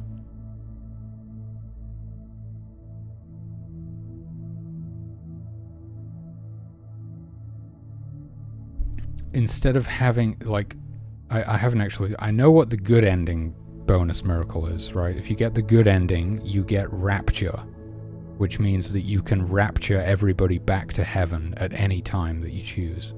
So you... And heaven is basically... It's heaven, right? It's abundance, it's eternal life. Your humans can live there in peace for eternity. But heaven will contain a portal that allows you to return to any previous level, so you can essentially reincarnate wherever you choose and go and live more lives or whatever. But if you rapture yourself, you can go back to heaven at any time that you want. Whereas I haven't really thought of what the bad ending miracle would be. Maybe instead of having a portal in the bad ending that takes you back to the beginning of the game, the miracle itself is called something like redemption, and it's a miracle that just puts you back to the beginning of the game. Maybe it even respawns all of your dead humans. Maybe it's a miracle that basically just restarts the game, but you keep all of your miracles or something like that. Because the thing is, to do the 100% run, this is the crazy thing, right? If you to do a 100% speed run of the game, you'd have to get the good ending and the bad ending, which means you would have to get the good ending, then intentionally get the bad ending to get the bonus miracle, and then rapture yourself back to heaven from hell to get 100%. Actually, you would probably already have 100% as soon as you unlock the additional miracle in hell, so that might not even be necessary. But you'd essentially have to go to heaven and then go to hell to get 100%. That would be the faster way, of course, because if you were to go to hell first, you'd have to go all the way back to the beginning. So, well, that clears that up for me. You do need to be able to get out of hell somehow. You do need to be able to get back to the beginning of the game. So maybe hell literally just contains a single miracle shrine and nothing else. You know, maybe we'll put demons and stuff in there, I don't know. We'll see. That all just sort of depends on time more than anything.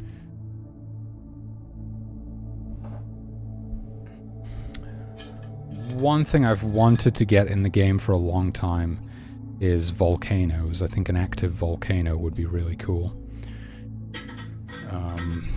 And then we could have a level that has an active volcano in it, so there's always that tension of like, when's the volcano going to erupt? We could also turn it into a miracle that allows you to summon volcanoes. Not sure why you would want to do that though. That's more of like a war, sort of like a warfaring type of miracle, and there's not really anything like that in the game, but still it would be cool. And then if we did have volcanoes in the game, we could just put a bunch of them in hell. So hell is just like constantly being showered with magma and stuff, lava. And if you do wind up in hell, then you would just be trying to get that miracle and get out again. And I kind of like it because like the playthrough continues versus it being like, oh, I got the bad ending, I have to like quit and restart the whole game. I could imagine some players being put off by that. Whereas if there's some way and the gameplay just keeps going, it just continues, then it might sort of feel like they might be more compelled to keep going, you know.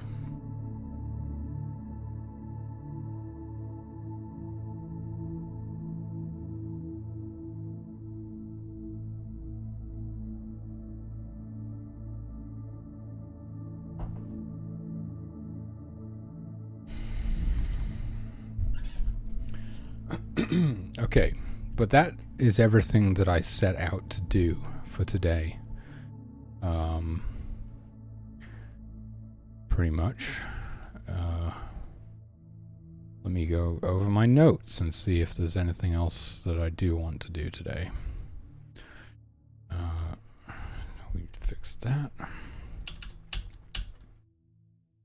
I should probably be updating the patch notes, right? Ready for the next round of patch notes.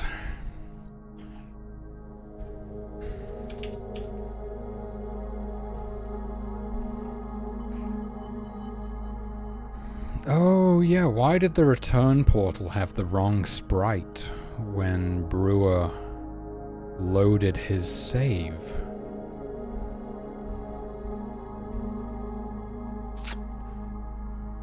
I think that's what did it. He loaded a save, and then the return portal had the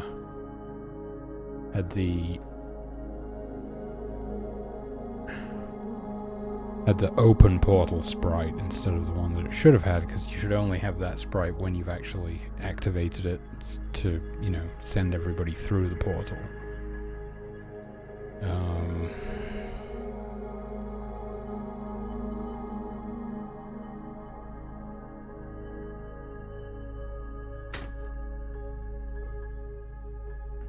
The rain will come in if I open this window.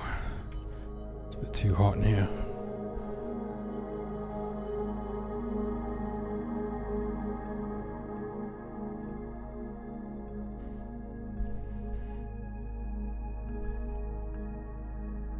Well, I don't know why I'm looking at the portal object, because all of the sprite loading is handled elsewhere, isn't it? It's all in the Because God forbid anything be easy in game development. No, we have to make an entire script just to load the correct sprite. Portals.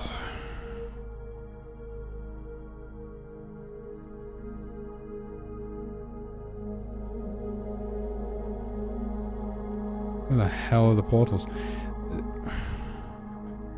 Are they not even in here? That would probably explain it, wouldn't it? Where are the damn portals? Oh my god, you gotta be kidding me. Okay, so we don't actually have sprite loading set up for the portals. I guess I thought I could just get away with it. Right.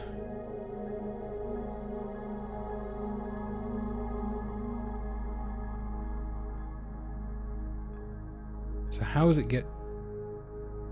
Well, okay, the return portal appears open by default because you've just loaded into this level and all of your humans are emerging from the portal. And then once they've finished emerging, it closes behind them, so the sprite gets swapped. But then if you save and load the game, it goes back to the default sprite again.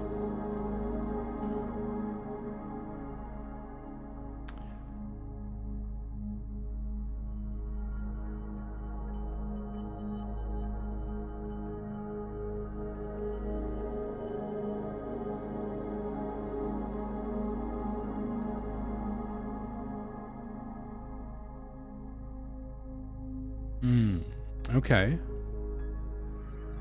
Okay. Confirm portal equals no one. Oh, that is correct, isn't it? Yes. Yes. So I think basically we can do something where when you load a save, if confirm portal equals no one, then we set... Well, what if you... Have I even tried that? What happens if you load a save? Sorry, what happens if you save in the middle of all of the humans emerging from the portal?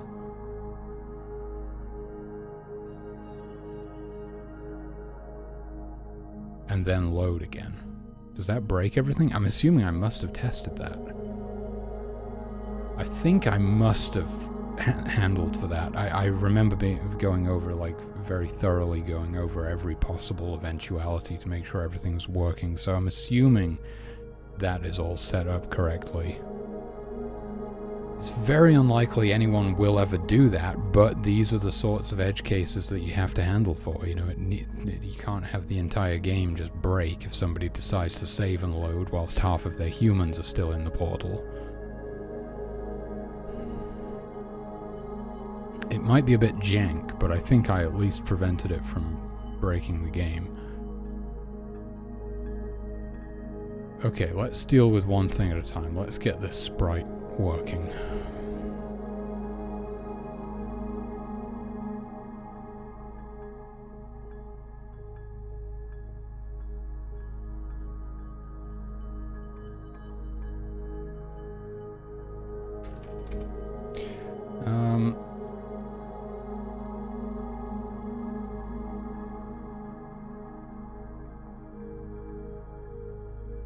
See, I'm pretty sure the exit portal works.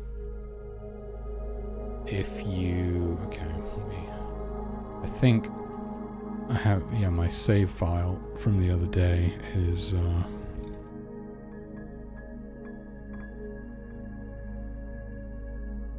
I saved right before I opened the portal, basically, so I can use this to test it. So the exit portal, if you save and load whilst it's open... I think it basically... I forget how it works. I think it's basically like, oh, I'm open, I should... Rather than checking when you load the game which sprite it should have, the exit portal itself loads, gets set to open, because it was open when you saved the game, and then it's like, oh, I should have the right sprite, you know, because I'm open. I think that's basically how it works right now. Oh, you son of a bitch. What have I done? Undo this. Oh, because it's else if, right.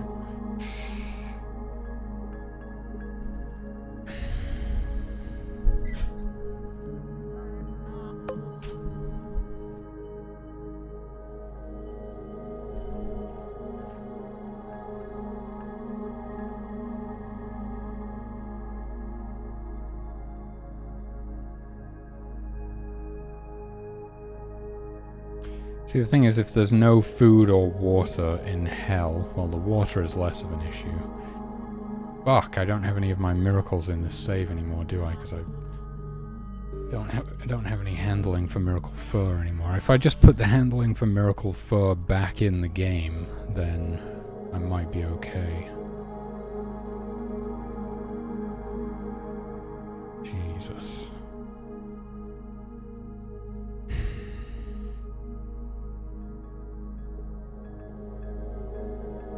I don't want to have to spend the time doing that, so yeah, it probably takes about the same amount of time to get a new portal going, though. What is it now? What have I done?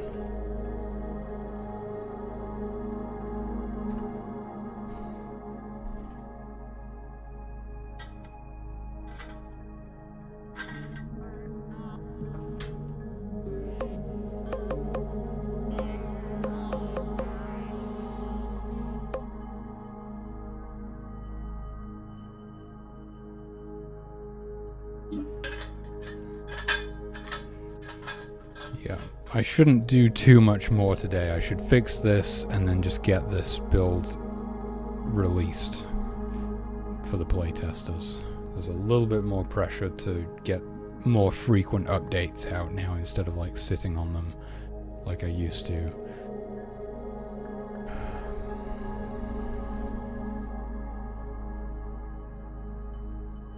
Okay, basically everyone can be worshippers.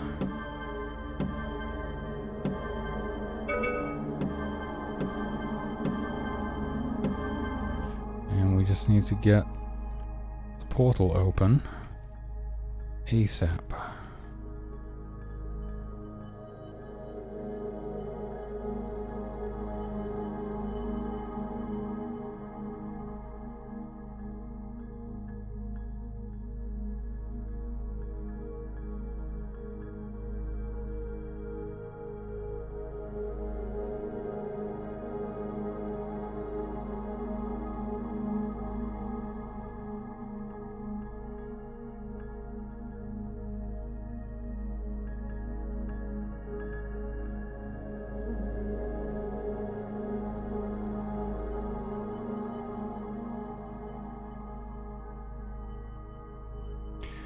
Yeah, maybe the conservation score should start maxed out.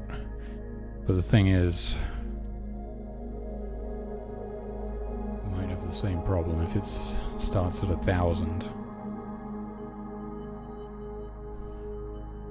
But then again, 500 could be too low until I've sort of tested it. I don't really know.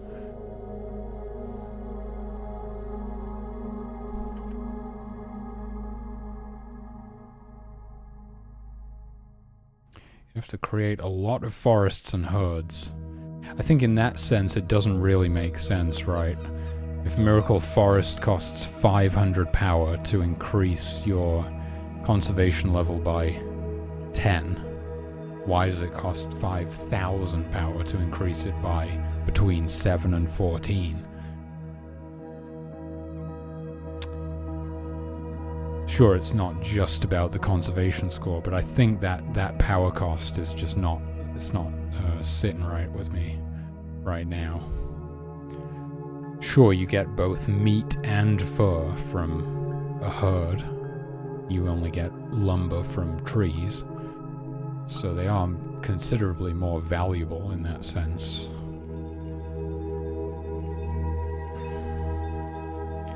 But I just think 5,000 might be, maybe 2,500, maybe the same power cost as Resurrection for a herd.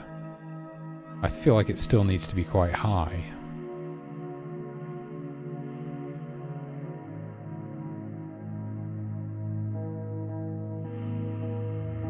the thing is, it's variable. It probably should just always be the exact same number of animals, because why does it cost the same amount of power for 7 deer as it does for 14, when that's literally twice as many deer? That doesn't make sense. So it should probably cost a set amount and provide the same number of deer every time.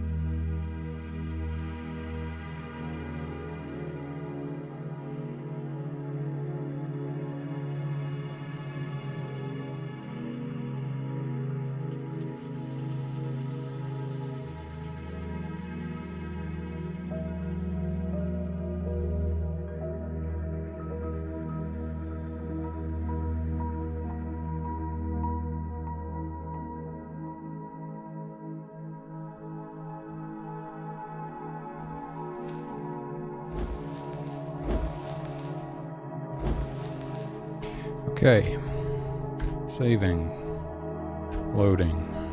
Yes, the portal still appears open.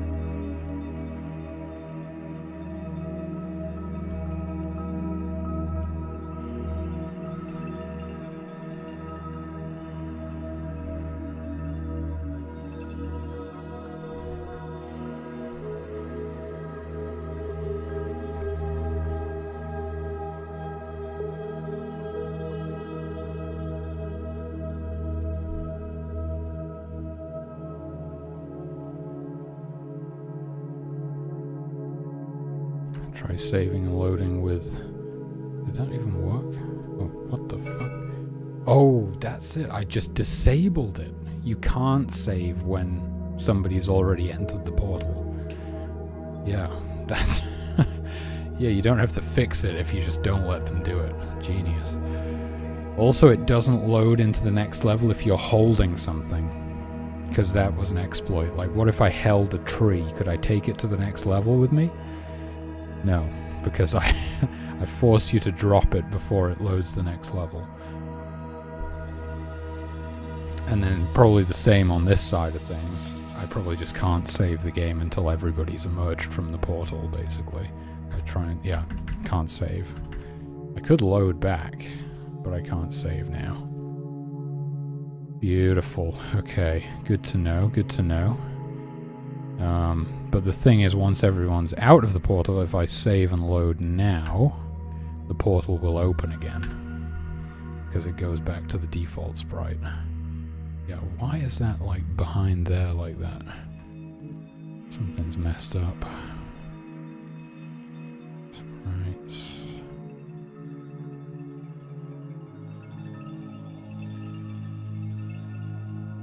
What the hell? Do I not... Is it just in my head, or what? The hell do you zoom in? Am I just imagining things? Portal entrance.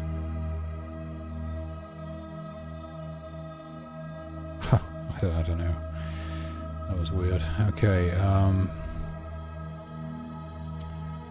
so...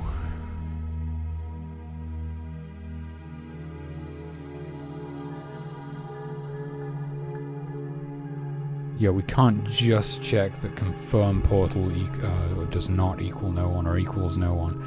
We do need to compare with its own ID, I suppose. Okay, it should be pretty easy to do, though. So load sprites.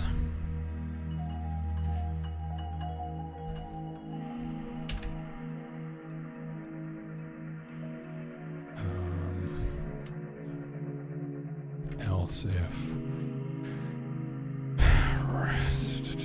return it's called an entrance portal, but I want to call it a return portal.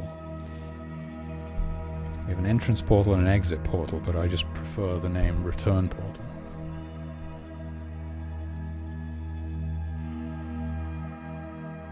Thought I heard water coming in.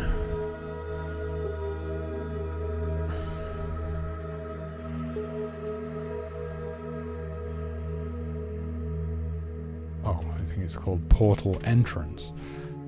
Makes sense. Okay, so, and it's not based on stage. So we're going to do something like if global dot active portal, is it called active portal? I think it's called active portal equals ID. So if this portal is open, if I am the active portal, sprite index equals sp portal entrance open, this one, else, I mean that's what it is by default actually, so we could, rather than having unnecessary logic, the simplest way to say it is global.activePortal does not equal ID, then set it to sp portal entrance, the closed one, like that. And we don't need to worry about the regular portal because it just seems to be working, so let's not bother with that.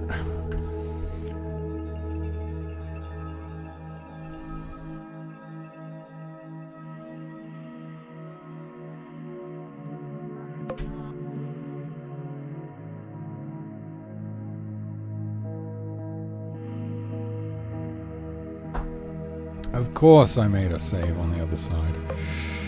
Let's do it again.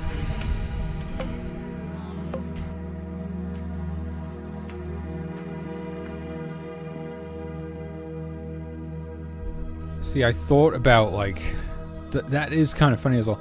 I thought about, right, do you just instantly kind of game over, or not instantly, but when you try to go to the next level, if you reach conservation level 0, or do I do some stuff to make it more punishing, like if your conservation level gets too low or hits 0, then the creatures do more damage or something, you know, or become more aggressive, something like that, to make it more punishing.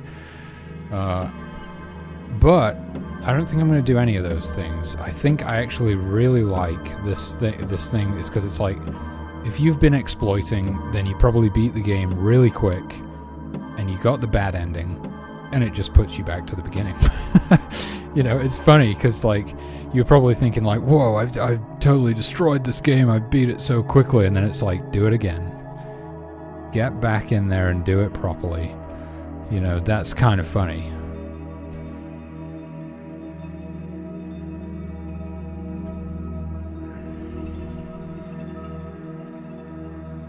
I don't know how the thing that I still have to decide on is whether you keep your miracles or not. Then when you go back to the beginning of the game from hell after getting the bad ending, do you get to keep all of your miracles or not? I think I'm leaning towards no, just to make it, you know, more punishing. So it's essentially just like starting a new game. It will be your tribe still, who will have lived this journey and kind of have that history to them. You still have that attachment to them, and I think that's important versus discarding everything and starting a new playthrough.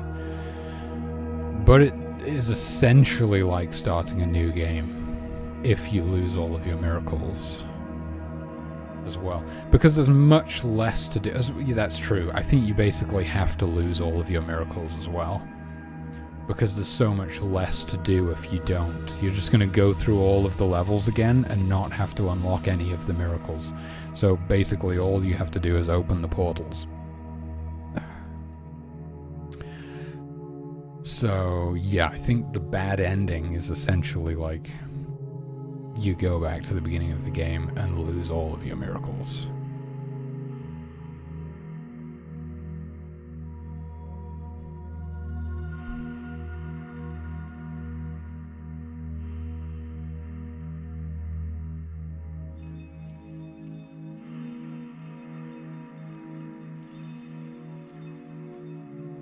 Wait, isn't that... Oh, wait a minute. No. It worked, didn't it? Because I loaded that save and the... I don't know what I was thinking. I loaded that save and the portal was closed, so... It works. It does work. We've confirmed that. I'll do it again anyway, but... It works. So, I think that the problem is I think I need to kind of playtest this myself to figure out the conservation level thing. and whether it's even balanced correctly now. The thing is, if it's too high, you'd still be able to exploit through several levels, and then you would just, at a certain point, you would have to stop exploiting, but you might still be able to get through a lot of levels. I mean, you can exploit all the way if you want, but you're gonna get the bad ending.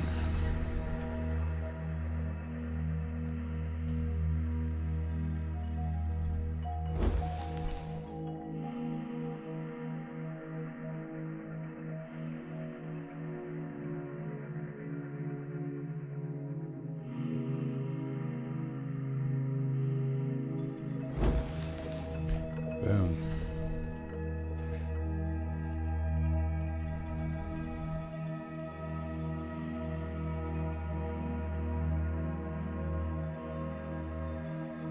I don't even need to do... What am I talking about? If I just load my save... Oh, somebody already made it into the portal? I can't load my save now. Or is it as soon as I've chosen to perform an exodus? Maybe... That might have been simpler. Well, it's pretty simple to check if someone's entered the portal or not. I think somebody probably already was in there.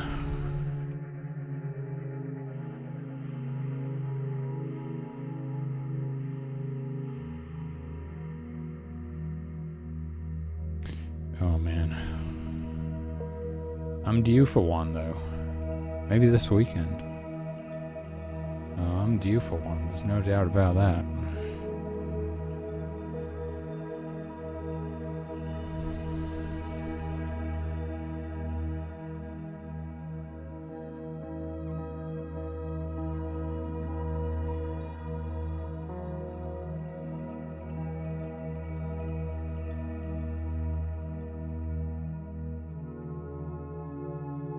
What am I talking about? It is the weekend. Maybe next weekend.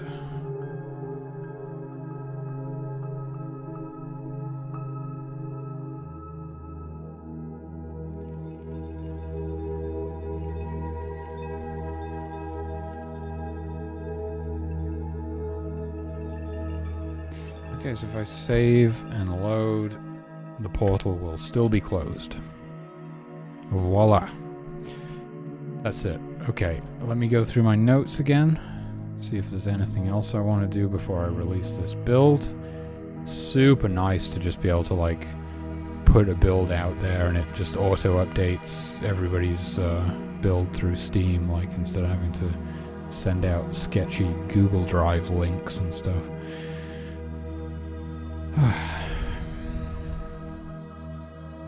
Okay.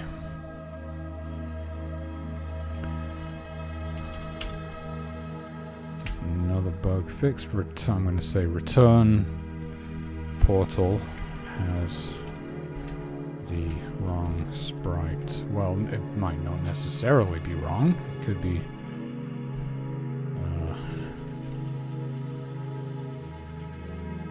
return portal appears open after loading a save, even if it is not. I guess that makes sense. Yep.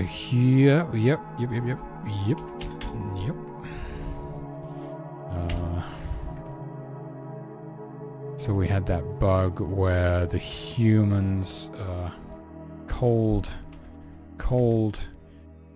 humans cannot enter. Hello, it's Alexander. And in this short tutorial, I will show you how I don't know why this tutorial is in this playlist. Just in case you wanted to make some meditation music.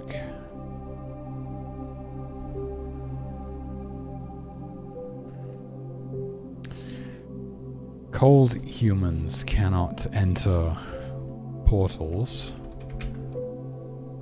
but do not... I'm assuming this would be true of hot humans as well. I don't know how it was with injured. We never did find out about that. I think it was fine. I think that was probably fine. Hot and cold humans cannot enter portals, but do not warm up. Do not get warm, but do not cool off or warm up. Something like that.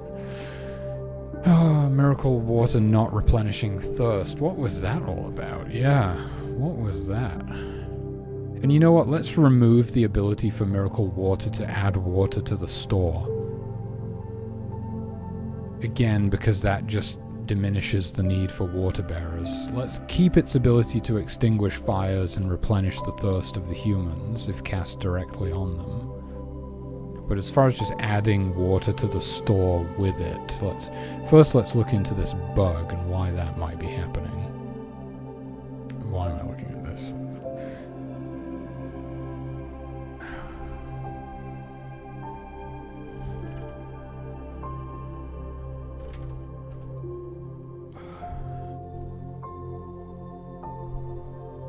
You can put the campfire out with it if you wanted to, for some reason.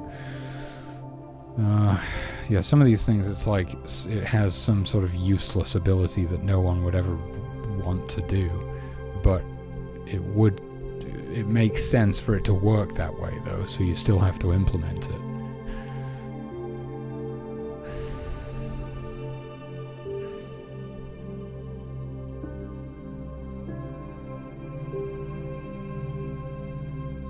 Yeah, see, this is the thing where it's like... Okay, so basically this is all the stuff that it does if the store is on fire, else it just adds water to the store regularly. I basically just comment all of this part out, and now it no longer has that capability. And then there's the using it to replenish the thirst of a human, or a creature in general. Apparently you can do it with any creature.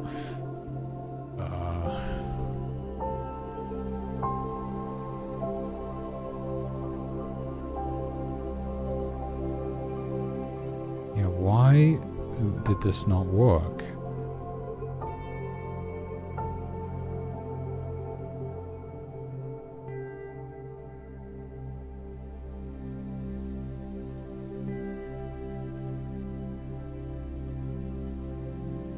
What?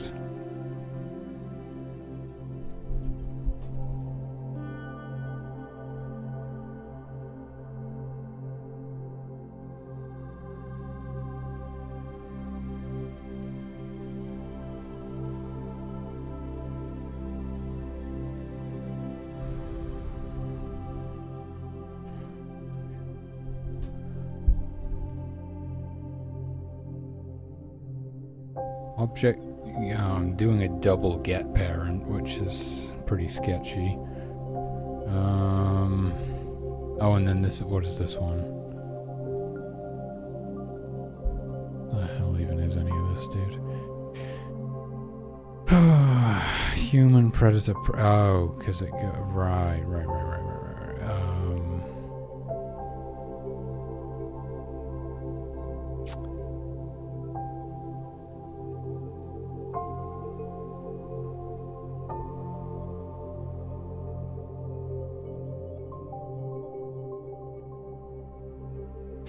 Okay, I think I can see how to fix this. I have no idea what this bit down here is even for, but we can repurpose this for our purposes.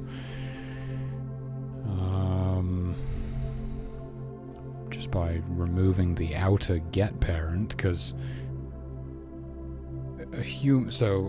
an animal is a child of predator or prey, and predator or prey is child of creature.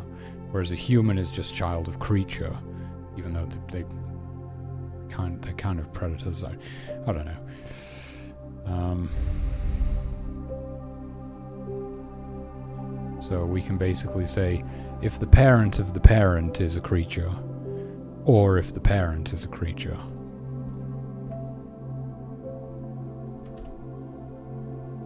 Yeah, I think basically this just didn't work on humans because it was, for some reason, checking if it's a parent or parent of parent, or it was checking if parent of parent is not a creature.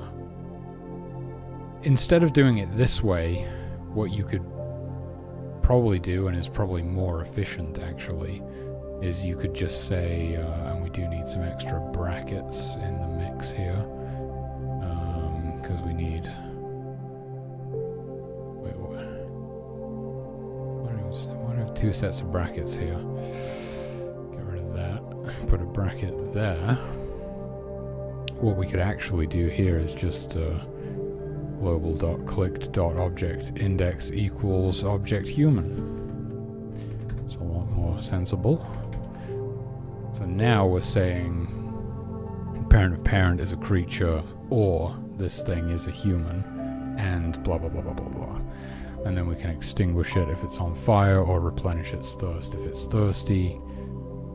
Yes, even if it's just lost a single point of thirst, you can still use this miracle on it. There's an argument to be made for perhaps limiting it to only being usable if their thirst is completely depleted. But I could kind of see that being somewhat confusing, because the thirst could be getting low and someone's like preemptively trying to give them water, you know, and they're like, why is it not working? And it might be frustrating and confusing. So I think I'll stick with this for now. Okay, so that should be that bug fixed. I suppose we should test it.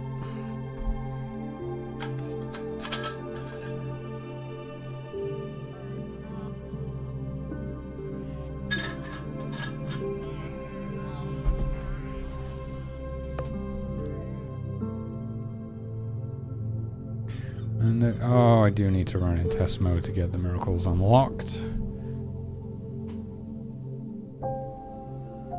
Or I could have just started a new game, because a new game not on Beginner Island, because I would have had miracle water.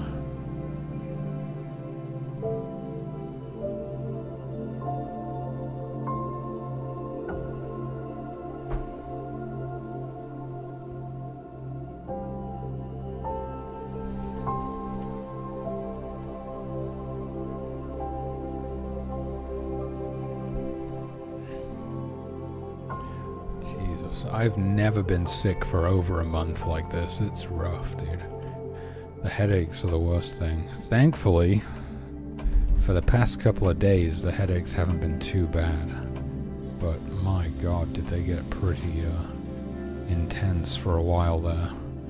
Okay, miracle water. Let's find somebody to give a drink. And it still doesn't work. Great, that's awesome. What the hell is going on? Global click those. Oh my god, what is this? What are you talking about? Why am I doing... What the hell is this? Jesus Christ, dude. I'm doing the same damn thing again. But what even is this, dude? Object get parent. This function will get you the object index of it, blah blah blah. Yeah, I think basically I just need to strip this out. Like, why is this even here? Not only was this wrong in the first place, but then this, we have like 2 layers of protection, making sure this definitely doesn't work. Who wrote this? They should be fired immediately. Get them out of here.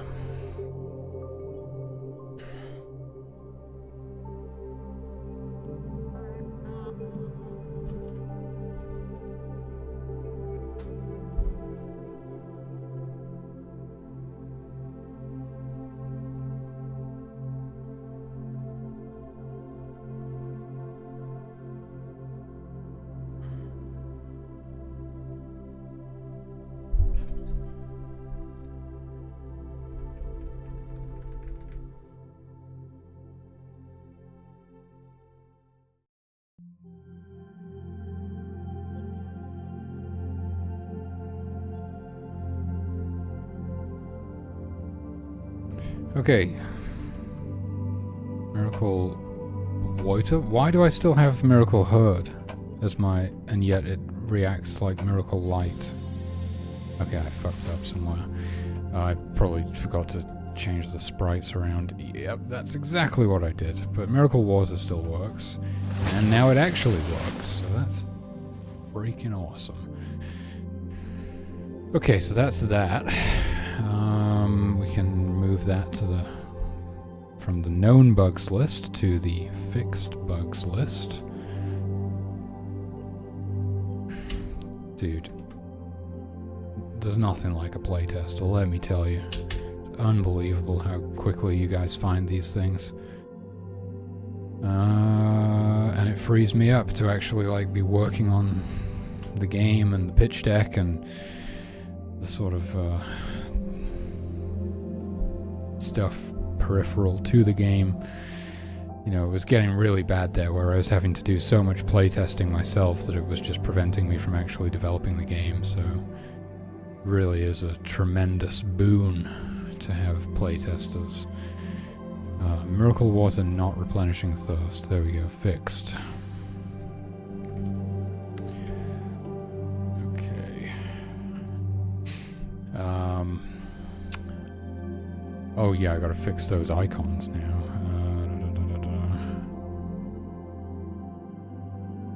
Hey bro, how's it going? Just fixing bugs and taking names, you know? Getting there. I've got all the major stuff that I wanted to do done.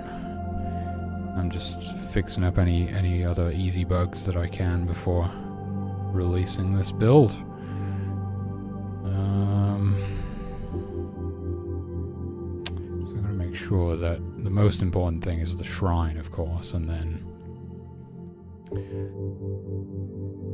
it will be the main menu stuff, and then it's the test mode stuff. So, herd SP, herd icon. Wait a minute, what? Oh, what have I fixed so far? Trees spawning too close to shrines, portal stones and expansion stones. Return portal appears open after loading a save. Hot and cold humans can't enter portals but do not cool off or warm up. Miracle water not replenishing thirst. And then, what was the stuff if I look at source tree, did I do something else earlier today? I attempted to basically put a band-aid on that infinite number problem with the arrows. It hasn't shown up for me today, but I haven't done a lot of testing, so... But hopefully that doesn't crash the game anymore. If not, it will eliminate those as a possible source of the infinite number. I did the thing where we reduced the timescale back down to 1 upon changing levels, and I updated the spawn system to prevent the game from freezing when loading into the swamp or the marsh, which I must have tried loading into those maps a good 10 times or more, and it didn't freeze once, so that seems to be pretty solid now. And I've completely removed Miracle Fur from the game and replaced it with Miracle Herd now, because I realized even though I've made these balance changes to the conservation mechanic, you could still just opt to do a full worshipper build and get all of your fur through Miracle Fur, and then you could still use all of your conservation score to kill everything if you wanted to, potentially, or kill most things. So now you're kind of forced to hunt, basically. But that does also mean that the pacifist run is no longer possible. But that might just be a sacrifice that we have to make, unfortunately, even though the idea of a pacifist run is very cool.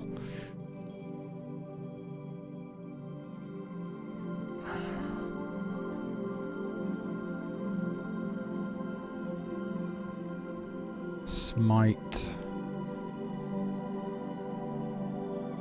Light, fire, water. Why is herd here? Oh god. Okay, maybe it's not going to be too bad just to reorder those. 'Cause that one should appear down here now. Yeah. Look at that.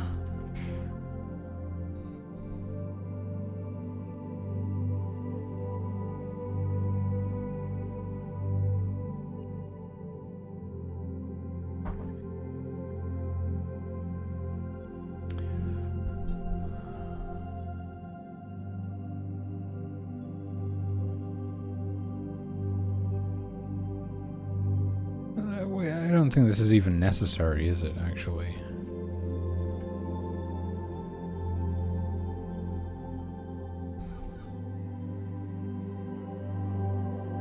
Ooh, okay, now you're thinking. Yeah, it is possible. It is possible you could sort of kill steal off of other creatures, as an example. It is possible. Wow, that would be a very, very challenging playthrough.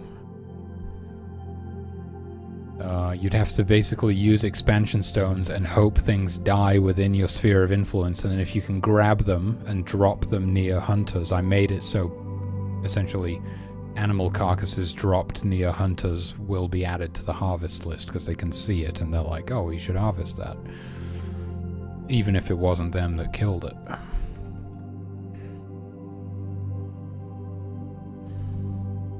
So it is still possible. Well, that's not something I would do. You would just have to essentially like juggle gifts. So you just make them hunters purely to harvest and then convert them to something else again.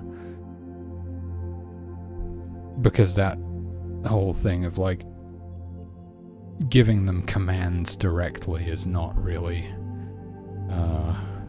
a thing. Sure, the worshippers are the one exception to that rule, but generally they're supposed to have free will, right? Because it's a god game.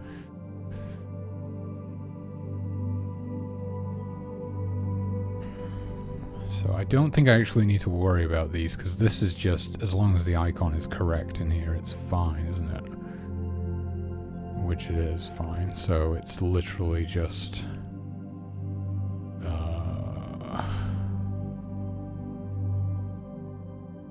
Actually, I don't really know what the problem is here.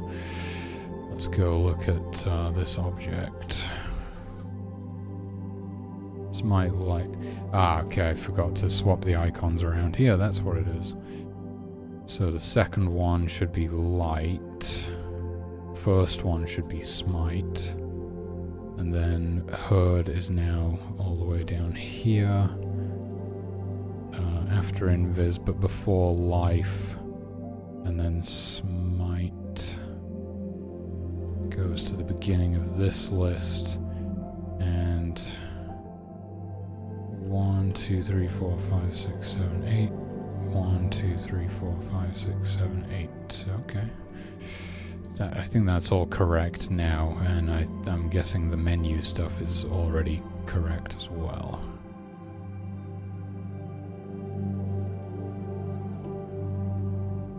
Oh, no, I've never changed this. So this should be smite light.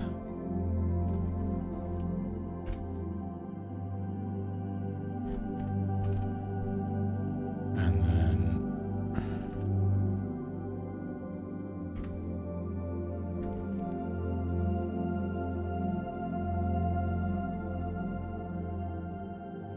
Yeah, it's just about consistent rules. Like, I like the rules to be as consistent as possible so everything's super clear.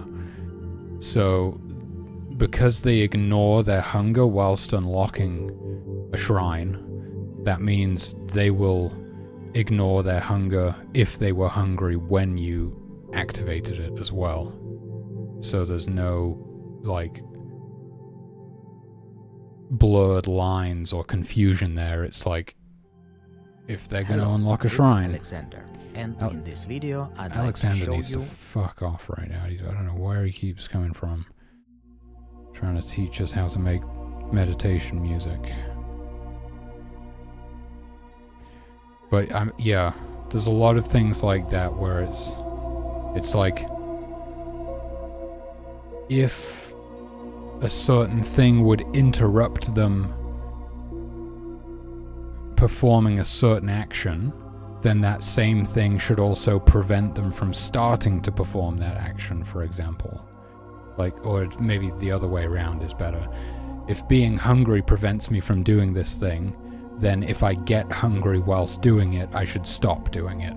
So that it's like consistent behavior on both sides of the thing. It's just probably just something that you kind of have to wrap your head around. Like, the way that I play the game is that they all wake up in the morning, get breakfast, and then I send them out to a shrine. Because I know, like, okay, they're all fed and watered now. I've got my maximum, like, time allotted, or the safest option. Because, you know, it's like you said, they can go 3 days without water anyway, and it only takes 48 hours to unlock a shrine, and eventually there'll be like a haste miracle or something that can even speed them up.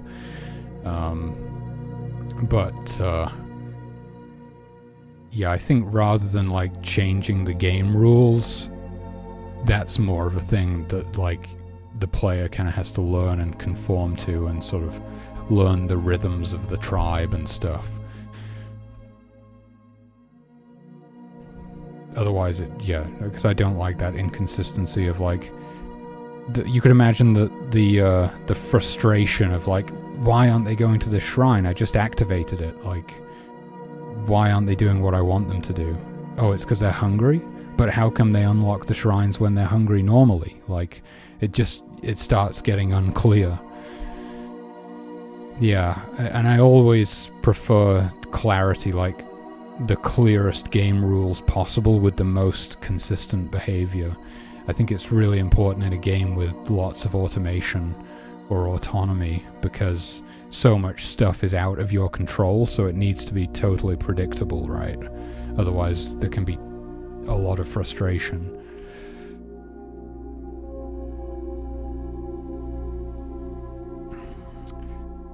That's cool. I'm glad you're open to it, because, yeah, that's... Do you mean in your own game design, or like when playing the game?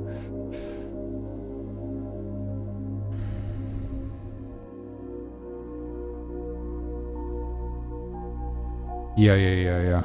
I'm the same. You gotta cover all the edge cases.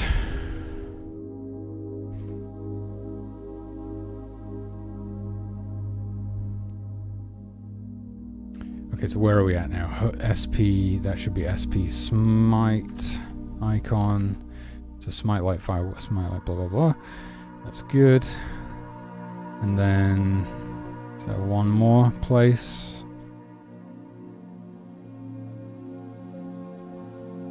What is this? What am I looking at?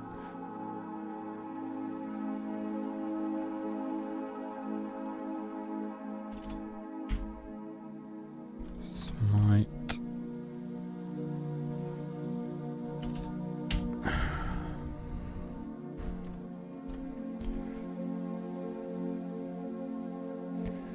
Alright, cool.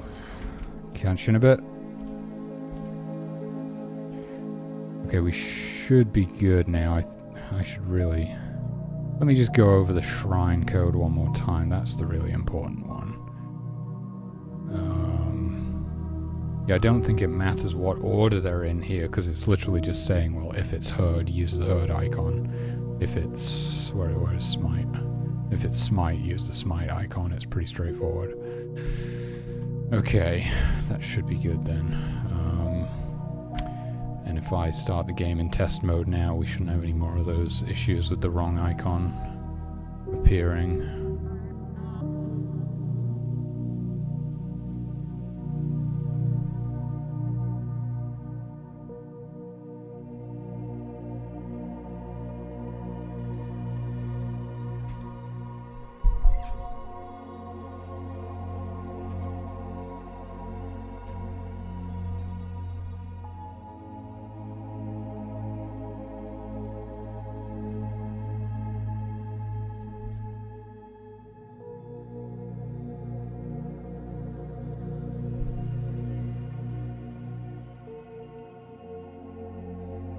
Smite, light, fire, water, DP, no, DI, DP, resurrection, calm, herd. Why is herd there and why can't I select it? I can't select 0.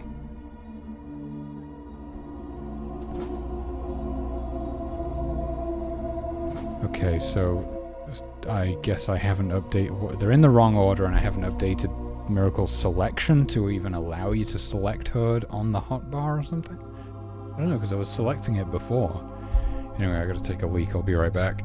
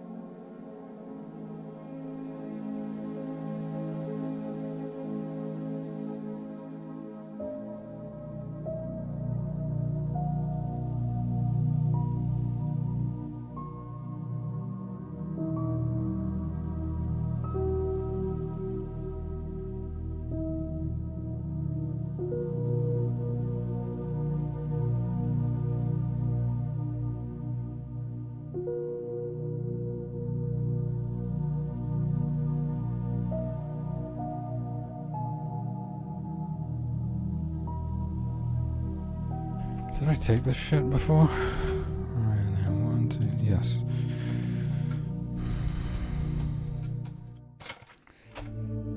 Okay. I couldn't select miracles on 0. Why is that?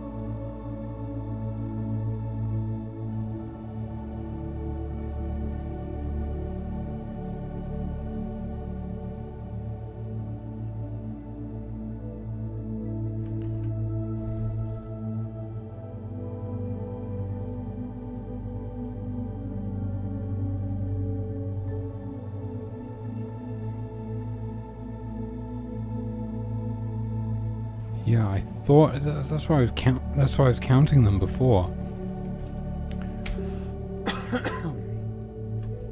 I thought this was fucked up. So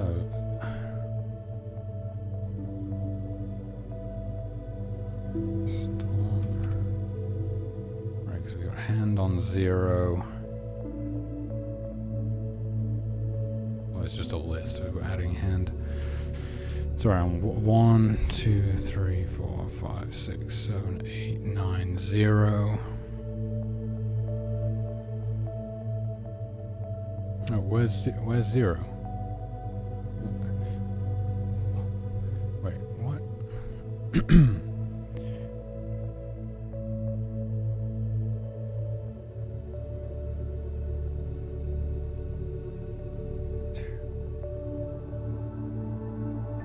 Okay, yeah.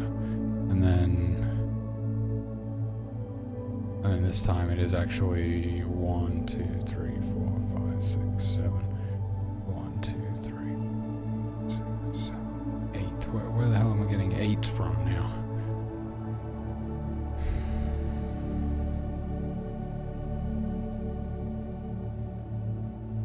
Okay.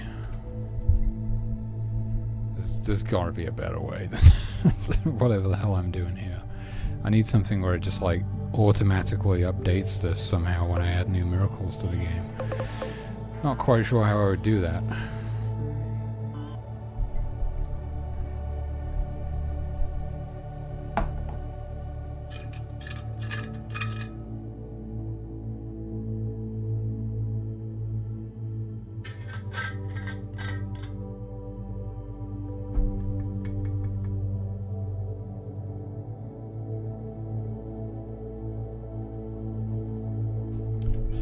Okay, hear me out. If Miracle Forest costs 500 power for 10 trees, should Miracle Herd cost 1,000 power for 10 animals? That's what I'm thinking.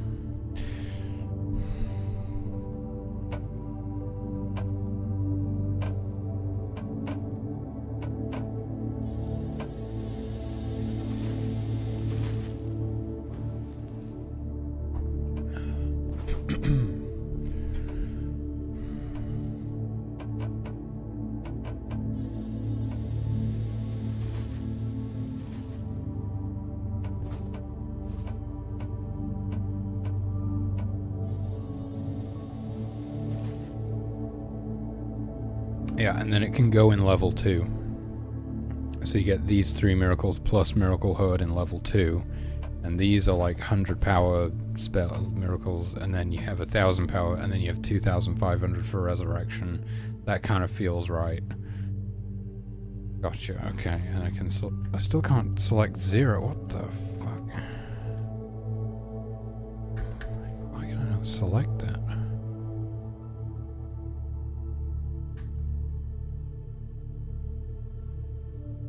Miracle Herd isn't even on here. What is going on, dude? There's got to be a better way.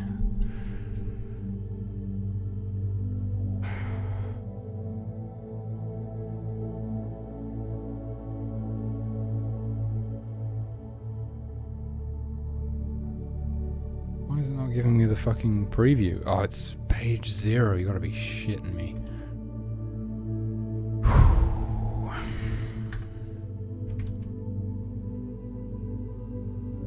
What a nightmare. Okay.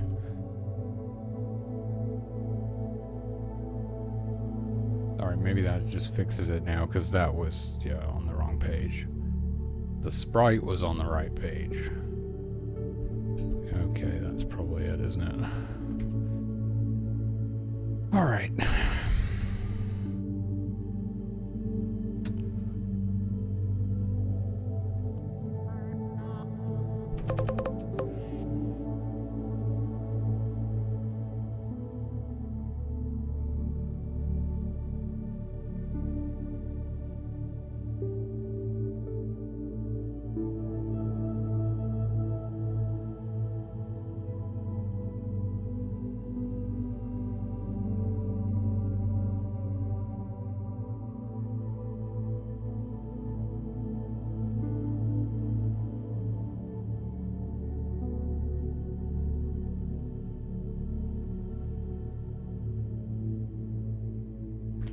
Boom, there we go. I can select them all.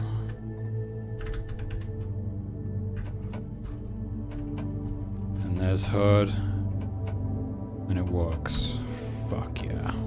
But I want that in the second stage, so my miracle order now is gonna go... I had invisibility that, right. But we're gonna put HUD, we're gonna change the power cost, make it behave consistently, put that right there, page 0. Storm, so 1, 2, 3, 4, 5, 6, 7, 8, 9, 0.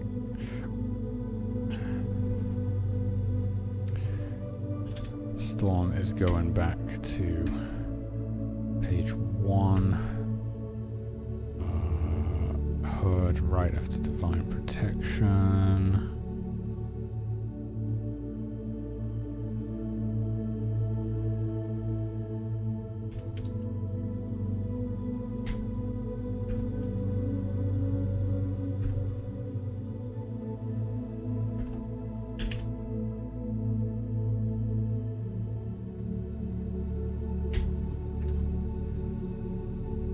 It's been a while since I've messed with the spellbook stuff or any miracle stuff really, so yeah, I'm just a bit out of the loop.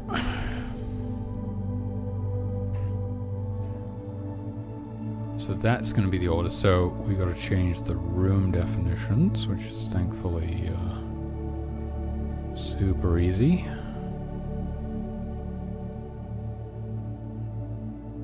So we're not going to have invisibility in this level.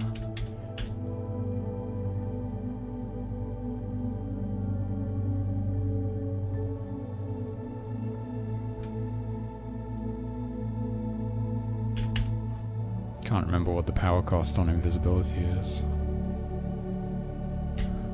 Boom. HUD is going to be in there. Yeah, I like that. I like that. We can take a look at the power costs now. Invis 250. Whoa, that's pretty cheap. For a full minute of invisibility, I guess so. I guess it's fine. You have to cast it many, many times to unlock something. Especially with 3 worshippers. Yeah, I don't know how much utility invisibility has, but like I say, I hope to be surprised by the stuff the players come up with, really, rather than me thinking of all of the possibilities myself. And then HUD cost is going to go down to 1,000. And so nothing about the other stuff changes, right? Because we still have these same 4 miracles in the first level.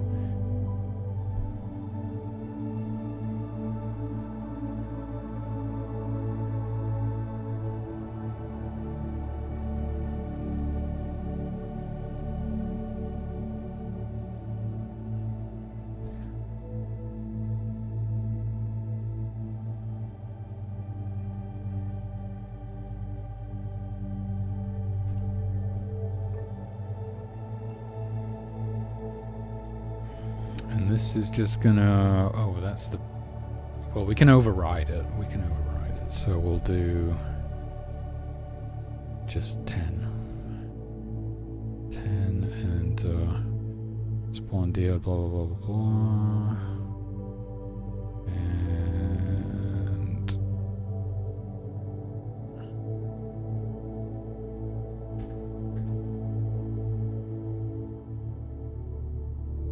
I should do that at the end.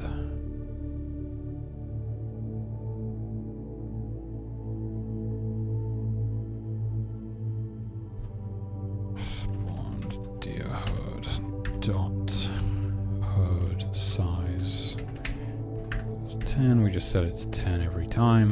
100 power per deer. 10 deer. Increases your conservation level by 10.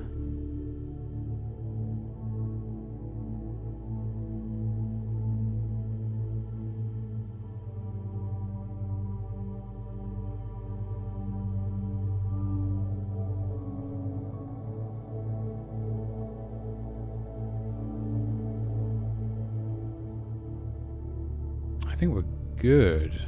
I hope so.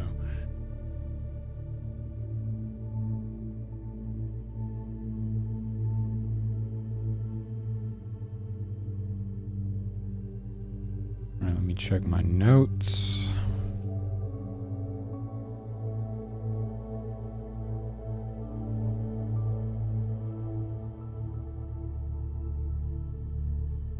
What does that mean? Level transition not happening? Oh yeah, that was a bug, wasn't it? Like, all of the humans entered the portal, but it didn't actually switch levels. I don't know what was going on there. I mean, he had 3 dead worshippers. I'm wondering if the population size was somehow incorrect. I can't check the VODs because I don't think Brewer has VODs enabled. I could try replicating it, possibly.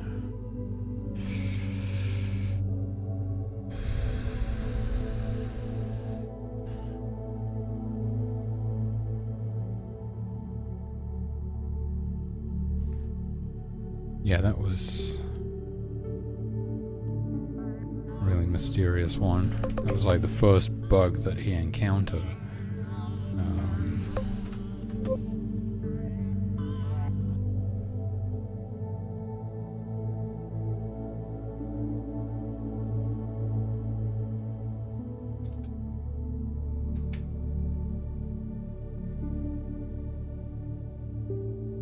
Yeah, it's really not what you want. If you just can't go to the next level, that's pretty bad.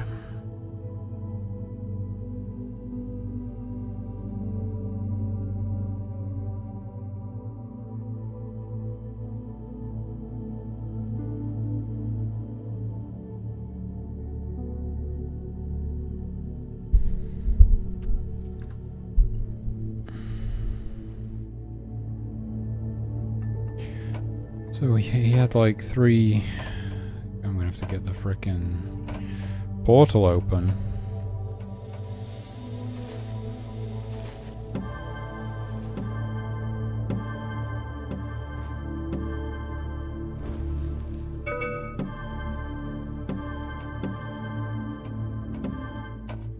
You've been promoted. You're all worshippers now.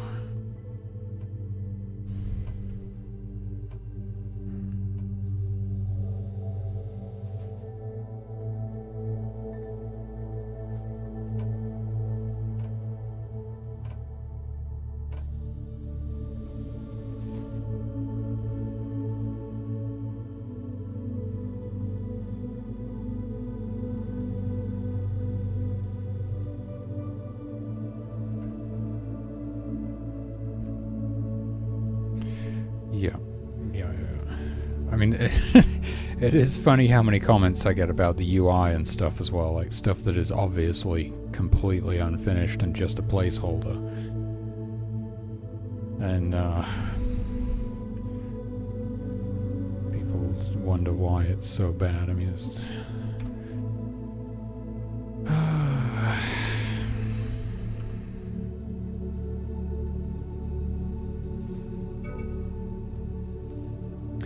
I think if you've never made a video game, you don't really realize how difficult and time-consuming everything is.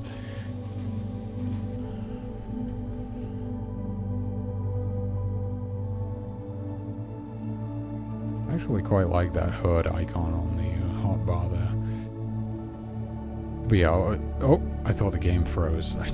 There was no movement on the screen. I freaked out. Yeah, definitely plan on hiring like a UI, UX person to actually make a real UI and stuff. I'll do all the... presumably I'll do all the coding for it, but I'll have somebody else produce the art assets. Don't worry about that. I'm well aware. I'm well aware of how bad it is right now.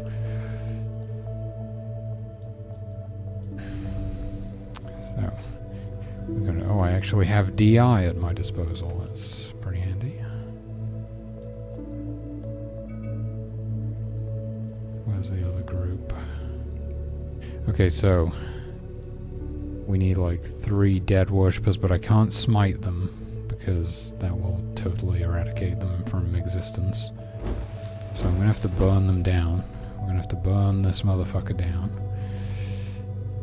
But that means I need to get rid of any healers so nobody can heal them. Okay. They do take rather a long time to burn. An extremely long time to burn, and the rain might even put them out. Good lord. Yeah. Oh shit. Okay, sorry, I thought we were under attack.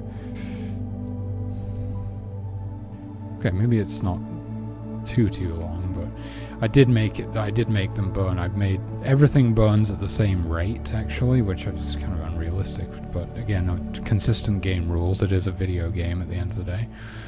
And I think he'd like pick them up and move them around.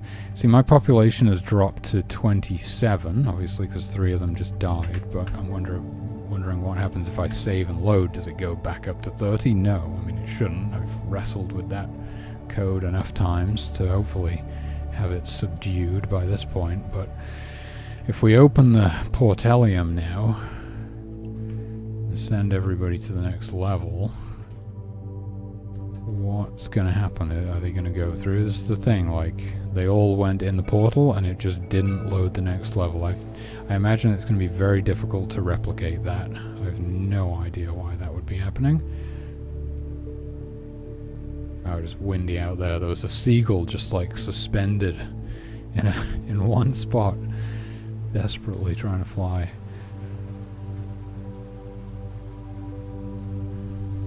Of course it loads. Of course it does. I have no idea what would be causing that. Hopefully I'll be able to get those. I'll message Brewer and see if he has the VODs from yesterday, on the off chance that he does.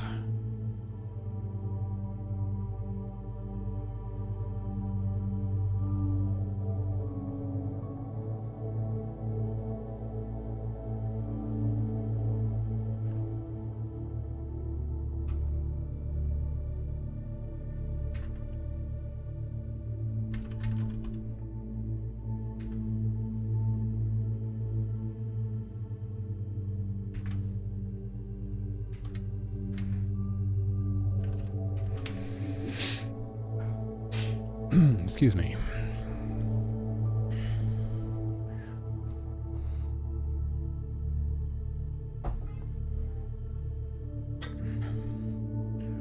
What was that?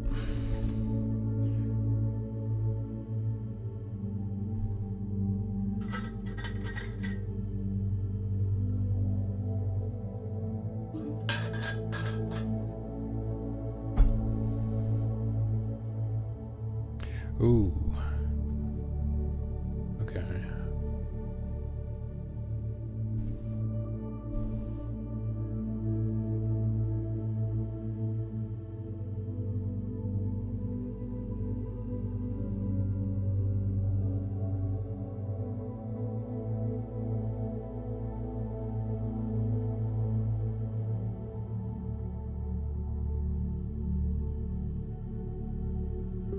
There's an auction for a copy of Quake and the mission packs, ending in like the next 15 minutes, but the starting bid is too high. Even I can't afford them. I do need those mission packs for the collection, though.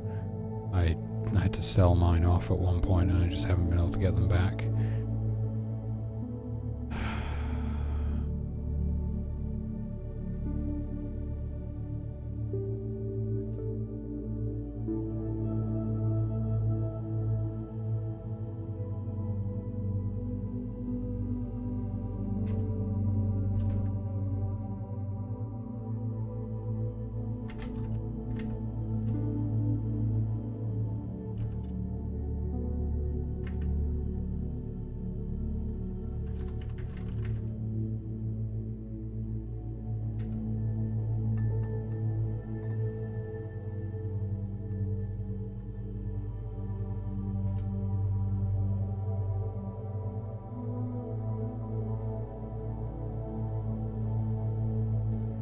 Yo, Brain, what's up?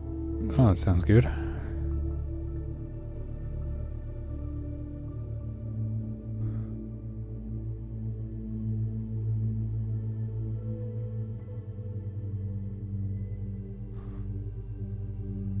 am I doing?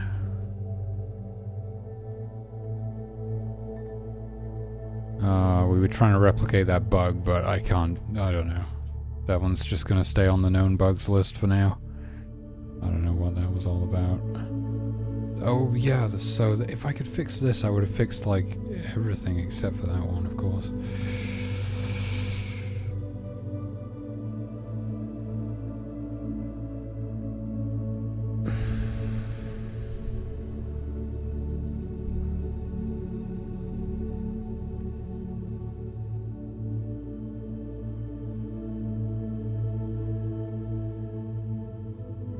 So, the sound of the obelisk becomes stuck sometimes.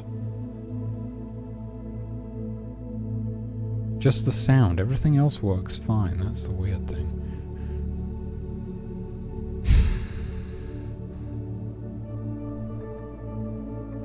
Alright, I'm going back in, let's see if I can replicate this. It's annoying, because you're supposed to get that audio feedback when the obelisk is, like, when the worshippers are actively worshipping at the obelisk. But if it just gets stuck on, you know?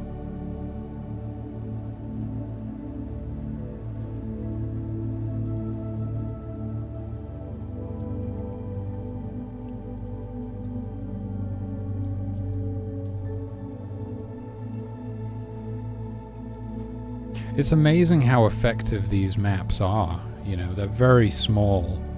I'm literally maxing out GameMaker's room size, so I can't make them any bigger than this if I wanted to. I'd have to make all the sprites smaller and the grid smaller and everything to give the illusion of them being larger. But they work pretty effectively, you know. I think it's just because I've played it to death. They seem like insignificantly small to me, where it's like, how could anyone possibly, you know, be immersed in this environment? But people generally are. You know, I find when I was watching Brewer, he didn't used to zoom out much more than kind of like this, you know. He would zoom out like this maximum, maybe. It's not like he was going all the way out.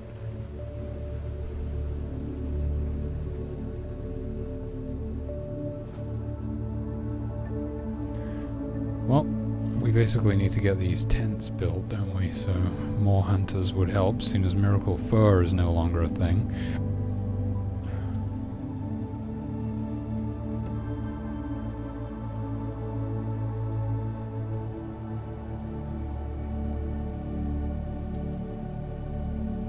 Don't need guards on Beginner Island. Okay, they've stopped worshipping, and as far as I can hear, the sound of the obelisk has also stopped, so I have no idea how to replicate this.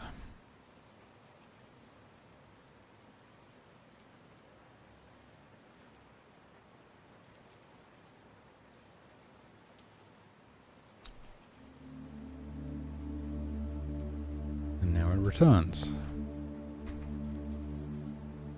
Yeah, something Q was saying is that it was kind of immersion breaking or something, that this has positional audio, because, well, he was kind of calling it the music. You know, it's annoying that the music gets like quieter and pans when I move the camera around. That's not the music. There's actually going to be a soundtrack eventually, and I've built a whole adaptive music system for the game and everything. That's just like positional audio, sort of ambient sound effects. That's just a sound effect. That's what I'm trying to say. That gives you that feedback of when the obelisk is active. There will actually be music. So, I get it when there's no music though. It's nice. You really notice it, and it's nice to have something to listen to. So when you can't hear it, when you move further away or it pans, it's like, I totally get it, right? You'd rather just hear the nice sound all the time. But there will actually be music, eventually, so you will have something to listen to instead of just the obelisk. And it will be adaptive, so like when the drummers start drumming, the drum track will fade in. When the worshippers are worshipping, there'll be like chanting that fades in. When combat is happening, a combat layer will fade in. There's like a layer that fades in just during the daytime, so everything gets kind of a bit more subdued at night. Lots of stuff like that, so it sort of adapts to the current state of play, I suppose. Yeah, I don't know how to replicate this. I don't know what it is. I think I think basically I just need to kind of start wrapping things up for today and get this build released, so the playtesters can play it. Set timescale to 1 on level transition. Done. I should... hold on. Hold up. I should be updating the patch notes here. I guess time controls? Time.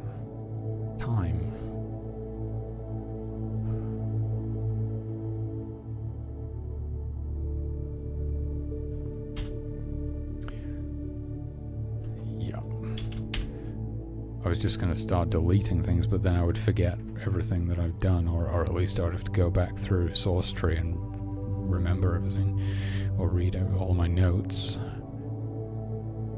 Yeah, near-death warning to starvation dehydration timers has not been done. Custom spawn rules for water levels. We've done that. We actually updated this entire spawn system.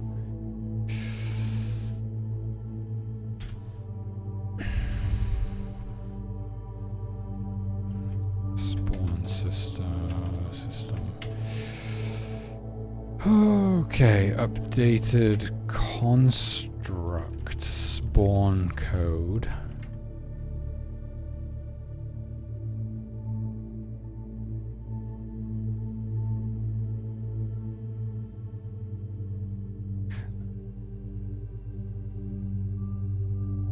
Updated construct spawning to prevent the game from freezing when loading the swamp and marshland levels. I think that's a good. Near death warning. Increase miracle life power cost to 10,000. I did that. Are all of the... Oh, and I would have to... Jesus Christ. I gotta update the whole help menu now because we have a new miracle in the game, and Miracle Fur has been removed from the game. I absolutely hate having to do this.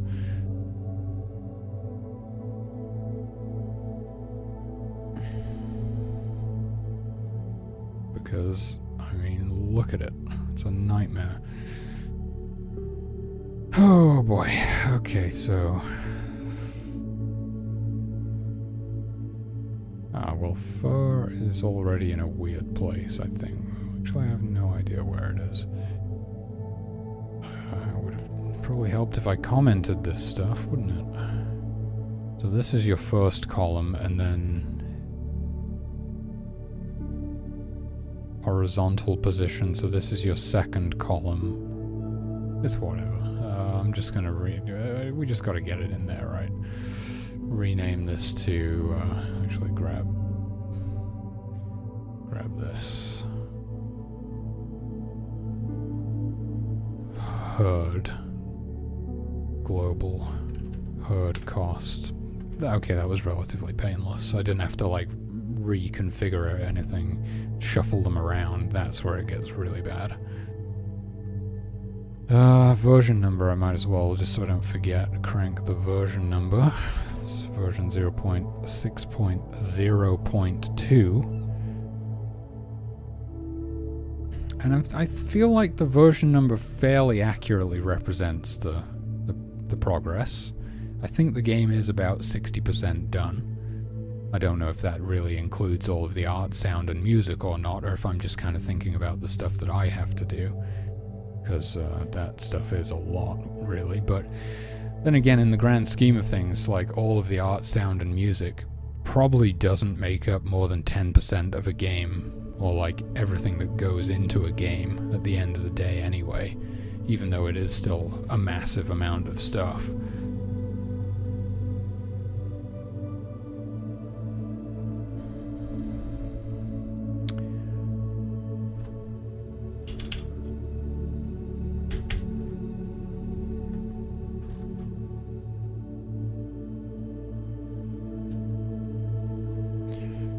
Miracles.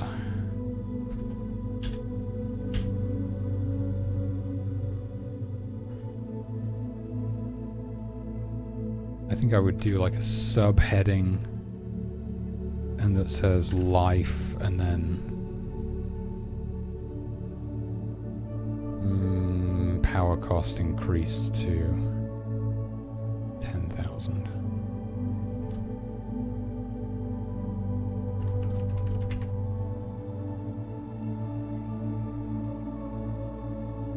Oh, we added a whole new miracle to the game in the form of... So...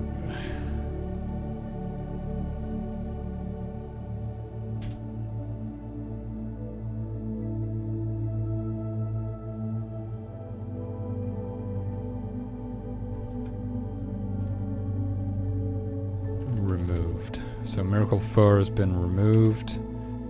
Miracle Herd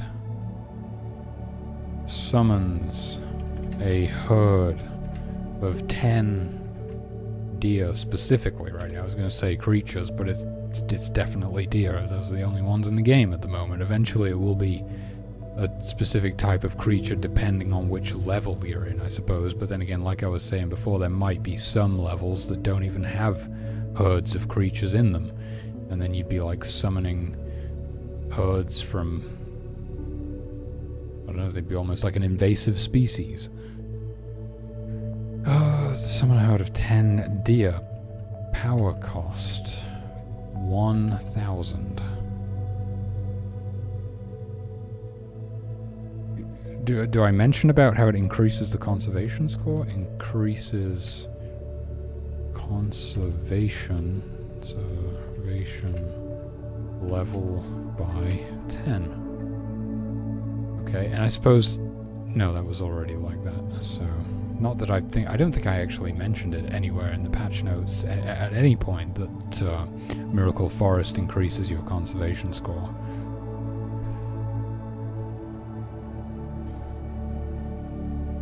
I did reduce the number of rabbits and deer on Beginner Island.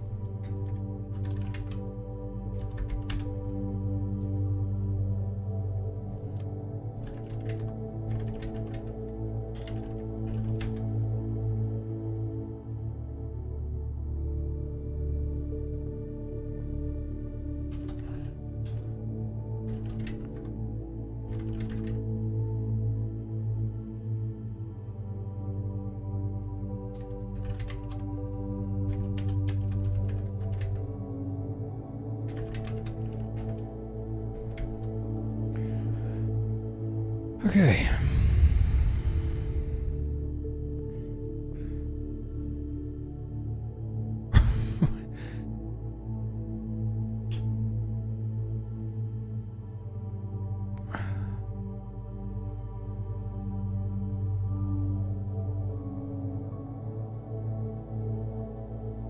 Okay.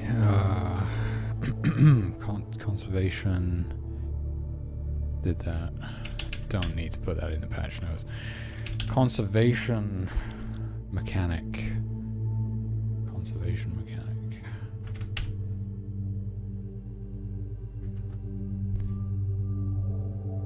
Miracles, levels, time, spawn system. I guess it goes after levels. I don't know. I'm not doing them alphabetically, so Conservation.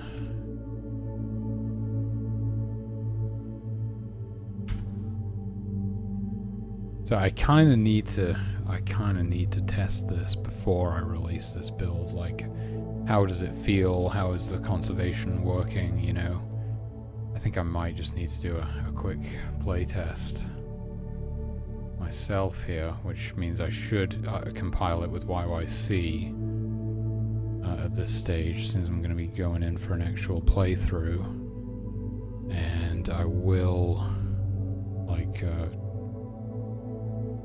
compile, you know what I mean, so that if this build is good to go,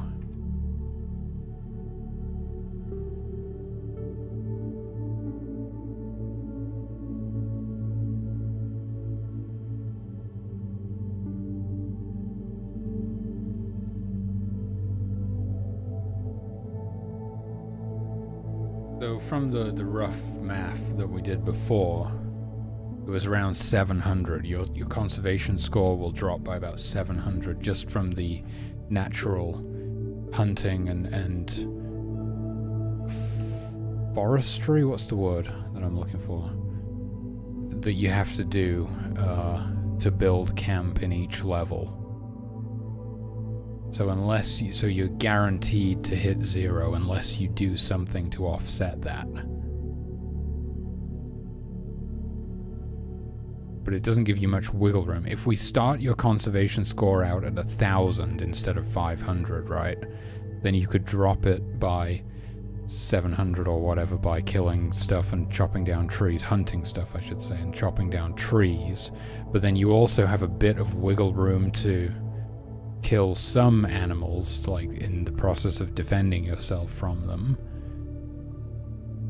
But I guess not all of them.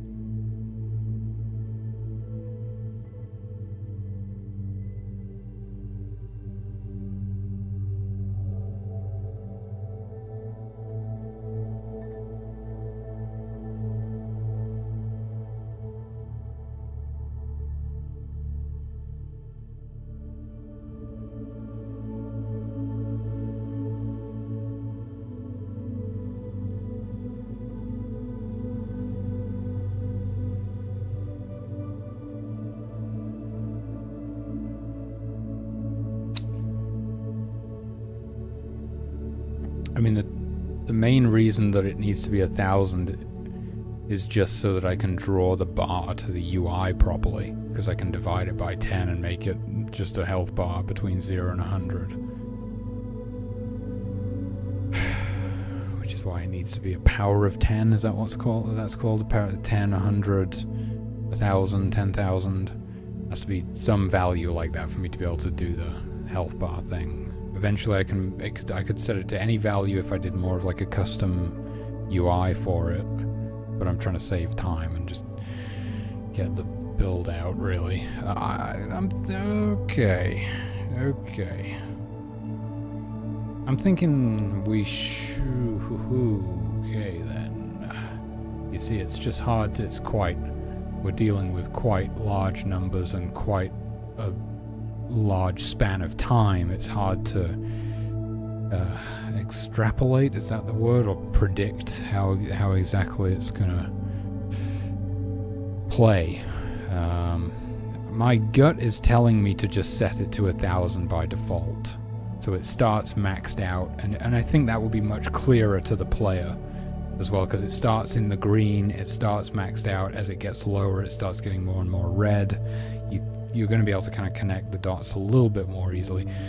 I think probably what I should do is put conservation level. I wanted to make a couple of sprites, like a green leaf on the right and like a dead tree on the left, or a skull or something. I hadn't quite decided on that one. You could even do like an angel and a demon if you wanted to go the sort of biblical route with it. Thought about that as well. But you know, that all takes time, and it would be easier to just put some text that says conservation level on the UI, so people, because everyone's always like, I'm just guessing what this bar is at the top of the screen, because I didn't think people would like play, you know, I thought they'd play the first level of the game and be like, okay, I'm done with it or whatever, but people are actually like playing the game, so now I have to finish it. Which is kind of crazy. Where the frick is it? There it is. Okay, so starts maxed out. It's going to be a lot less punishing. But I would say, because I did some rough math and it was like 64. If you kill all of the wolves and all of the bears and all the moose that pose a threat in every level, it probably reduces your conservation level by about 64 per level, was kind of my, like, the average that I was sort of figured out. And if we multiply that by the 10 or 11 levels, how many levels are there? If we've got 11 levels, I think it's 11 biomes, so that doesn't include Beginner Island, it doesn't include Heaven and Hell, so 64 times 11 is, whoa, 700, okay, wait, what? No, this doesn't seem right, because that's the number that I got for all of the hunting and felling that you would need to do, right? Because I was saying, like, you probably average chop down about 3 trees per tent. You got it on easy mode. You got 8 sleeping tents, right? Was it, how many is it? It's 30. It's 6, and then a store, and then a creche. So 8. You got 8 tents total, and so you chop down about 3 trees per tent on average, I guess. So 8 times 3 is 24. And then you need to kill about 5 deer per... Well, you need to kill exactly 5 deer per tent, but you might wind up killing some rabbits in the process and things, and those are all worth 1 conservation score as well. So let's say... Let's just go with 5. Let's say you kill 5 deer per tent, so 24... 24... 5 times 8... 40 plus 24. That's where I got my 64 from. Okay, and then you multiply that by the number of levels, so you're going to lose 704 conservation rating by making camp in every level, and then that gives you about 296 conservation score, a bit of wiggle room to kill some hostile creatures in a few levels. But if you were to, let me just write that down, 704. So if you were to kill all of the creatures and completely eliminate any threats, like Brewer was doing, then we would say, like, okay, so the average, so a pack of wolves is how big? It's maximum 9, minimum 4, or something like that. Construct, wolf den.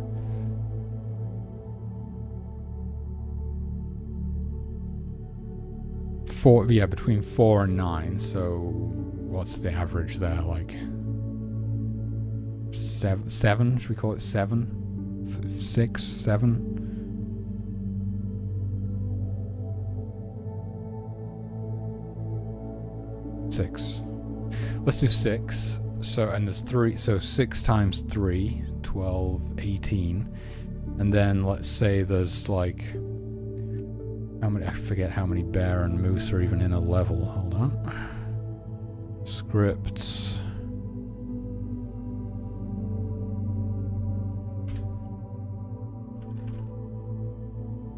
Definitions, room definitions.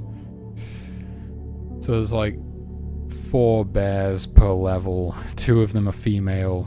Each of them have like a 75% chance of having... Let's say there's like on average, 1 aggressive bear per level, and 12 moose, 6 of which will be female, and they have like a 50% chance or something of having... calves? There's the word. Bear...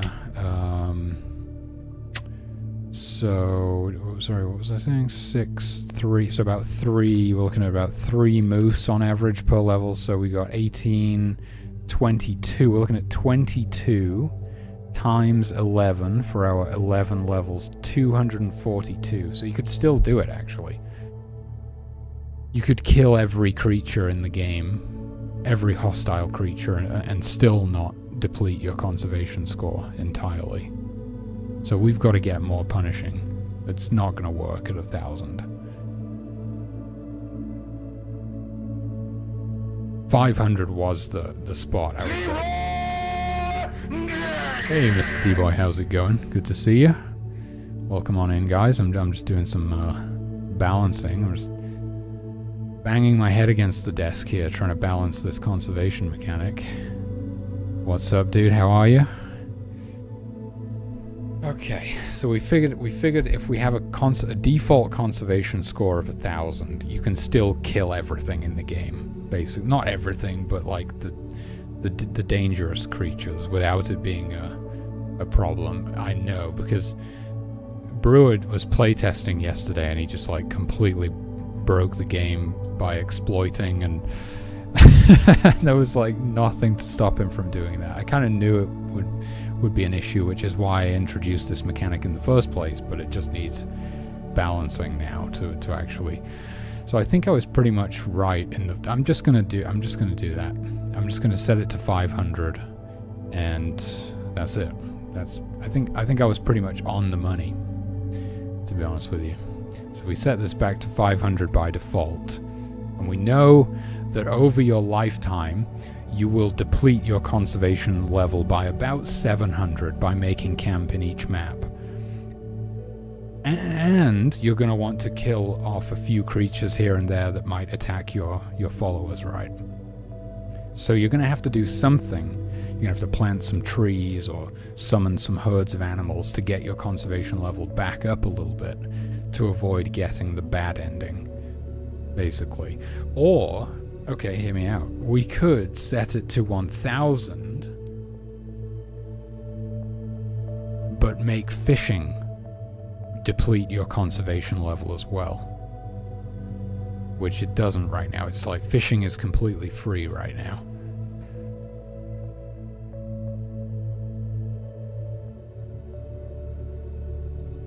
Does that work though? That's hard to say.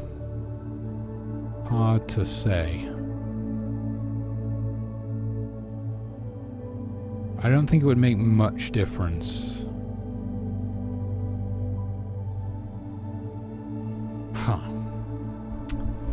I'd have to test it, but it's like that means I have to play for hours. I have to like play through the whole game basically, which I mean I could try speedrunning it, I guess. Oh boy. See this, if I just set this to 500 by default, I think that just works right now. Maybe what I should do is put this build out and then do some internal testing with the just because I've done a lot of bug fixes and other changes in this build, and I think just getting this out would be a good idea, and then I could test this. I could keep playing around with this. I think that's what we should do. The best of both worlds, right?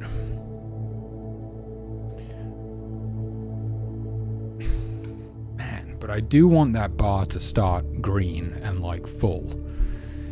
Okay, the one other thing I need to do before I forget is add the text to the UI that actually explains what it is. Because everybody keeps saying, I'm guessing this is this, or nobody knows what it is. Where is it? What am I... There it is.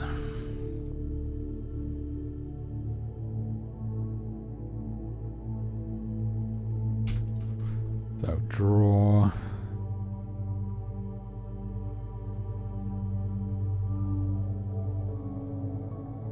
Text position. Does the text position change at any point before we go? Where is it? No, it doesn't. Okay, perfect. So I can just do...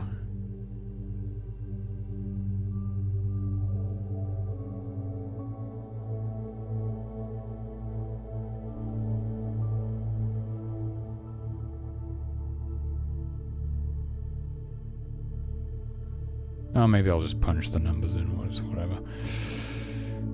Okay, draw text. 0 plus... Nope. Oh yeah, no, actually, the width. Why is it viewport 0? There's something else, like the GUI width or something. There it is. That's what I'm talking about. Zero. Why would you do 0 plus? That doesn't make any sense. I just want to do GUI width divided by 2, right? Minus string width. Conservation level.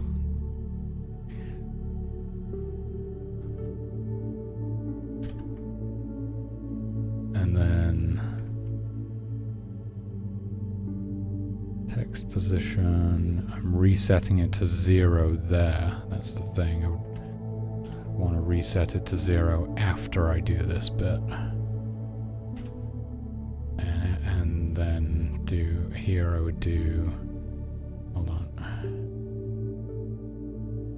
text position plus equals, I'll have to figure it out, but let's start with like 32. And this is not how you make a UI, by the way. This is just my placeholder UI that's all going to be remade at some point. Okay, right there. Okay, let's see what that looks like. Oh, don't compile with YYC, that's slow.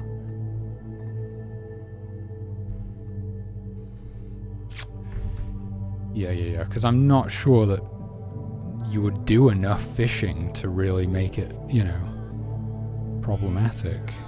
What if picking berries also depleted your conservation level? Now that would surely have an effect.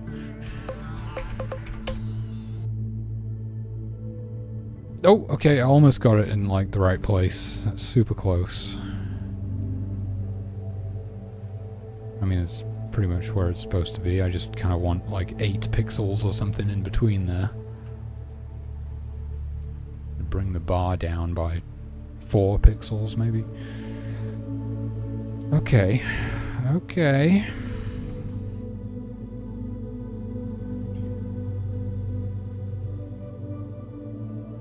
Y184 Y2 100. Let's take a look.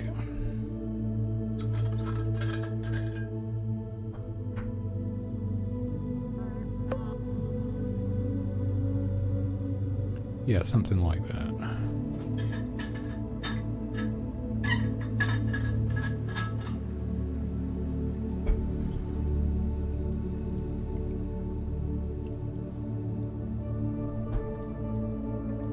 Okay, so now you actually know what that bar is.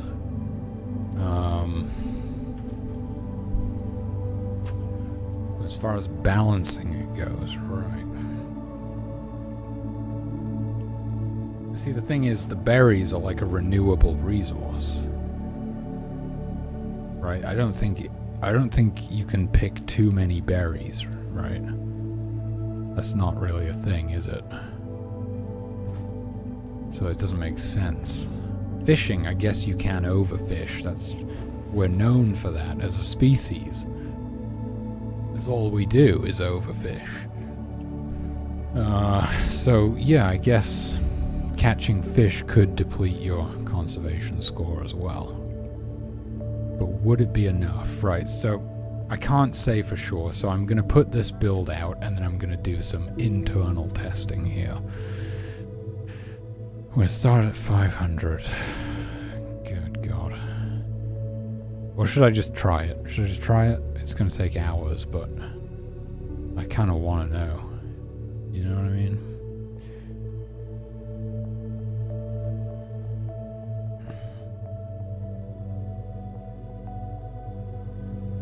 State fishing. So every time they catch a fish here, do global conservation level minus equals 1.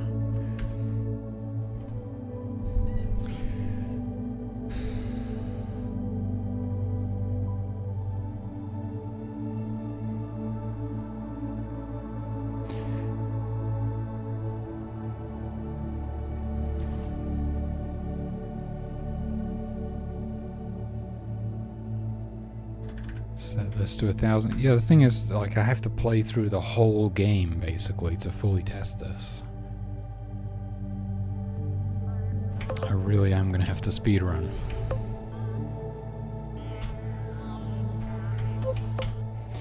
Okay.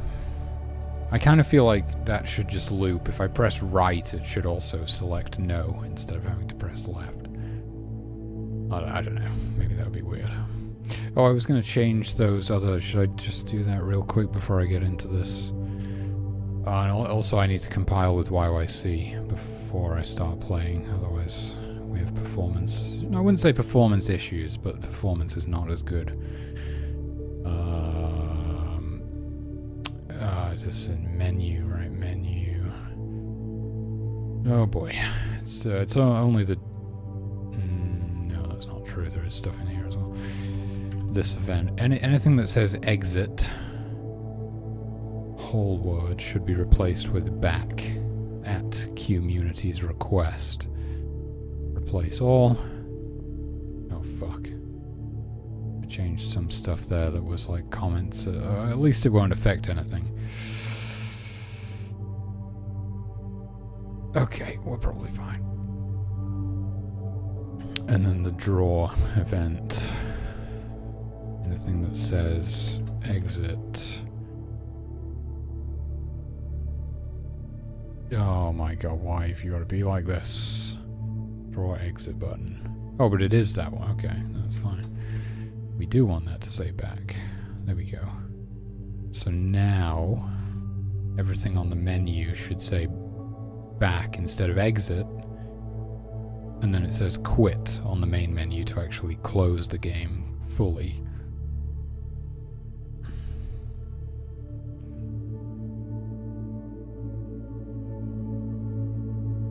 The fuck is this?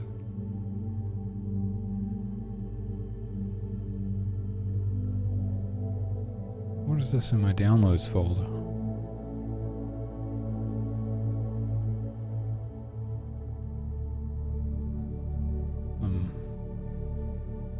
Zip file? Where does this come from? I'm scared of opening it. Is this something that Steam generates when you like upload a build through Steam Pipe? Why is there like a random zip file? Unused pack. What is that?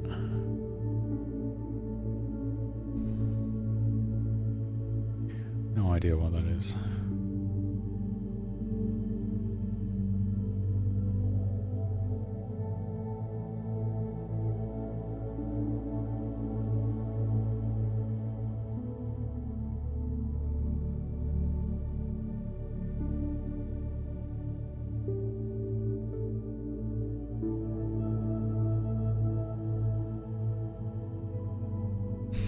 What have you been up to anyway, Mr. D-Boy? How's Mr. Farm Boy going?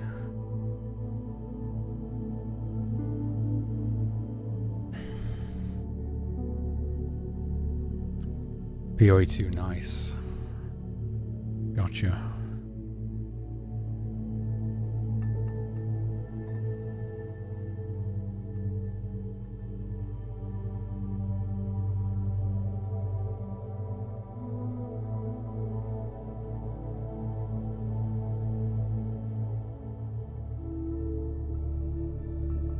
I am kind of curious about the speedrun. I sort of want the game to be finished so I can speedrun it. Funny thought. Okay.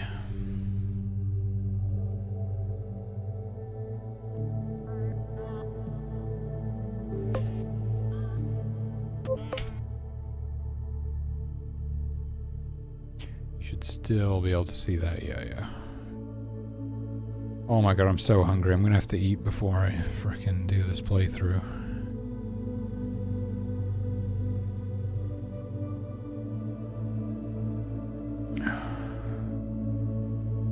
Been working on an update quite a lot.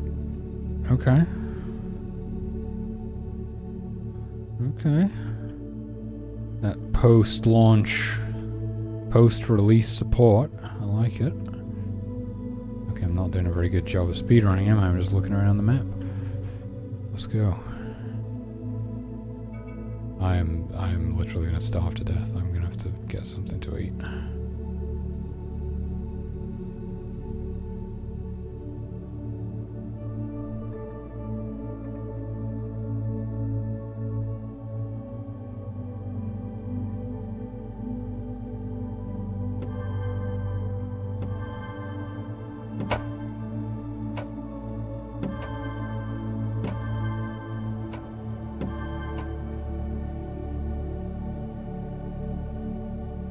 Holy shit, the stream is so far away, dude. We're gonna need so many water bearers, and we definitely need a drummer on this side of camp.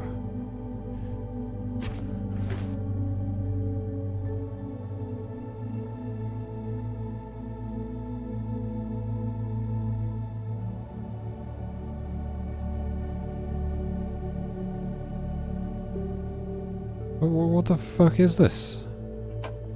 A sausage fest. Where are all the chicks? There we go.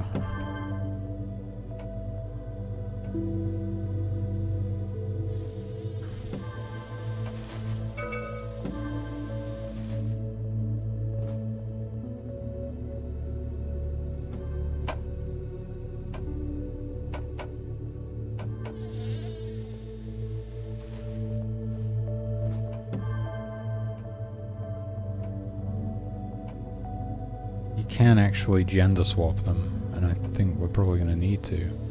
There's like one... No, there's two females. Okay, there's another one. Okay. Couple of breeders. Progenitors. Can't say that word. Progenitors. They're called progenitors.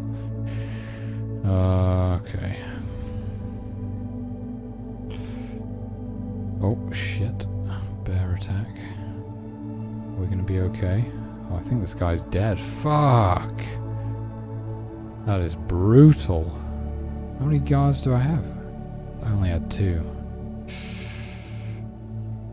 That's not a good start. That's not what you want. That is not good.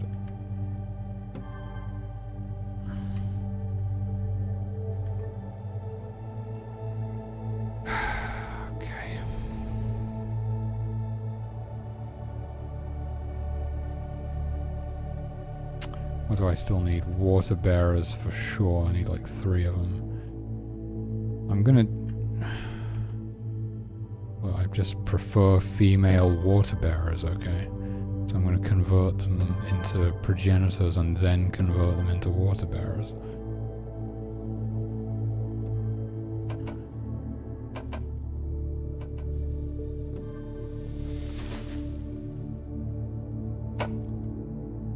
Foragers. I also prefer female foragers.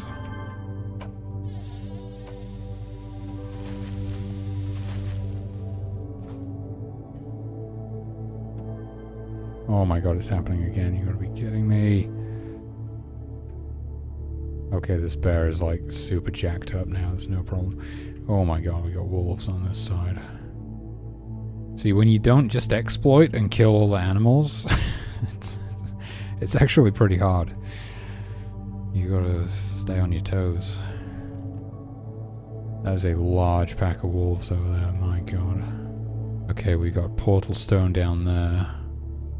Yeah, this bear is like so fucked up that it's not really a threat anymore. Okay, Miracle Herd right there. Where's Miracle Resurrection? Because that one guard died all the way up at the top, okay. We gotta get stuff built. I've still got 5 ungifted. I'm gonna go 3 worshippers, 2 fishers, I guess. Although, I will be honest, the fishers are completely pointless until... Okay, I've still got 3 ungifted. Oh, yeah, one of them probably should be an extra guard until I can get that guy rezzed up. Okay, we got the store built.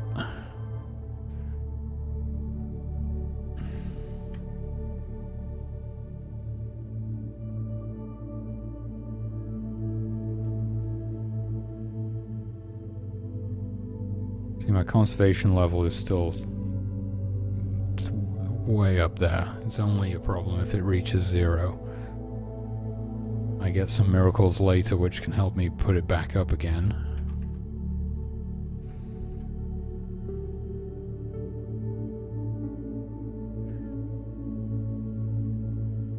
You see, fishers and foragers are basically useless until we start running out of meat, and we're going to be doing so much hunting to get these tents built that we might as well not have them. We could do a couple of extra hunters instead to try and get everything built faster. That does mean potentially we're going to lose more conservation score faster as well. And then everyone else can be worshippers. There. That one. Okay, and we gotta get... Well, I guess I could send some worshippers to start unlocking maybe in the morning. Nah, it's gonna be too late. They're gonna get sleep deprived. I might be able to get a little bit of progress on this before they get sleep deprived, but we're gonna need to get tents built for everybody pronto. So miracle fur used to be a thing where I could just use my power from my worshippers to create fur. I could put it in the store, or I could directly supply it to these tents. But we've removed that from the game entirely. Now there is Miracle Herd, which can be used to summon a herd of animals, but you still have to hunt them. Granted, your conservation level will go up when you create them, but it will go back down again when you kill them. So it's kind of just neutral in the end if you do decide to hunt them. But you can plant trees and summon herds of animals and not chop them down or kill them to try and get your conservation level back up again if you need to. Okay, 23, we're doing pretty good on fur there. So everyone gets sleep deprivation after 72 hours without sleep, which will be like, I think in the morning basically. What time is it? Okay, maybe we've got one more day, because it starts on day 0, right? So I think actually everyone's going to become sleep deprived when the sun comes up, which makes them take twice as long to perform their actions, so there's no point sending anybody to unlock a shrine when they're sleep deprived, because they'll just die of thirst before they actually manage to do it. Speaking of dying of thirst.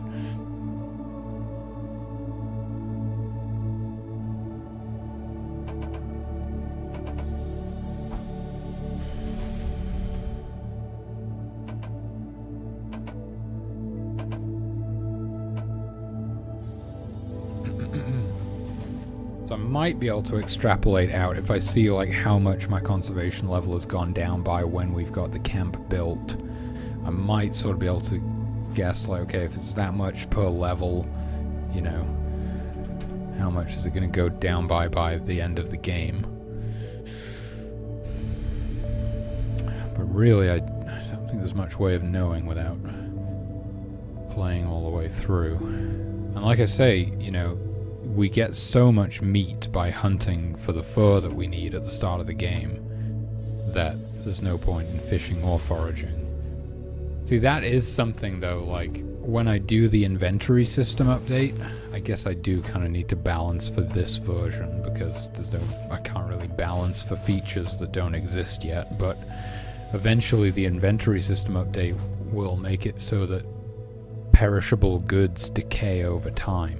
Right, so the meat will rot if you don't eat it quickly enough, which will mean that you will need to do more hunting or fishing or foraging, because those things aren't going to last forever in the store, whereas now you could pile up 1,024 meat in the store and it would never go off. So that would make quite a big difference as well to how much hunting and stuff you need to do.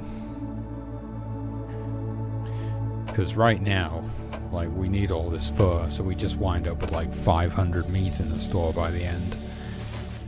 And it just sits there, you know. No problem. Although, God, This bear is a problem, because the water bears are trying to get to the stream.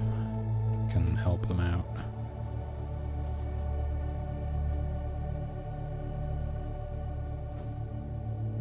Oh, they're doing alright still. We got quite a bit of water in there. Jesus Christ. We're getting attacked by a moose.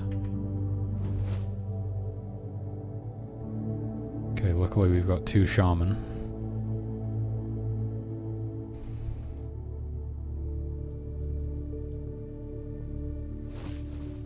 Okay, now the shaman needs mana. Oh yeah, there was that bug with the shaman. I was trying to... I think I got distracted. I was looking into that. I don't know what was going on.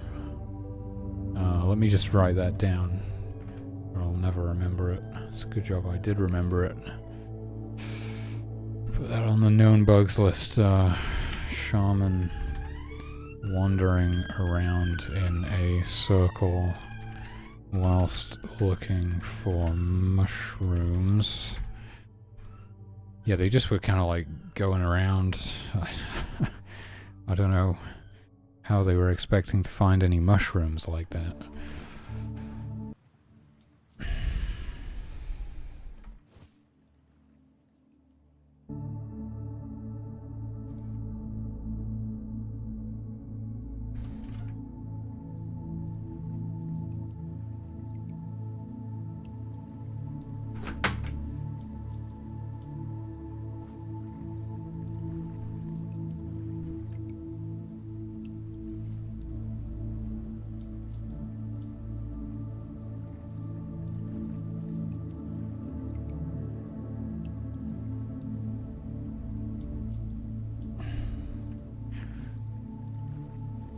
Alright, so we got 1 tent built. Jesus Christ, guys. World's most useless hunters over here. Oh, well, the deer are coming to us, thankfully. Okay, we got a 2nd tent built. We're doing pretty good. Everyone's sleep deprived. No, a lot of people are sleep deprived now, though.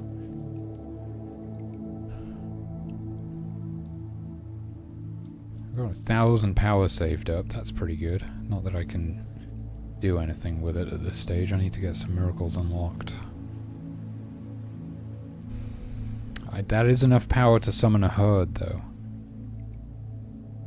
It is, but I need to get this guy resurrected. That costs 2,500 power. Okay. What are you doing? You had the shot. Oh, you lost line of sight somehow. Oh my god, because they're sleep deprived, it takes them so long to shoot, they can't even get a shot off on the damn thing.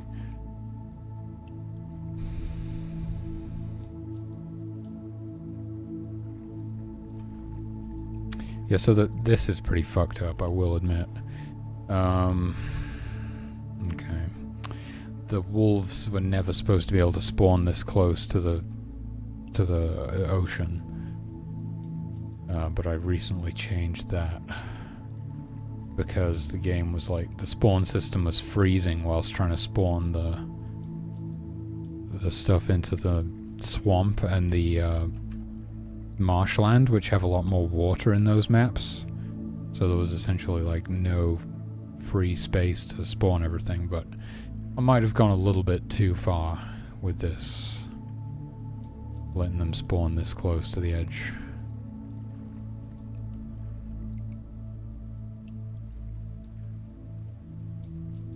I think it was probably mainly the obelisk. Jesus Christ, guys.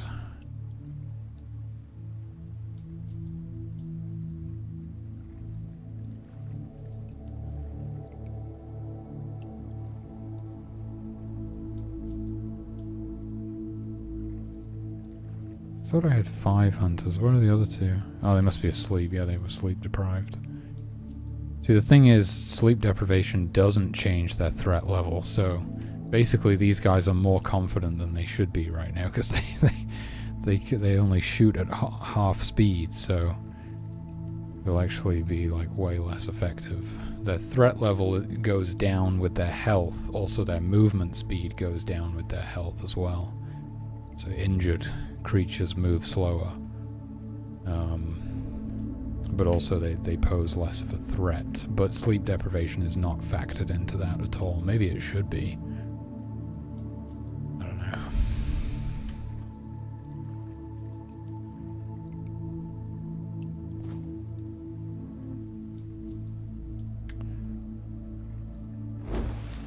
I don't think the hunters have gotten any fur in like a day and a half now. They're not doing very well at the moment. This is where miracle fur would be super useful, but we don't have that option anymore, so it changes the game quite a bit. And they just keep going this way. They're obsessed. They want to hunt over here, which is just where the wolves are. Ah, boy.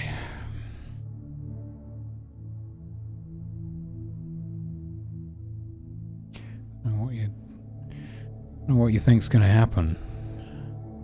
Just going to be the same wolves again.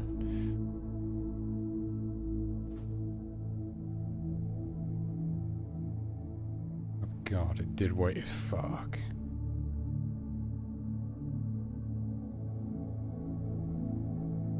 So the other hunters that were trying to sleep off their sleep deprivation woke up because the wolves got too close. I wonder if that like interrupts their, you know, they're resetting the, like, removing the sleep deprivation buff. I can't remember.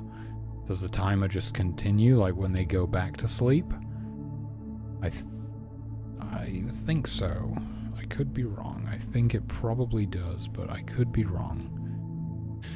It might actually reset to 0 if they get interrupted like that, so they have to start sleeping all over again. Because they have to sleep for 12 hours to remove the debuff.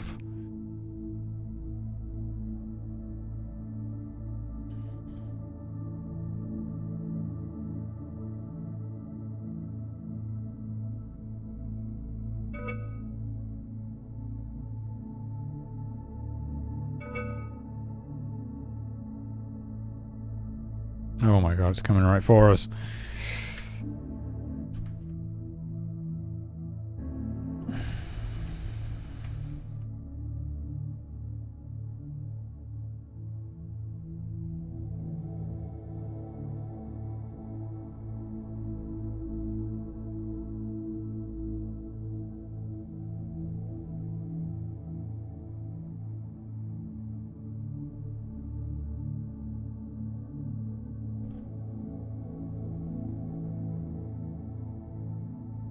Oh shit, we don't even have any water in the store. My god.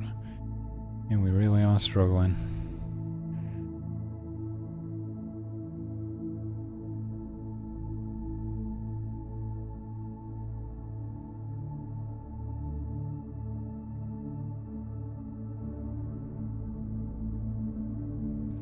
None of these have any fur.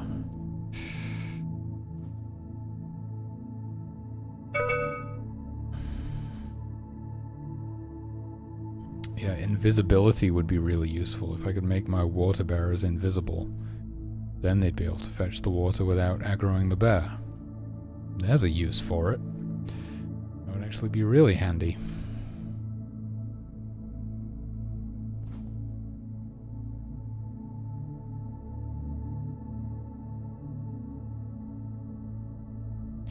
God, yeah, this is... I might send them to the other stream. What choice do I have?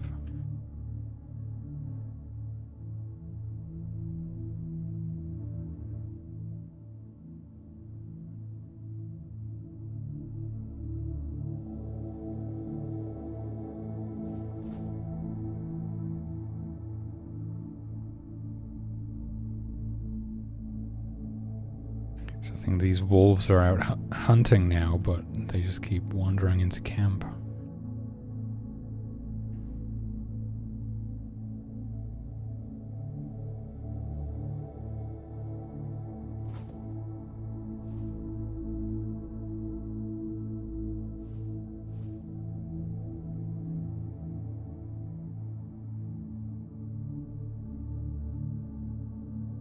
I'm not not sure if they... I don't think they do. Like, it doesn't look like they despawn and respawn their hunting waypoint when they get interrupted by combat. That would help, because it would kind of change what direction they're going in.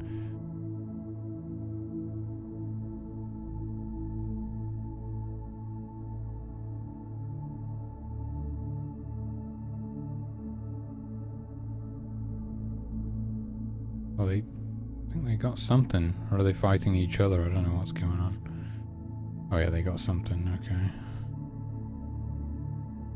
Yeah, this is a pretty rough spawn, to be honest with you. Like, sometimes you just get really easy spawns, and sometimes you get crushed.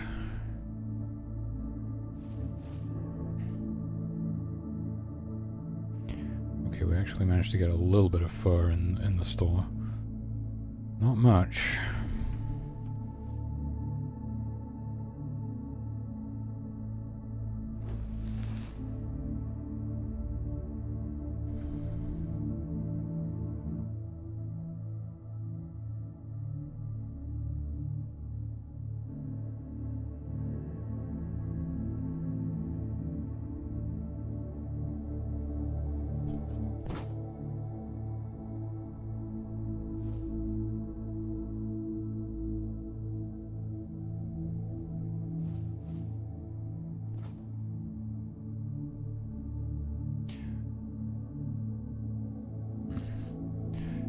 Yeah. I don't know. I might change the order in which you get the miracles. I might put invisibility in this level even. Just because of how useful it would be for some of this stuff. Like getting water without being detected. I mean, divine protection doesn't really help us do that.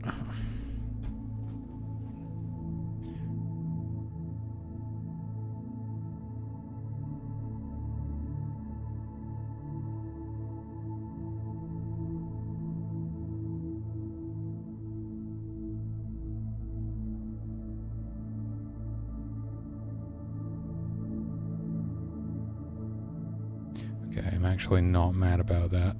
I do think thinning out these wolves a bit would help us.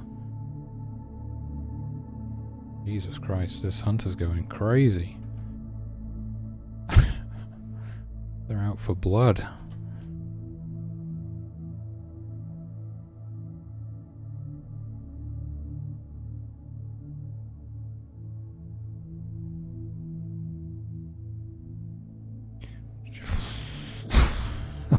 Okay then. Wow, they actually managed to take one of them down. Yeah, they're gonna go back in there and try and harvest these two.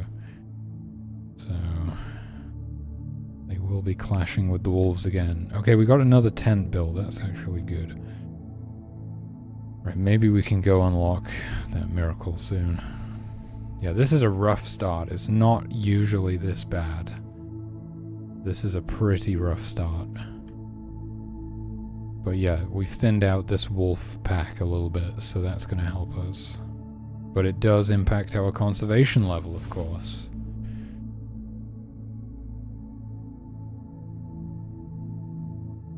But it doesn't look like we're in any danger of reaching 0 anytime soon.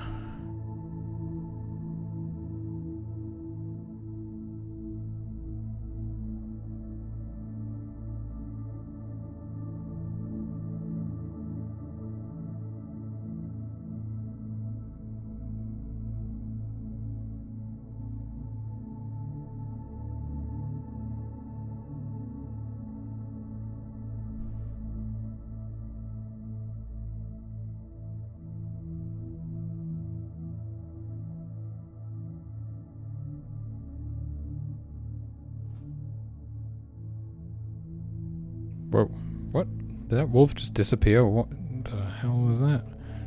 Did it teleport over there? That was a bug. I have not seen that happen before. Huh. So, in a very early build, teleporting was the failsafe. If they couldn't find a path, they would just teleport to their destination to avoid, like, freezing the game.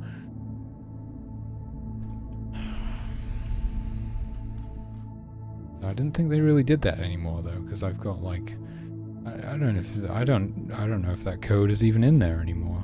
I thought I had totally removed it because I have other fail-safes now. Like if they can't find a path, they will. Well, first they will try pathing to every like available adjacent tile to the thing they're trying to path to. And if all of that fails, then they will just like move one tile to the right or something, or they will check for a free tile next to themselves and then step like one tile over and then try again to see if they can find a path from their new position. Holy shit, the store's on fire. Okay. Well, luckily I have miracle water, so I'm just gonna go ahead and fully extinguish that.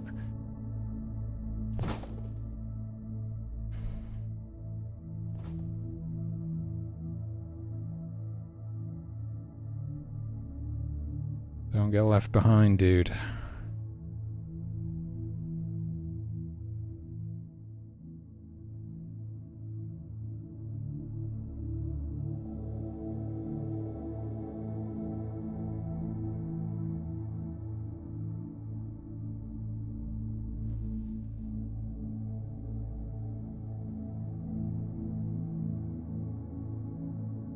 What the hell are they doing?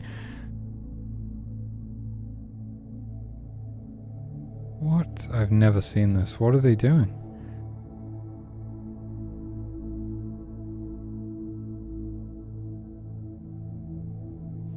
That was weird.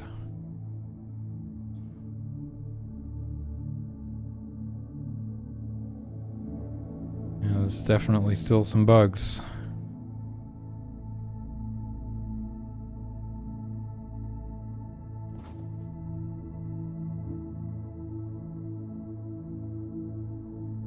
I guess the problem with exploiting the gods and divine protection is that you don't really get to experience any combat, so you don't get a good test of it. Because I'm finding some weird combat-related bugs today, it seems.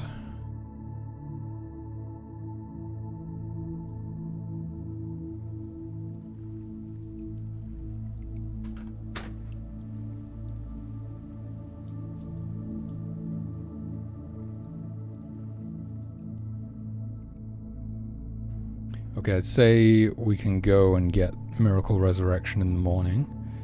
All of my worshippers have had some sleep.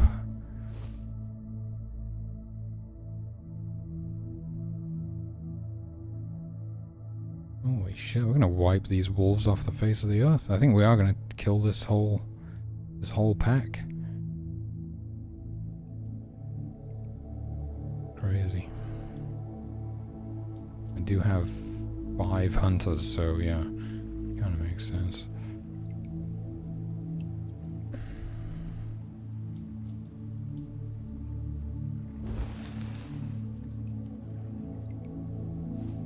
Alright, as soon as my worshippers are ready, we're gonna go. There we go, let's do it.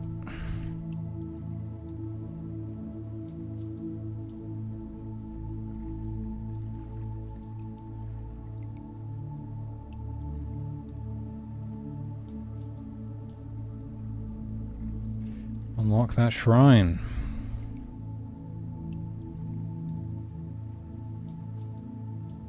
Water bearers are getting attacked by a bear again.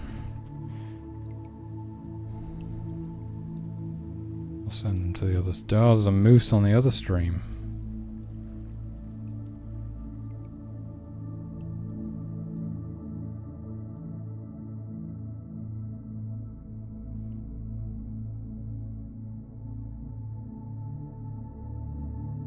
Holy crap.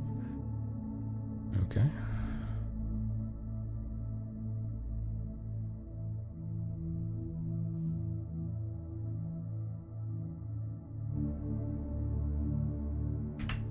Make a quick save right there. We haven't had that arrow bug yet. Maybe we have managed to band-aid that.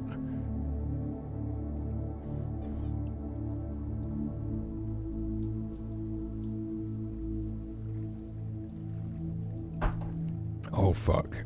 Oh fuck. Wasn't expecting that. Whew. Okay. Damn. We got an aggressive moose right on the shrine that we want. Hopefully it will move away.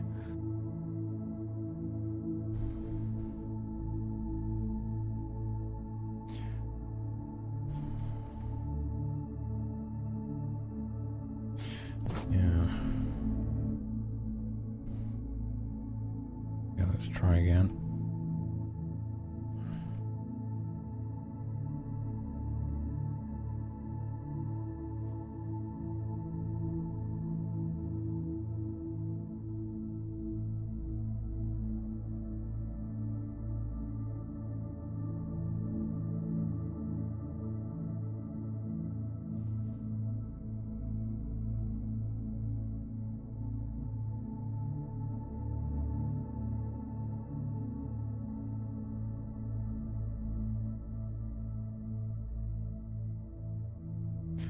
There's a single wolf left from this pack. That's pretty sad.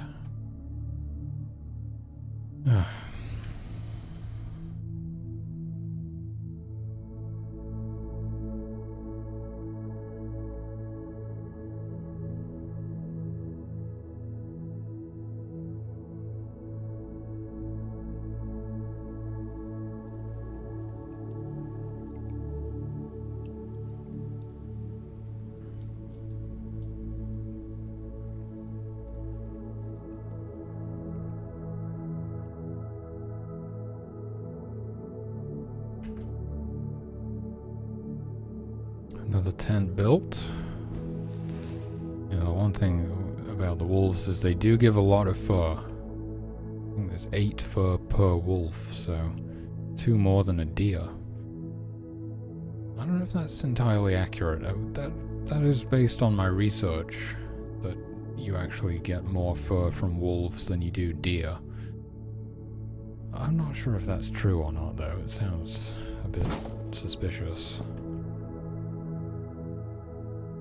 But at least in terms of like game mechanics, it works quite well because it's a whole risk to reward thing. The wolves being a lot more dangerous than the deer. Kind of nice that you get extra fur from them.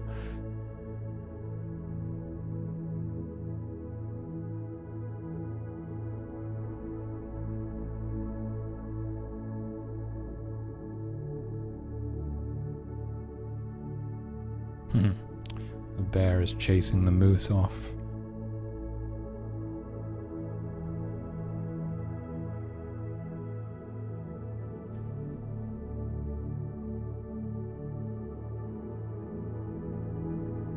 Okay.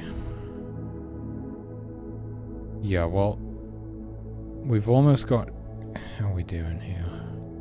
2 fur on this one. We've almost got camp built, and we've like barely even scratched the surface on the conservation level, so it looks to me like we could easily build camp, 10 more times without fully depleting this.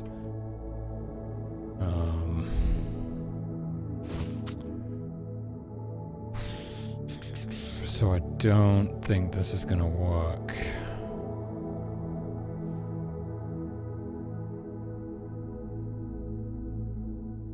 Of course, we do need to eat, we do need to fish and hunt and forage and things. Yeah, you could rely entirely on foragers, though. If you provide all of your food from foraging, then that's not going to affect your conservation level at all, because that's a renewable resource. Well, they're all renewable resources if you manage them correctly, I suppose. So what are we even doing here? I don't know.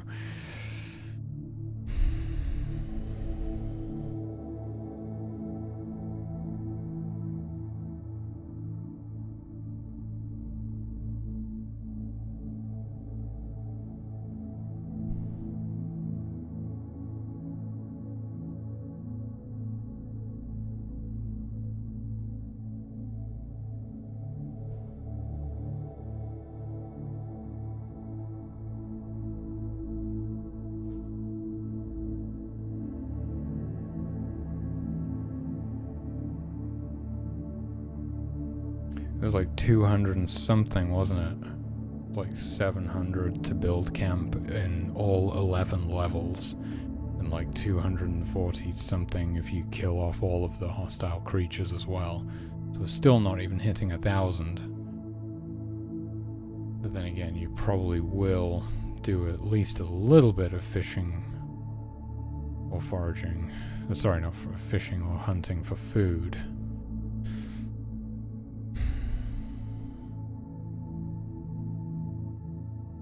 It's a tough one. Considering you can just forage for all the food that you need, though, once you've got all of the fur that you need. That's the thing, right? You don't actually have to do any fishing or foraging if you don't want to, so...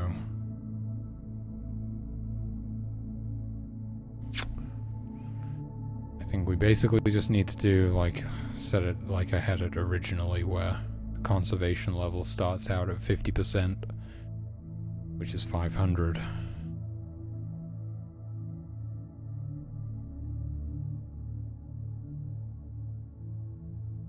And then you even have to do a little bit of, like, work to offset the conservation level, even if you're just building camp and you're not actually killing any of the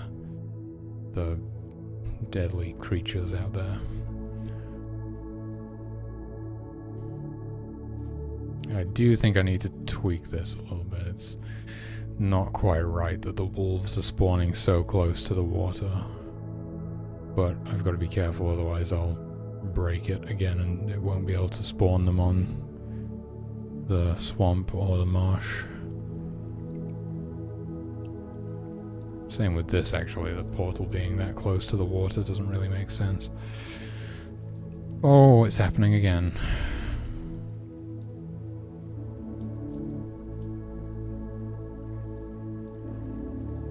Okay, alright, well...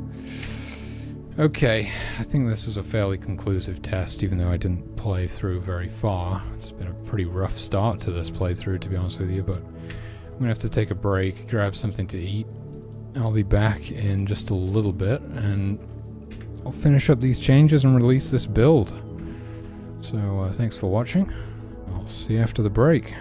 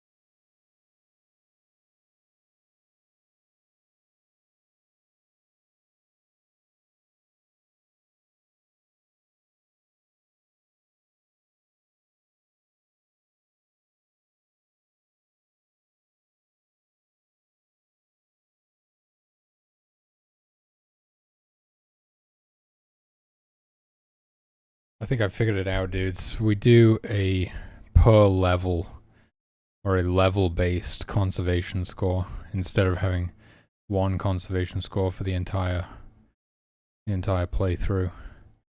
And it's like 100 per level. It's a bit of extra work involved, but that's the best way to do it. I'm just going to chow down, and then I'll do that when I get back.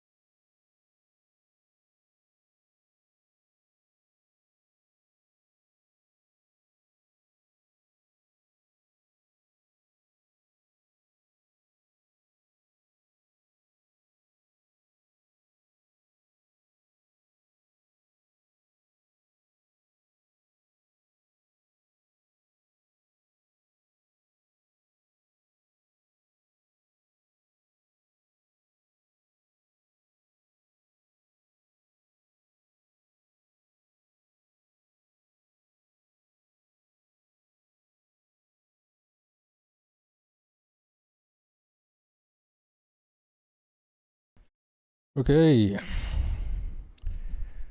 Oh, I thought about it some more, and I don't think we can do that, which kind of is good, actually. It saves me a pain in the ass having to implement it all.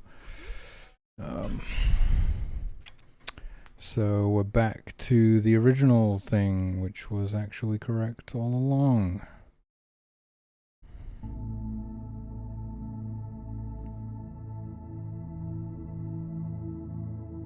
Which is simply to set the starting value, starting conservation level to 500.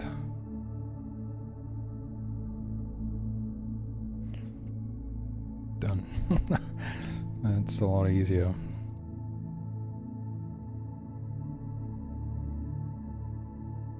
I thought having like a level-based conservation level might be quite good in a way, because each level's a new environment and it would be very clear and easy to understand what's going on. It resets to 100 and you have to maintain it until you go to the next level. There's a bit more work involved in actually implementing that, but it wouldn't really work anyway, because if we think it's like takes about 64 conservation to build everything, and you could kill everything, all of the hostile creatures off for like another 22 conservation, or so it's like 86 or 84 or something like that. So it's still, that's not even hitting 100. I suppose you could make it so like dropping below 50 is too much, but then even just building stuff is dropping. Well, no, okay, that kind of works. You could do that.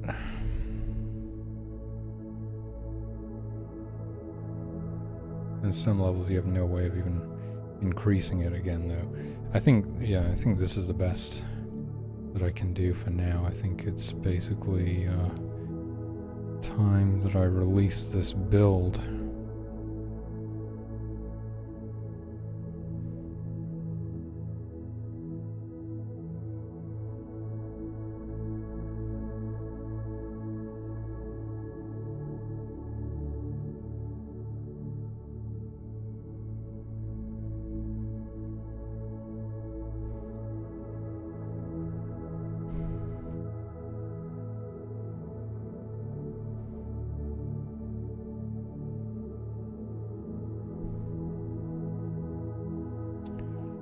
Making the hotbar clickable is unfortunately quite time consuming, actually, because the hotbar is not made from objects, it's just sprites being drawn on the UI, so it's a little bit more involved setting up, like making it so you can click on those.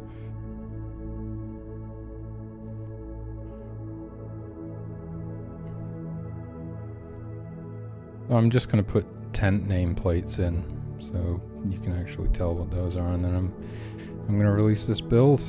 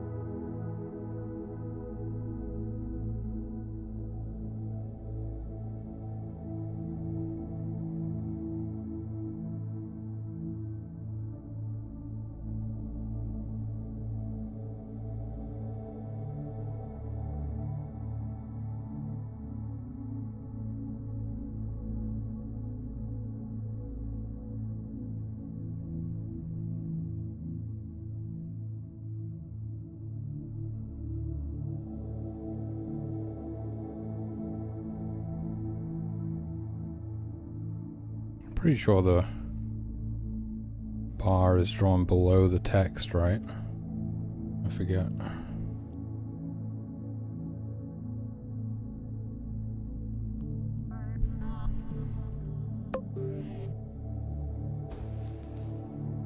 Oh, okay. That's easy. Okay, so space. I'm doing minus line space. Okay, so.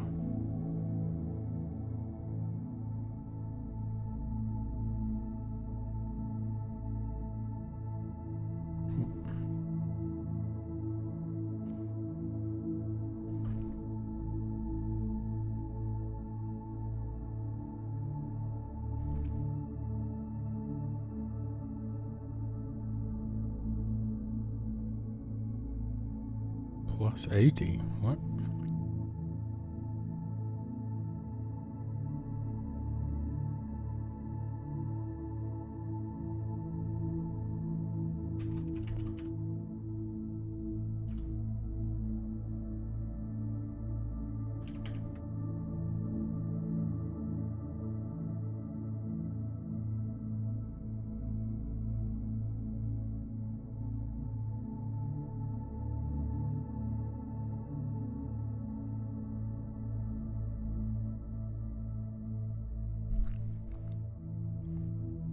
Why is it plus 80?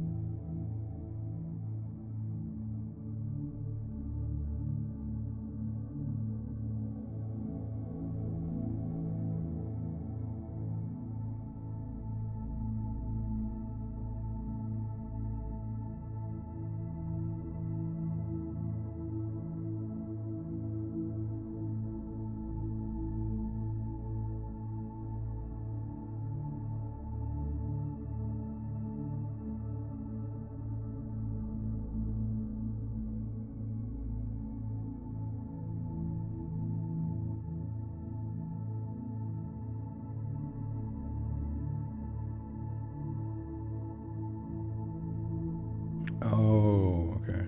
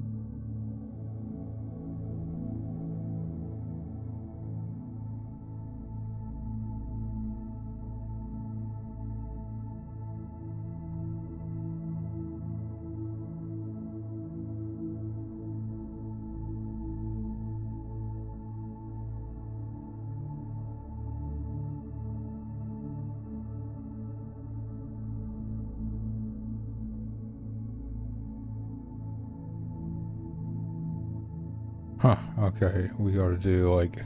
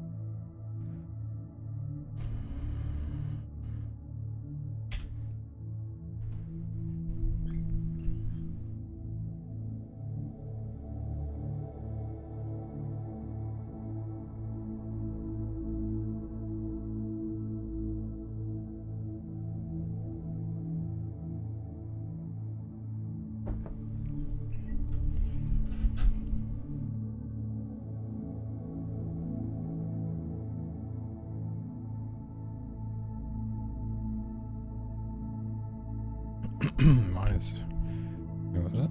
Oh, 48, yeah.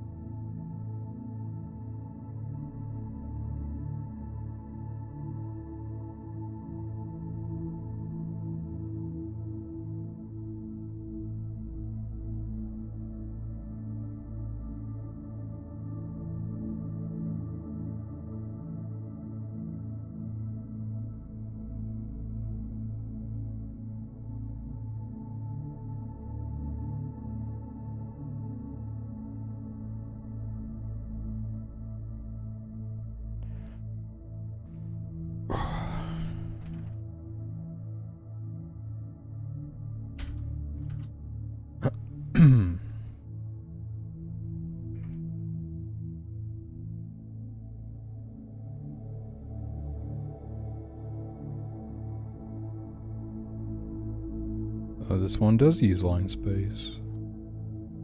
Okay.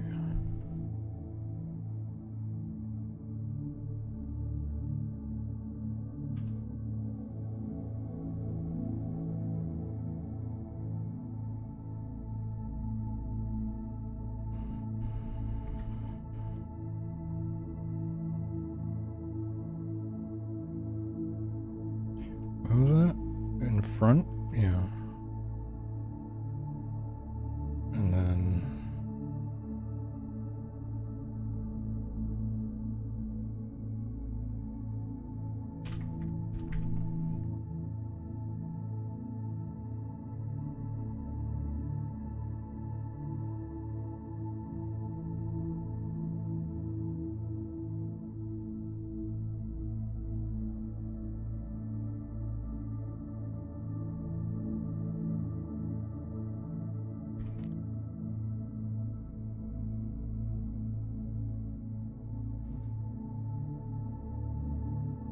Okay, should be good.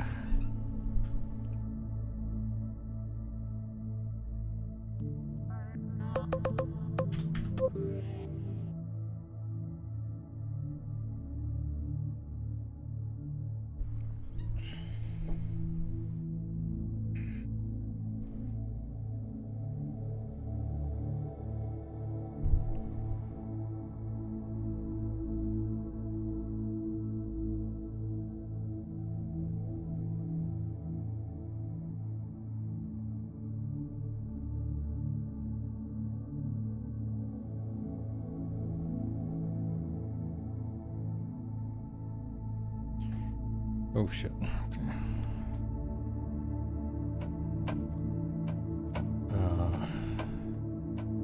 I could maybe use a different font. So it's like in bold. I think I have something like that.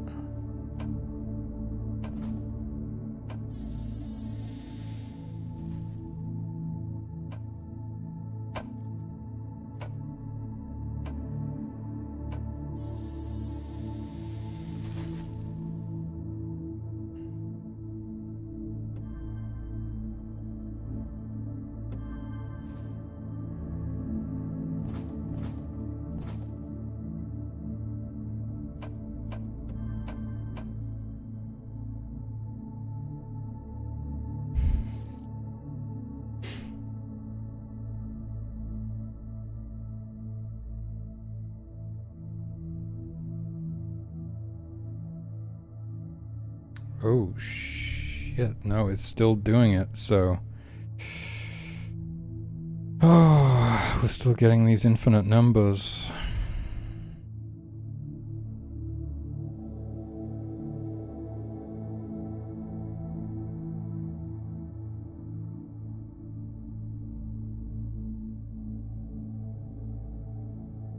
So weird, it says create event for object creator, which I don't think even exists at this point.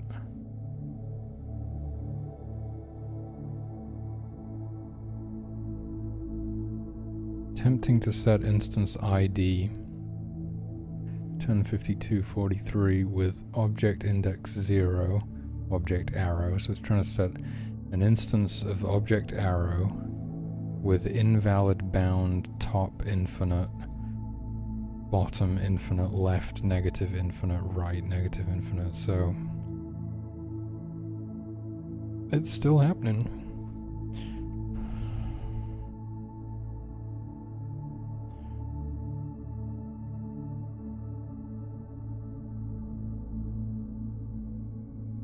So that confirms that it has nothing to do with those values that we tried to check whether they were infinite or not today. Crazy.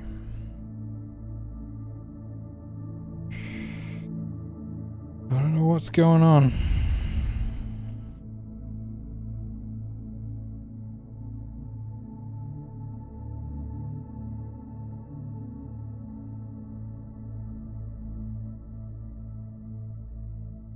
So we can remove that stuff, seeing as we know it's not working.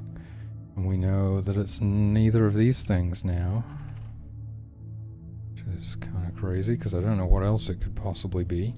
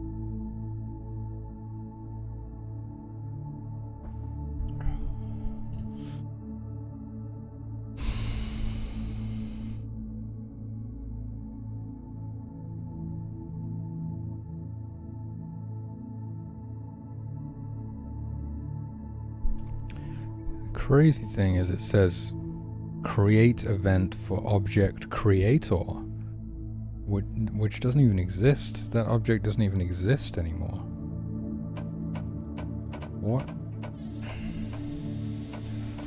6 carpenters, wow, okay, that's too many.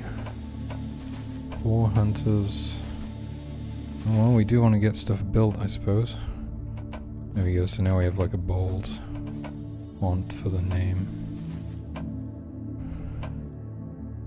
Let's get more hunters.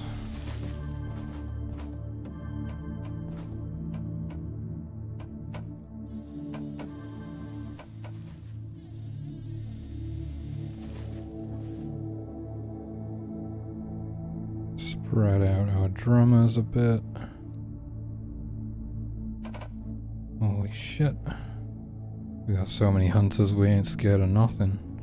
That's another thing that you can do. Like, it's so interesting how people tend to play. Like, they kind of focus on what they need immediately, which makes sense. It's totally a viable strategy, and just swapping gifts for what you need currently makes a lot of sense.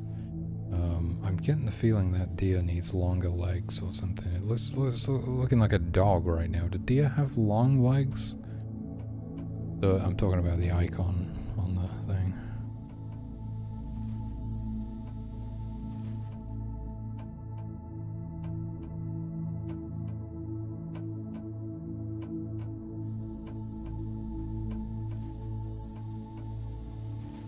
Jesus Christ, okay. What have I done? What have I created here?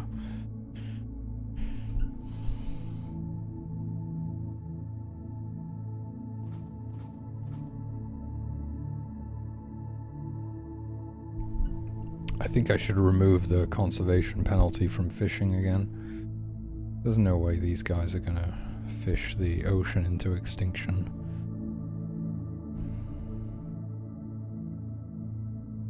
Crazy thing is they can't actually hunt the place into extinction just because it's such a small island.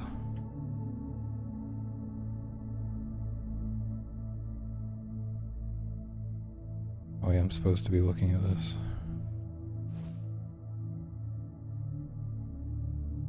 Yeah, it looks pretty nice now that the name is in bold, right? You can tell what it is a bit better.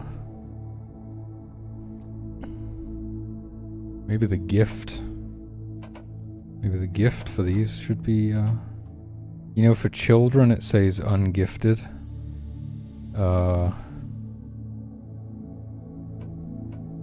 But maybe it should actually say child, because ungifted implies they could be given a gift, but they're just a child, so maybe I'll do that. I just wonder if the gift here should be in bold as well, but it's not like a title like the other one. It's more of like it has a gift and then a semicolon. I don't know. Oh shit. Don't you die on me.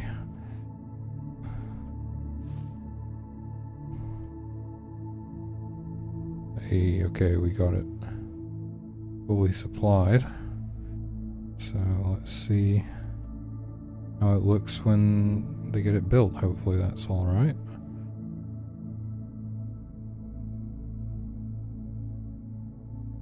Hey, there we go. That looks quite nice, to be honest with you. Little title in bold.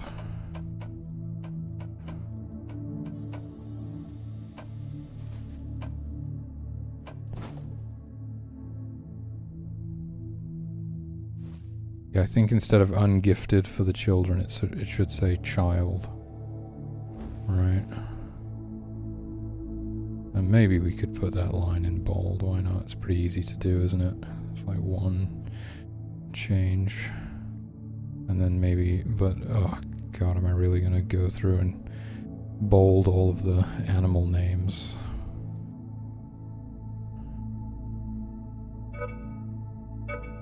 I'm creating a lot of work for myself here. I think I'll just do the child thing and then we can call it really completely unnecessary when the whole UI is going to be replaced at some point. Okay, but I do need to sort of make sure this is working for the other tents, though.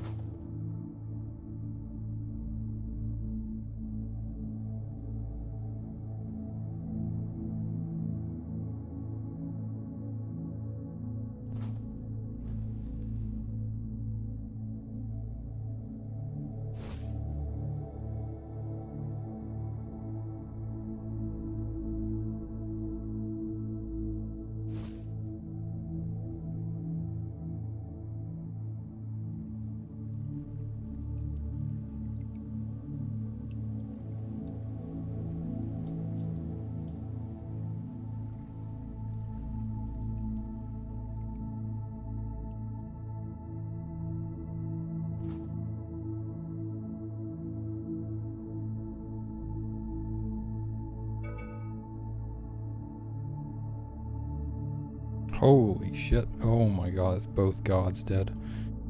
Phew.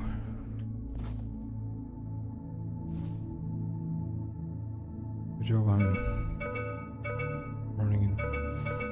I can't pick them up. I can still res them though.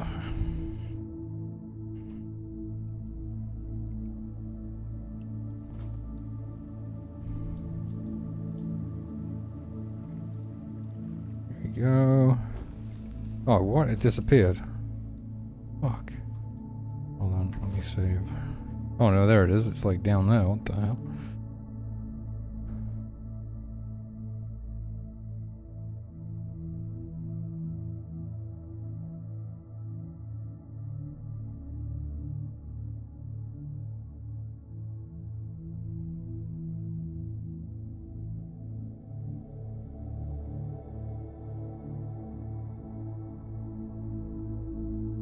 Huh. Yeah, makes sense. Shit.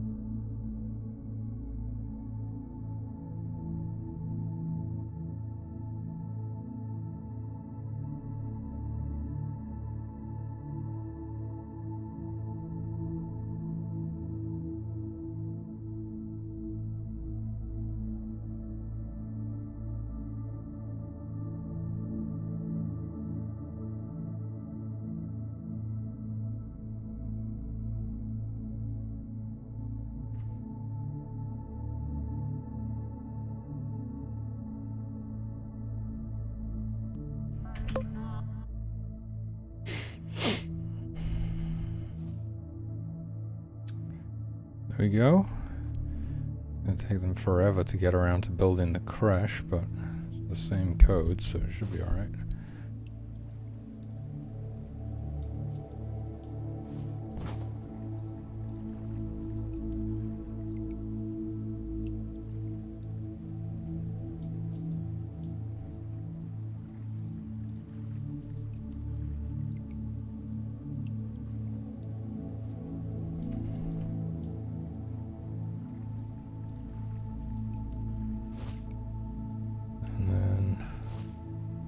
Gift. Child. I guess, I mean, child is not a gift, so that's kind of weird. Whatever, I'll probably just leave it.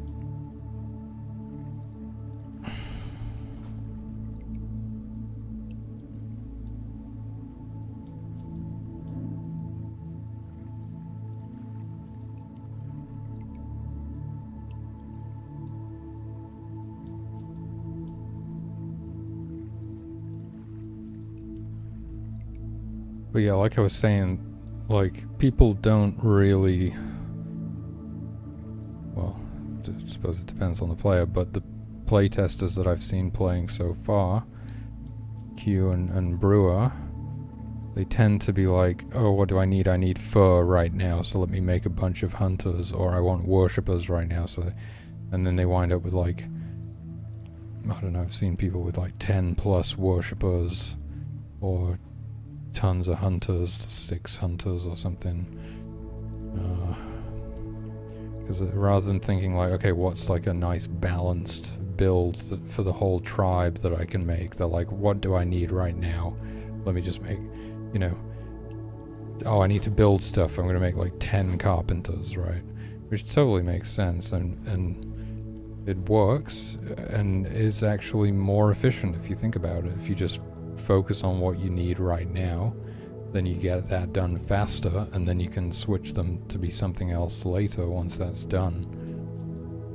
It does work. In fact, the speedrun will probably involve a lot of that kind of thing.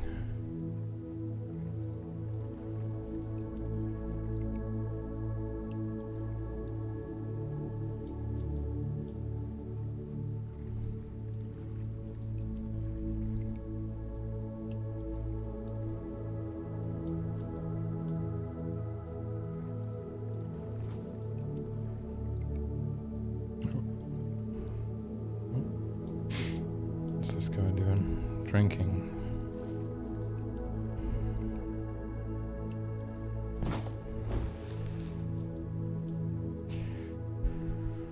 Yeah, well, I can't just cheat with miracle fur anymore. I'm going to make a herd right on top of the camp. Well, he still missed. How did you miss that? Come on, man. Oh, they're going towards these other wolves now.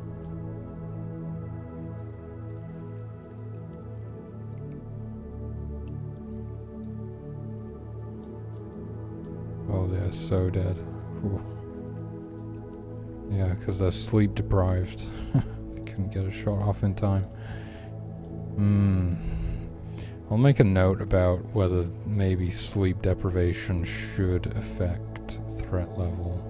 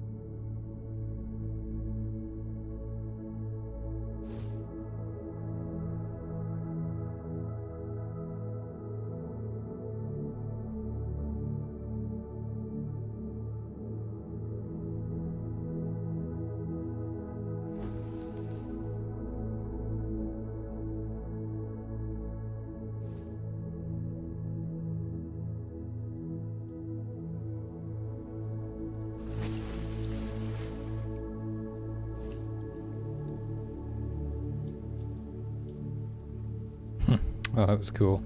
Yeah, because the store was on fire, the hunters couldn't put the fur in there, so they supplied it directly to that tent frame over there.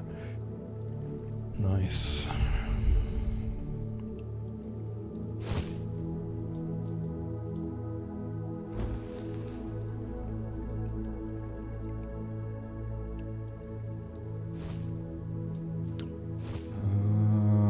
I literally only have one worshipper, so that's why I'm running so low on power.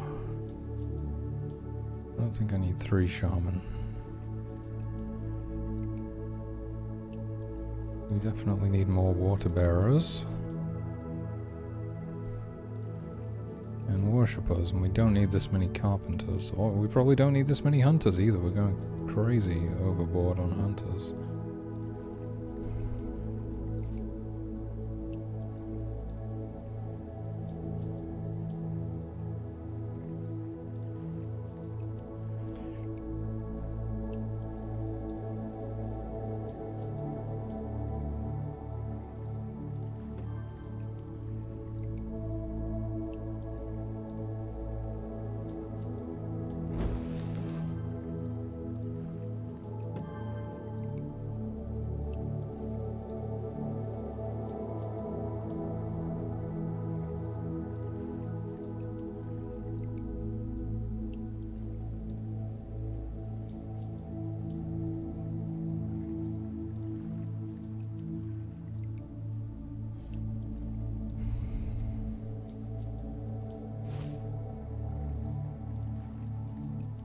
Good amount of fur that we've built up there. I think it's because the carpenters are all asleep.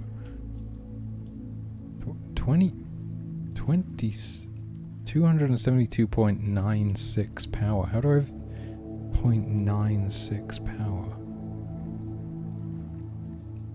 That must have been from extinguishing something. You should only ever be able to have whole numbers of power. Huh.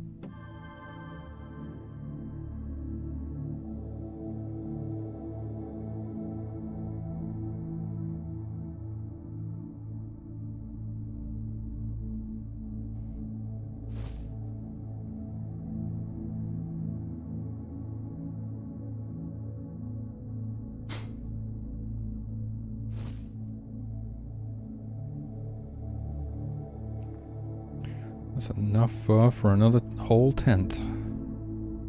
We're doing pretty good.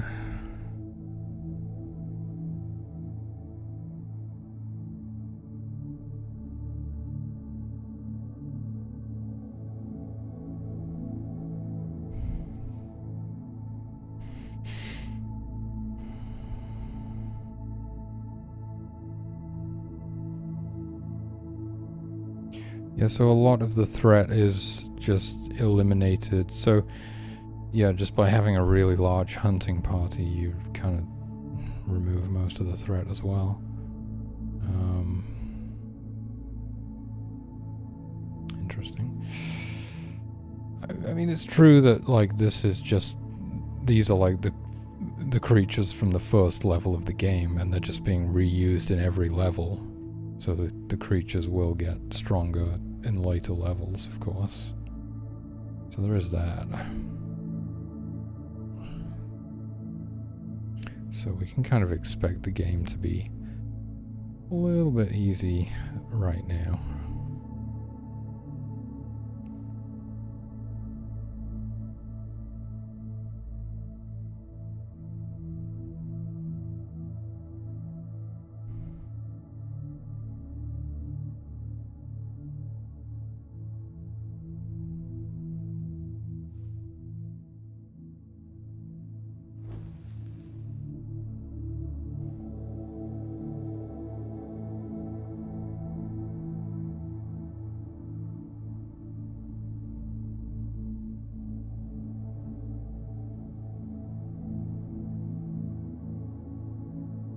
So glad that I was able to add the new zoom levels.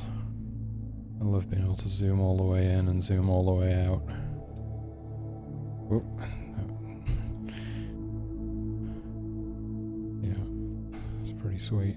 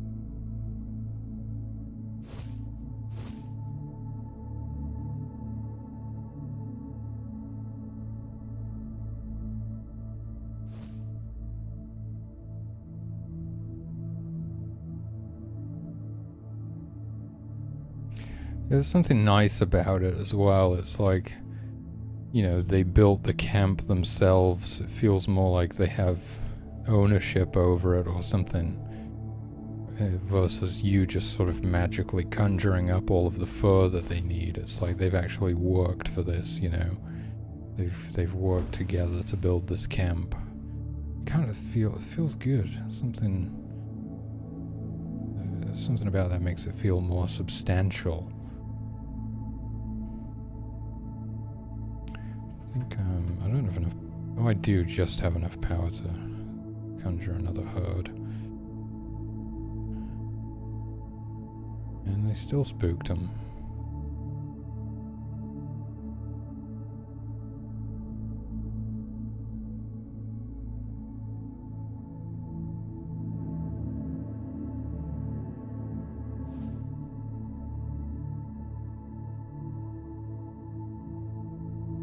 Oh. Pretty sure that hunter just shot that deer through the tent, which means that tents are not actually blocking line of sight right now, like they're supposed to. So that is bugged. Let me write that down.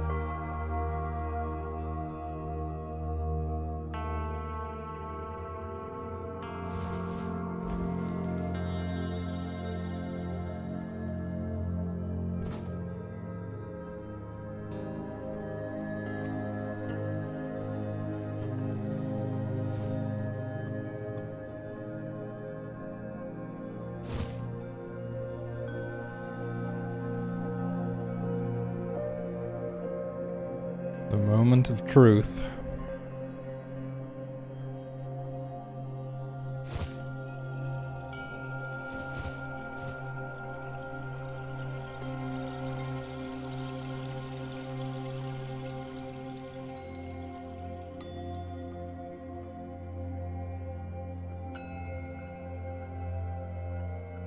Okay, that looks good. Set it on fire, burn the children.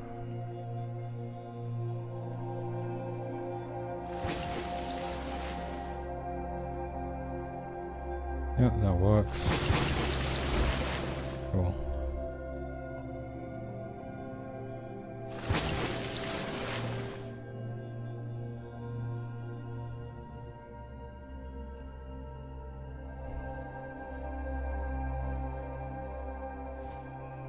Please don't eat my shaman.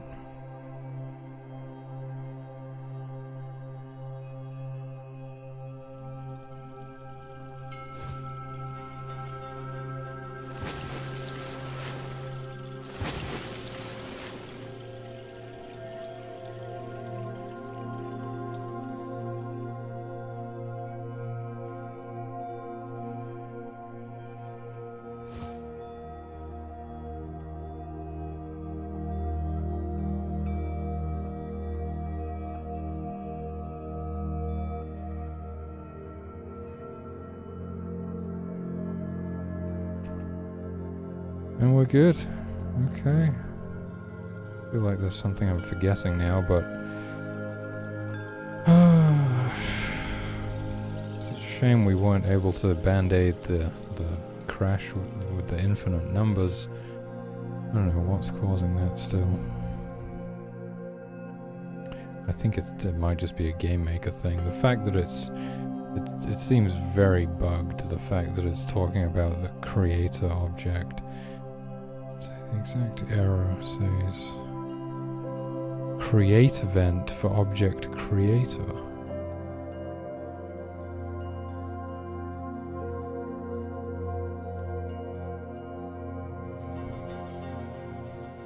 Doesn't even make sense. Not a persistent object.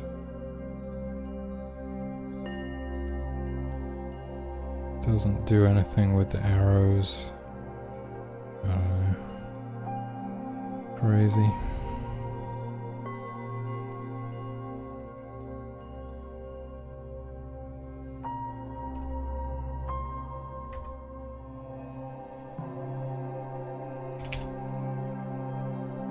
Okay.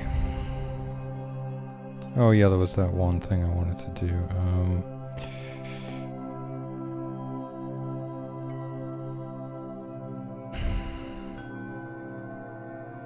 I think it's probably mainly the construct, the obelisk, but...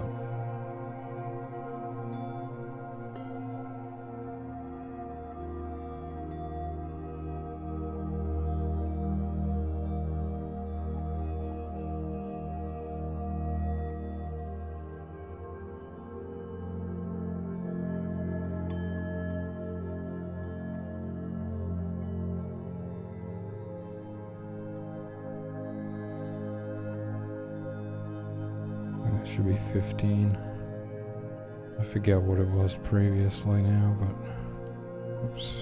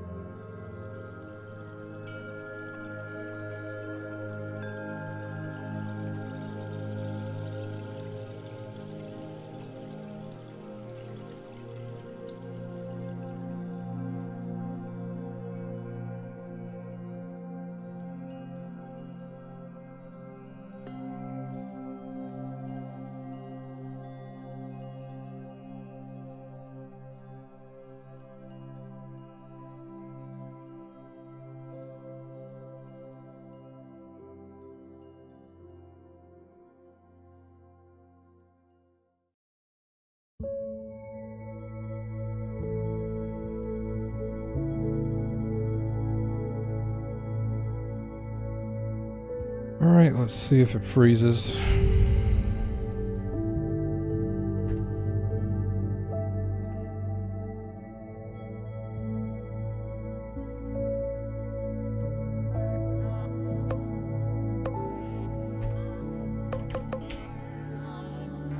Yeah, all of these should say back now. Yeah, back.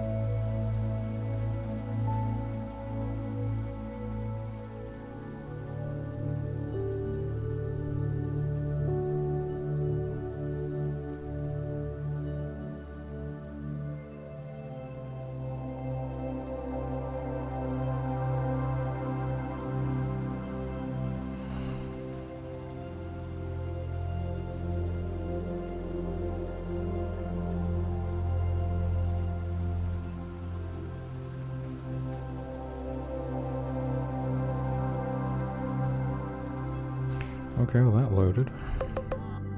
Let's keep trying it. See if we can get this thing to freeze on the loading screen again.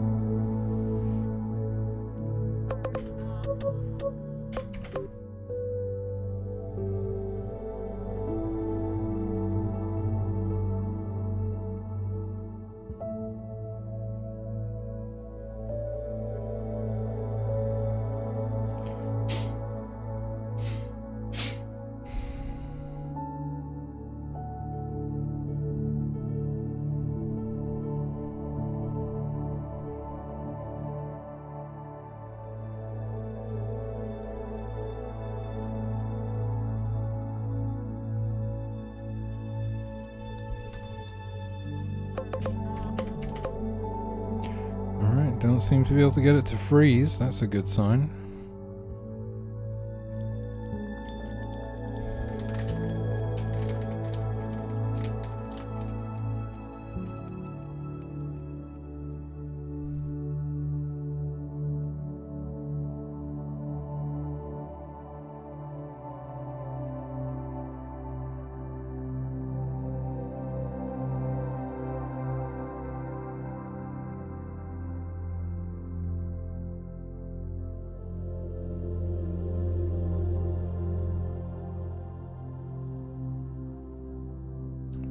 have spoken too soon.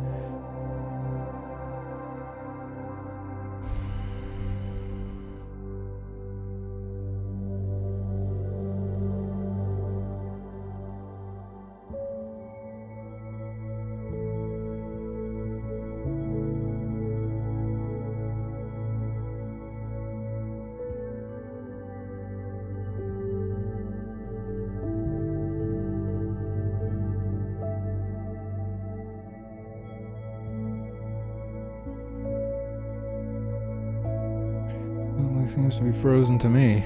Okay. It doesn't freeze as often, I don't think, but it is still freezing.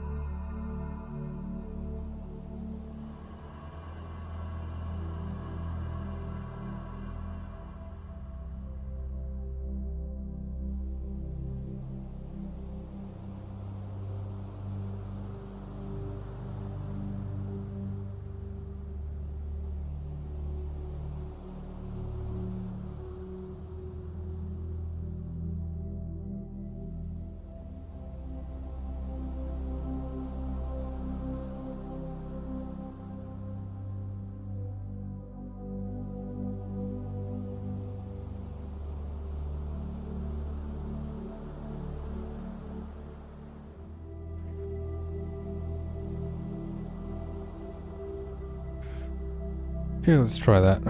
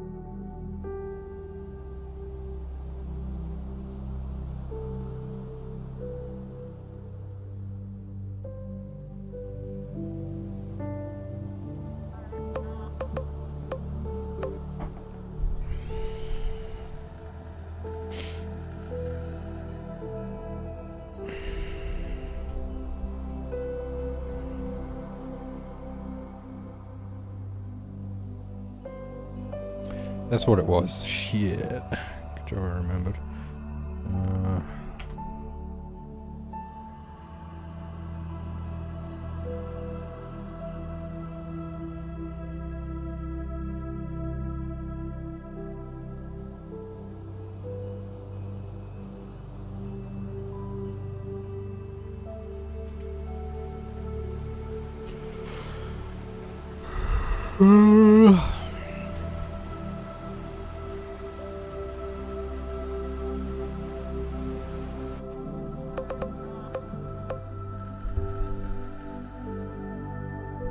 So I'm assuming, because I was extinguishing the tents, I'm assuming like the amount of power that it subtracted to extinguish was not a whole number.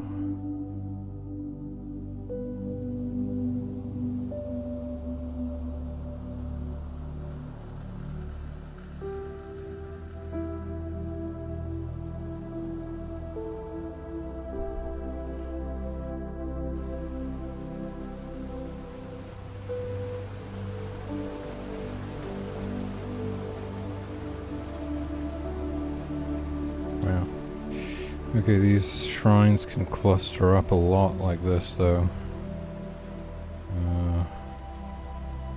Realize it would be so bad.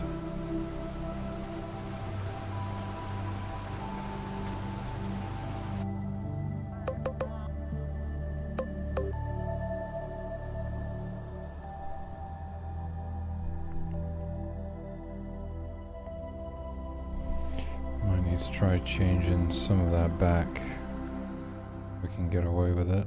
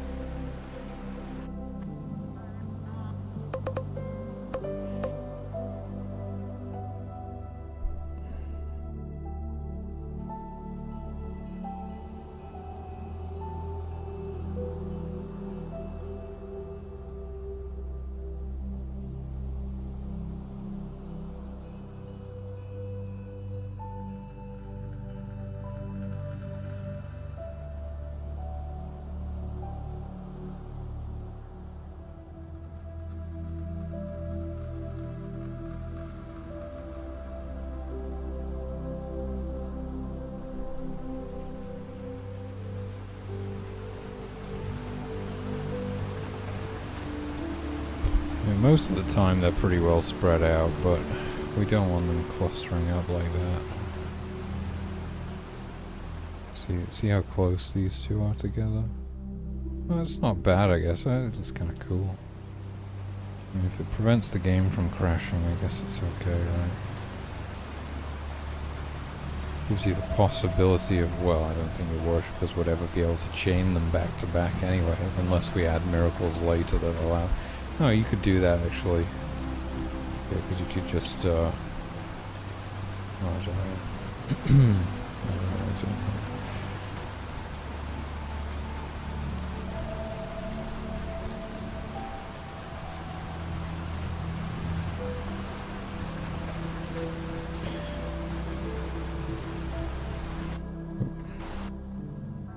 let's try mush. Anyway, it's not freezing yet. Hopefully it continues not freezing.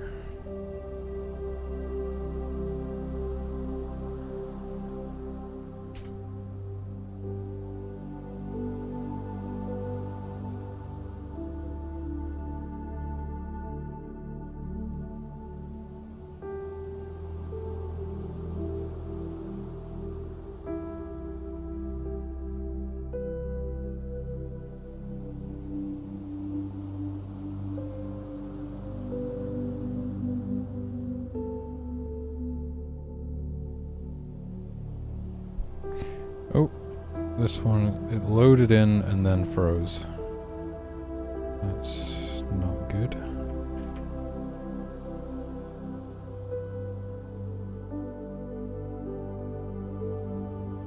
It's probably something to do with the...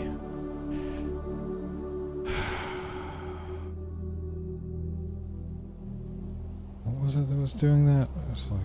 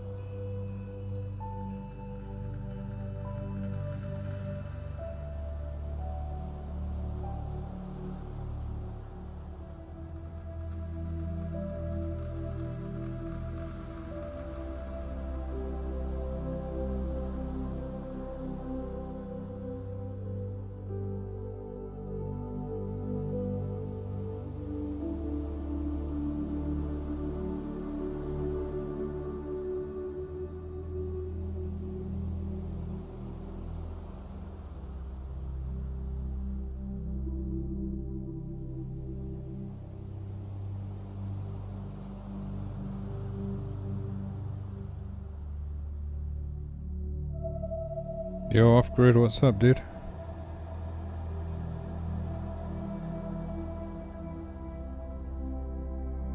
I think I need to bit shift this, I can't remember which way to bit shift it.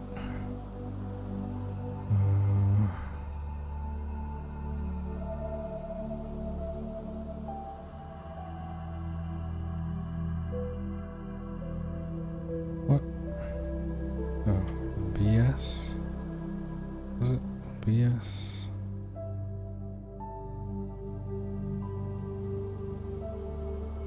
Oh yeah, that would be cool.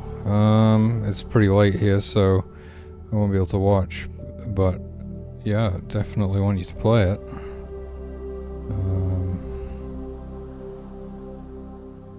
Did I send you a key already? I think I did. I think I sent you a key on Discord. Yeah, I did.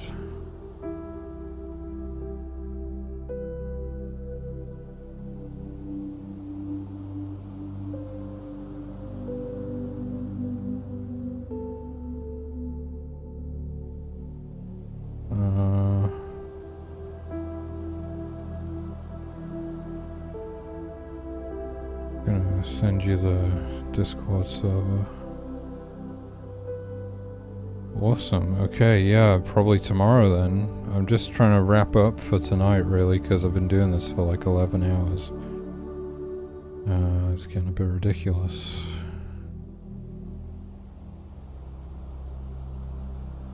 I don't think my brain works anymore. I can't even remember how to bit shift something.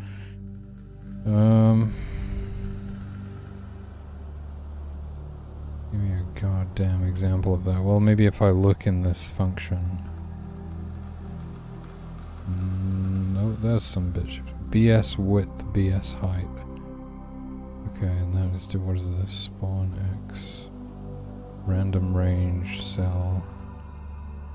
Width, distance, oh fuck. Get cell. That's what I'm doing, get cell. X plus.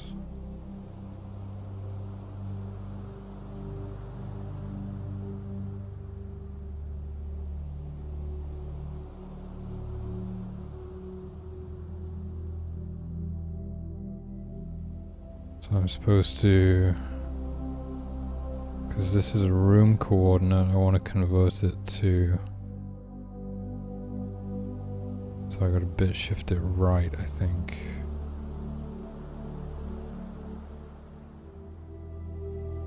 BS width.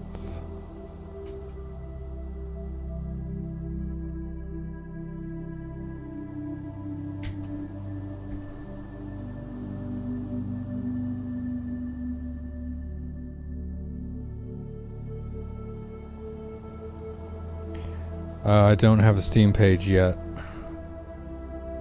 You can only access the game through your library.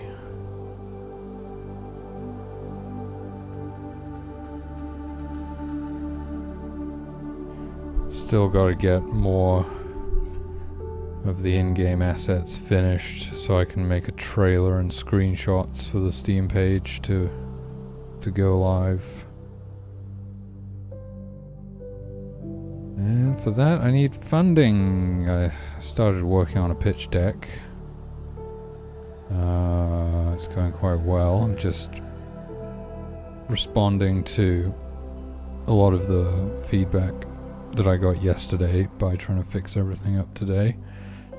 Hence the 12-hour stream. But I'm gonna get this build released by the end of the day here if it's the last thing I do. Holy moly, what was I even doing before this crash? Oh yeah, we were just testing, but then I realized like maybe I actually made it so these spawn a bit too close together. But that might be necessary. If I want universal spawn conditions or rules that work for every level, I might have to do that, but if I could get them to spread out a bit more, it would be nice. Shrines. Mainly from each other is the thing. 120. I don't know if it's such a big deal. I was kind of... We had like a cluster of 3 shrines really close together, which is maybe a bit much. When there were 2 of them kind of close to each other, I was more okay with it. I was kind of on board with that. Anyway, it's mainly about the game not freezing when it's trying to spawn everything. That's the most important thing. And then unfortunately this other freeze happens occasionally, and it's probably to do with the deer trying to spawn waypoints when migrating, but like it's... No, not even the waypoints when migrating, but when they're doing their random wandering behavior. Especially when they're on the coast, there can be like a what is that called? Like this... The ocean is like this, and the deer are all spread around it, so the herd object is in the middle of the ocean, and then they try and pick up a tile, and it's all ocean, and then they get stuck in an infinite loop. So I've basically told it, just don't do this behavior if the herd object is over a forbidden cell, or i.e. in the ocean, and hopefully that solves it. And now I just need to generate a bunch of these levels to make sure it doesn't freeze on the loading screen. But yeah, I definitely want to I want to see you play the game. It's been really, really useful, really beneficial to see everyone playtesting it so far. I've learned a lot, and it's also just super exciting to finally see people playing the game.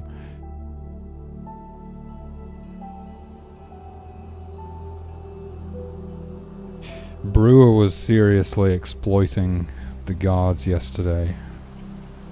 Yeah, it's people will do stuff that you never even thought of, and also they'll do stuff wrong, which is almost impossible for me at this point because I know everything about the game.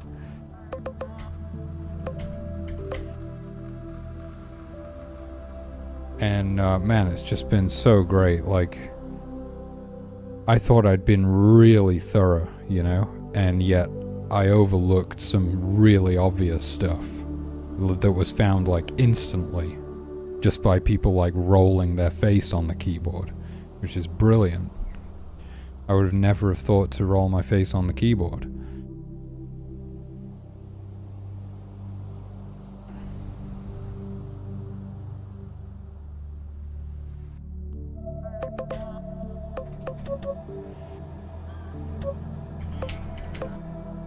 But that was pretty hilarious, because when you have a build object selected, it tries to... What is it doing? It draws that like thing on the cursor to show you where you can place it, but that means that it has to reference other objects, right, to see if it's too close to them or whatever. But then if you pause the game, it deactivates all the objects and then just throws an error because none of them exist, but it's looking for them. I never even thought of that. And when I'm playing it, I would never pause the game whilst, you know, someone's just got to think to pause the game whilst holding a build object or with a build object selected, you know. I never thought of that.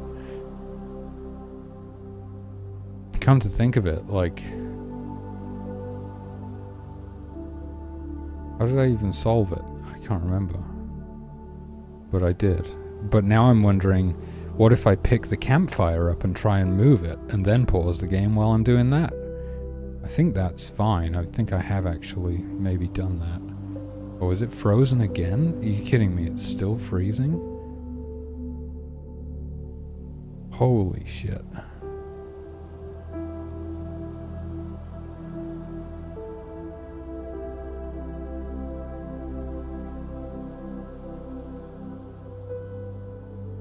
What more can I possibly do to stop this thing from freezing?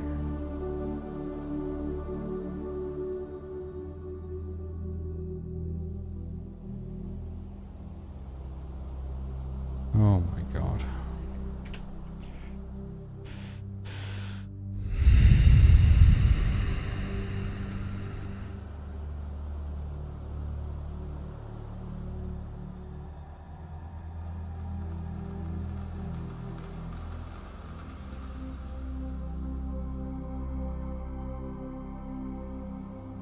I told it not even to do this on those maps.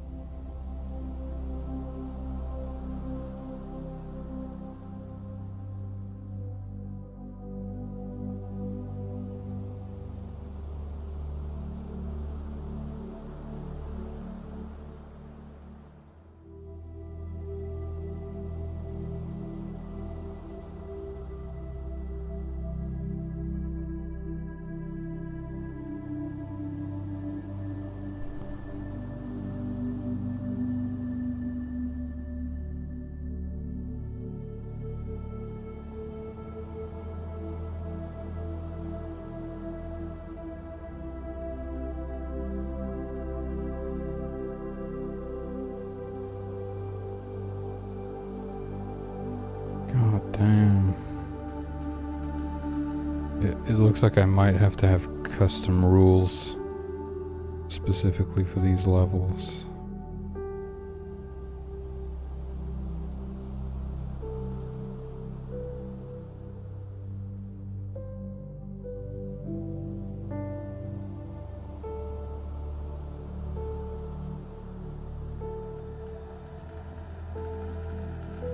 Or it might not even be this stuff, actually. I might be tunnel visioning on this. There was something with the deer herds there, right? Deer herds. It doesn't matter at all if a deer herd spawns near... wait, I already removed it? Yeah, looks like I did. Oh no, I still have fishing spot referenced. I don't know, freshwater referenced there. But I'm not checking it. So I just delete that. Freshwater or fishing spot? Fishing spot is there. Freshwater I'm not using.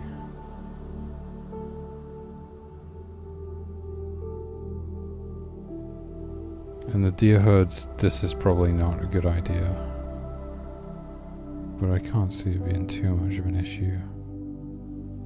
Portal exit, that doesn't even matter really, you could totally remove those. Turn them down to 10.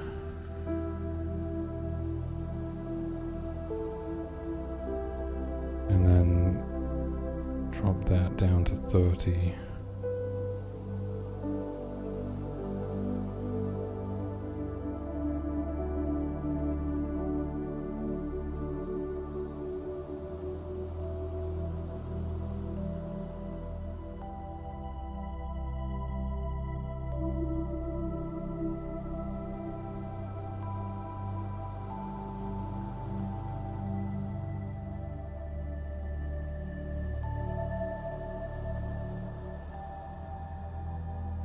Okay, what about plants?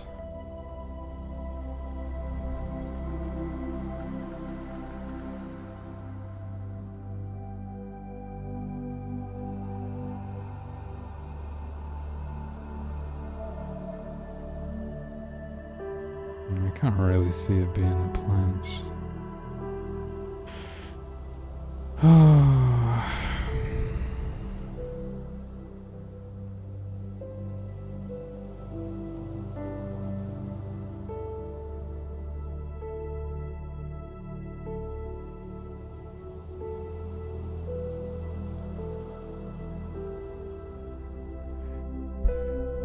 Yeah, I do really hope you enjoy the game though. It's still pretty jank, but I'm trying my best.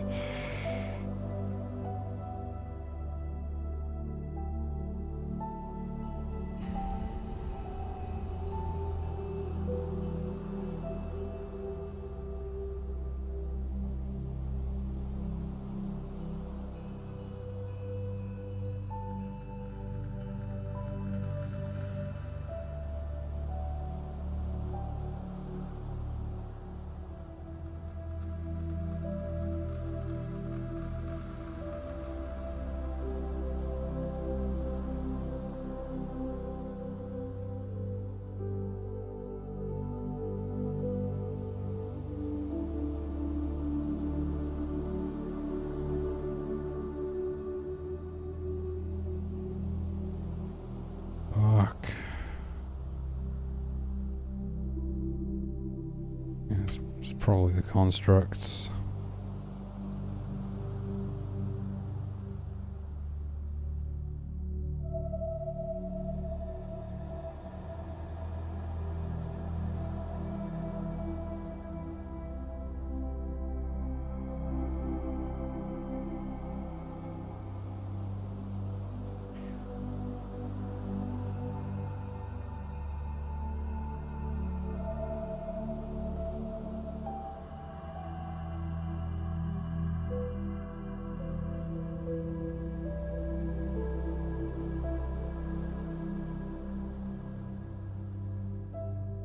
Maybe I just have to put that back down to 10. I don't know what else I can really do.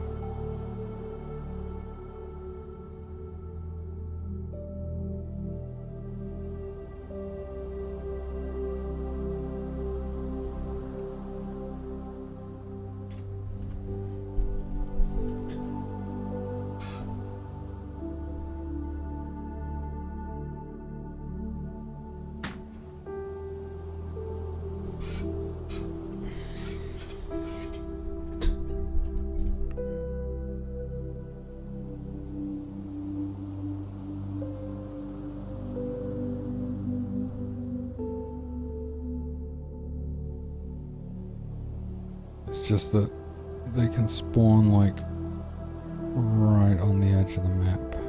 Well, it's fine for those. It's only really the wolf dens and the foxholes and the rabbit warrens that really look weird when they spawn too close to the edge. These are fine. These could be really low. They won't spawn on the sand anyway. Put it down to like 5.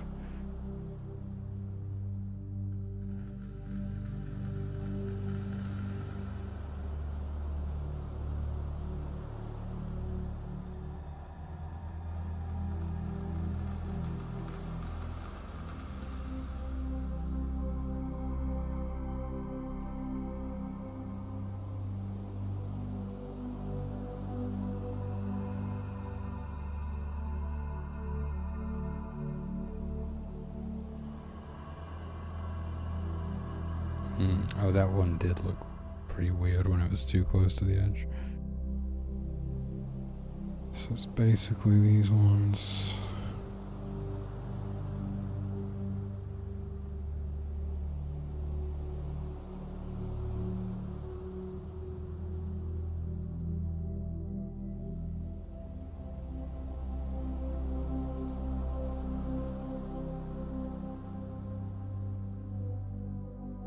It could just be like having too many rabbit warrens as well.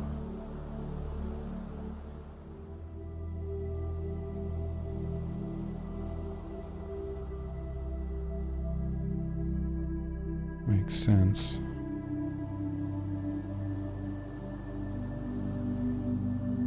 Yeah, that's pretty much the best I can do.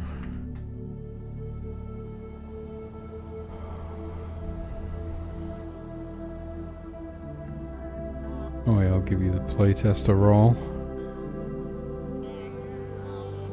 Boom.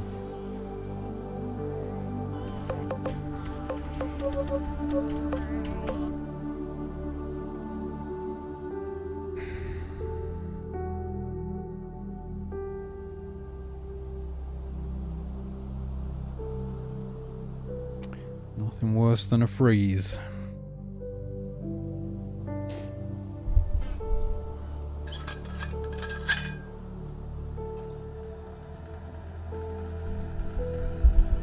Actually an infinite number. An infinite number from an unknown source. That's pretty bad. We got one of those as well. Okay, I'm gonna keep generating maps. This is my last try because I gotta go to bed.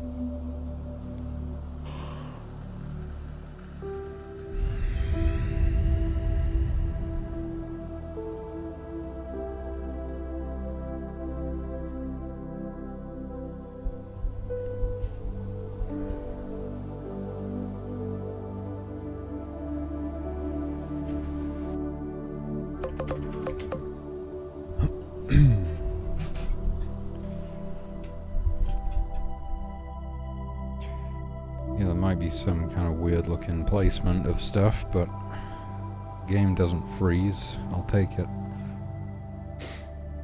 So I rebalanced the, that's what the stream title says, isn't it? I was balancing, but now I'm trying to fix the spawn system. I rebalanced the conservation mechanic to stop Brewer specifically from exploiting, because he just like used his guards and divine protection to kill all of the dangerous animals, which totally like trivializes the game basically. You can still do that, but you'll get the bad ending, essentially, is what we're trying to... The conservation mechanic is like supposed to disincentivize you from killing stuff. You want to try and live in harmony with nature, right? So yeah, it was not great that you could just kill everything without any consequences, really. So now you start with a much higher conservation score of 500, but it doesn't naturally replenish as the animals reproduce. The only way that you can increase it again is using miracles, and every time you chop down a tree or kill an animal, it goes down. So you gotta kind of use it sparingly, and I haven't done a full playthrough. Nobody's beaten the game still, by the way. You could be the first one. Brewer has made it the furthest. He made it all the way to the swamp, which is over halfway, I think. But he was exploiting heavily. If you truly want to beat the game, you have to get the good ending, right? So this is going to fix that. The bad ending is essentially just going to like put you back to the beginning of the game and take all your miracles away again. That's the plan anyway. Then again, if we take all your miracles away, you can't get a miracle from the bad ending. I was thinking of doing a bonus miracle for the bad ending, but maybe I won't do that. Maybe I will, maybe I won't. Still not sure, because I don't know what it would be. I know what miracle you get from the good ending. Don't know what miracle you get from the bad ending. I've got quite a few miracles planned, but I do need to think of 26 more miracles in total. I've probably got 12 or 12 or more already planned, so still quite a few to think of. A lot of them are just no-brainers, you know, like it's just stuff that would just be useful. It's just obviously useful. But I'm gonna have to keep thinking of stuff. So far so good, it's not freezing.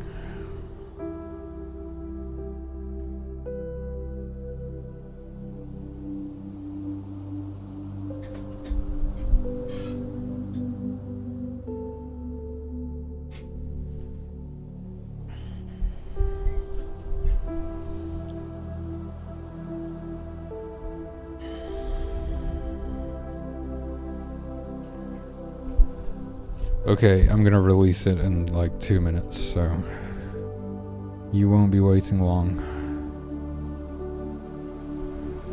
But yeah, you will get a more balanced experience, I suppose, or a less exploitable game. I'm just gonna do this a few more times. It's looking pretty good, actually. It's not... I've at least, I know what you mean. Yeah, it's... I was kidding myself recently when I was like, oh, I might get back into Quake or might play some CPMA or something. It's just... it's not happening. I don't have time. Yeah, this is quite good though. It's not frozen yet. I've at least reduced the chance of it freezing, I think. Yeah, you might get some slightly weirder configurations of spawns, with stuff spawning like right on the coast or much closer together than it used to be able to. But hell, if the game works, I'll take it.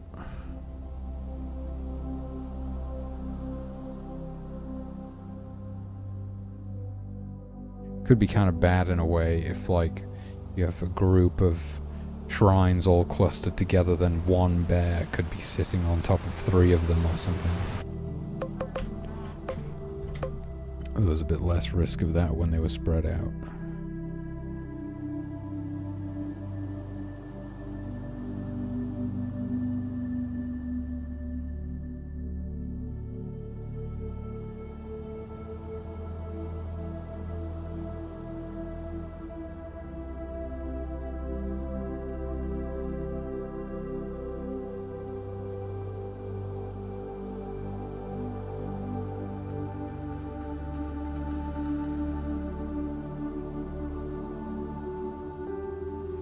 Okay. One more.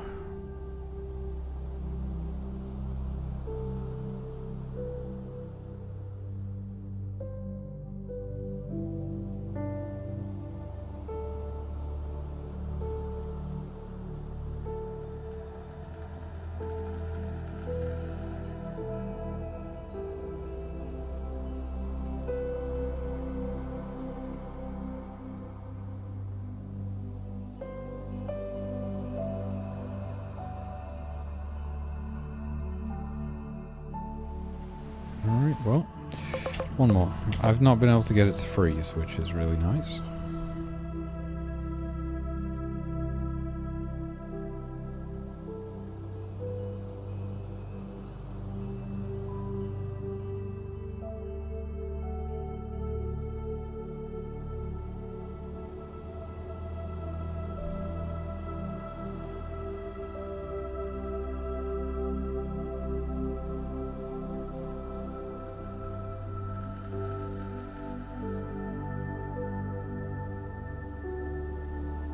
Beautiful. Okay, I'm pretty pleased with that.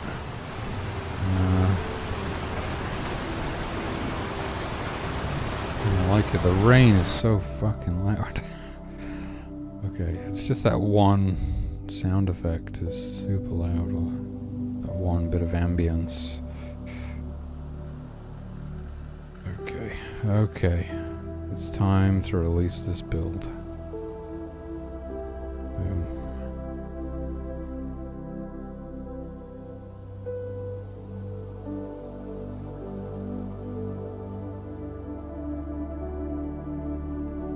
Don't even know what this is. I'm deleting it.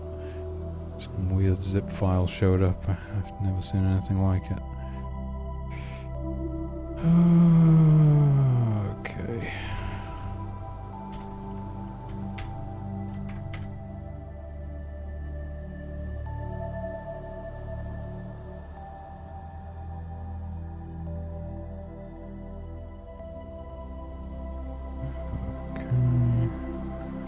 What have I even just been doing? I can't remember. I did add nameplates to the tents.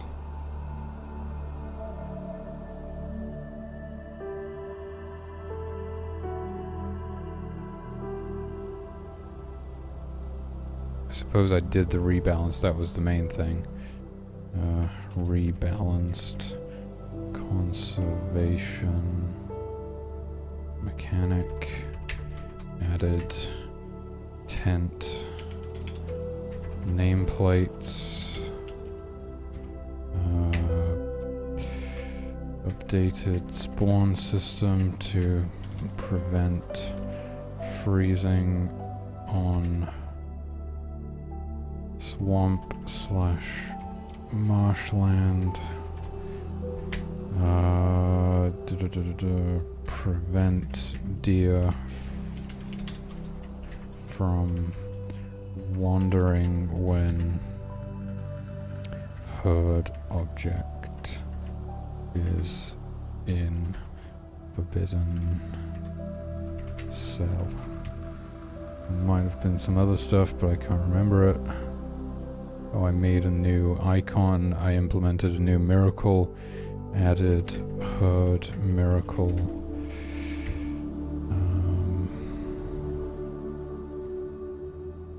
Might be it. Did I fix that portal bug? What was that before?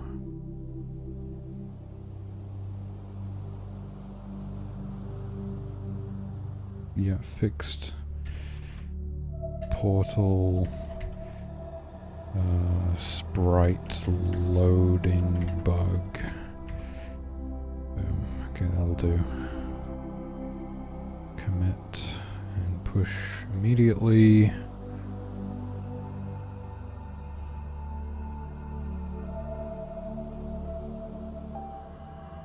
Why do I have so many windows open? Okay. This one.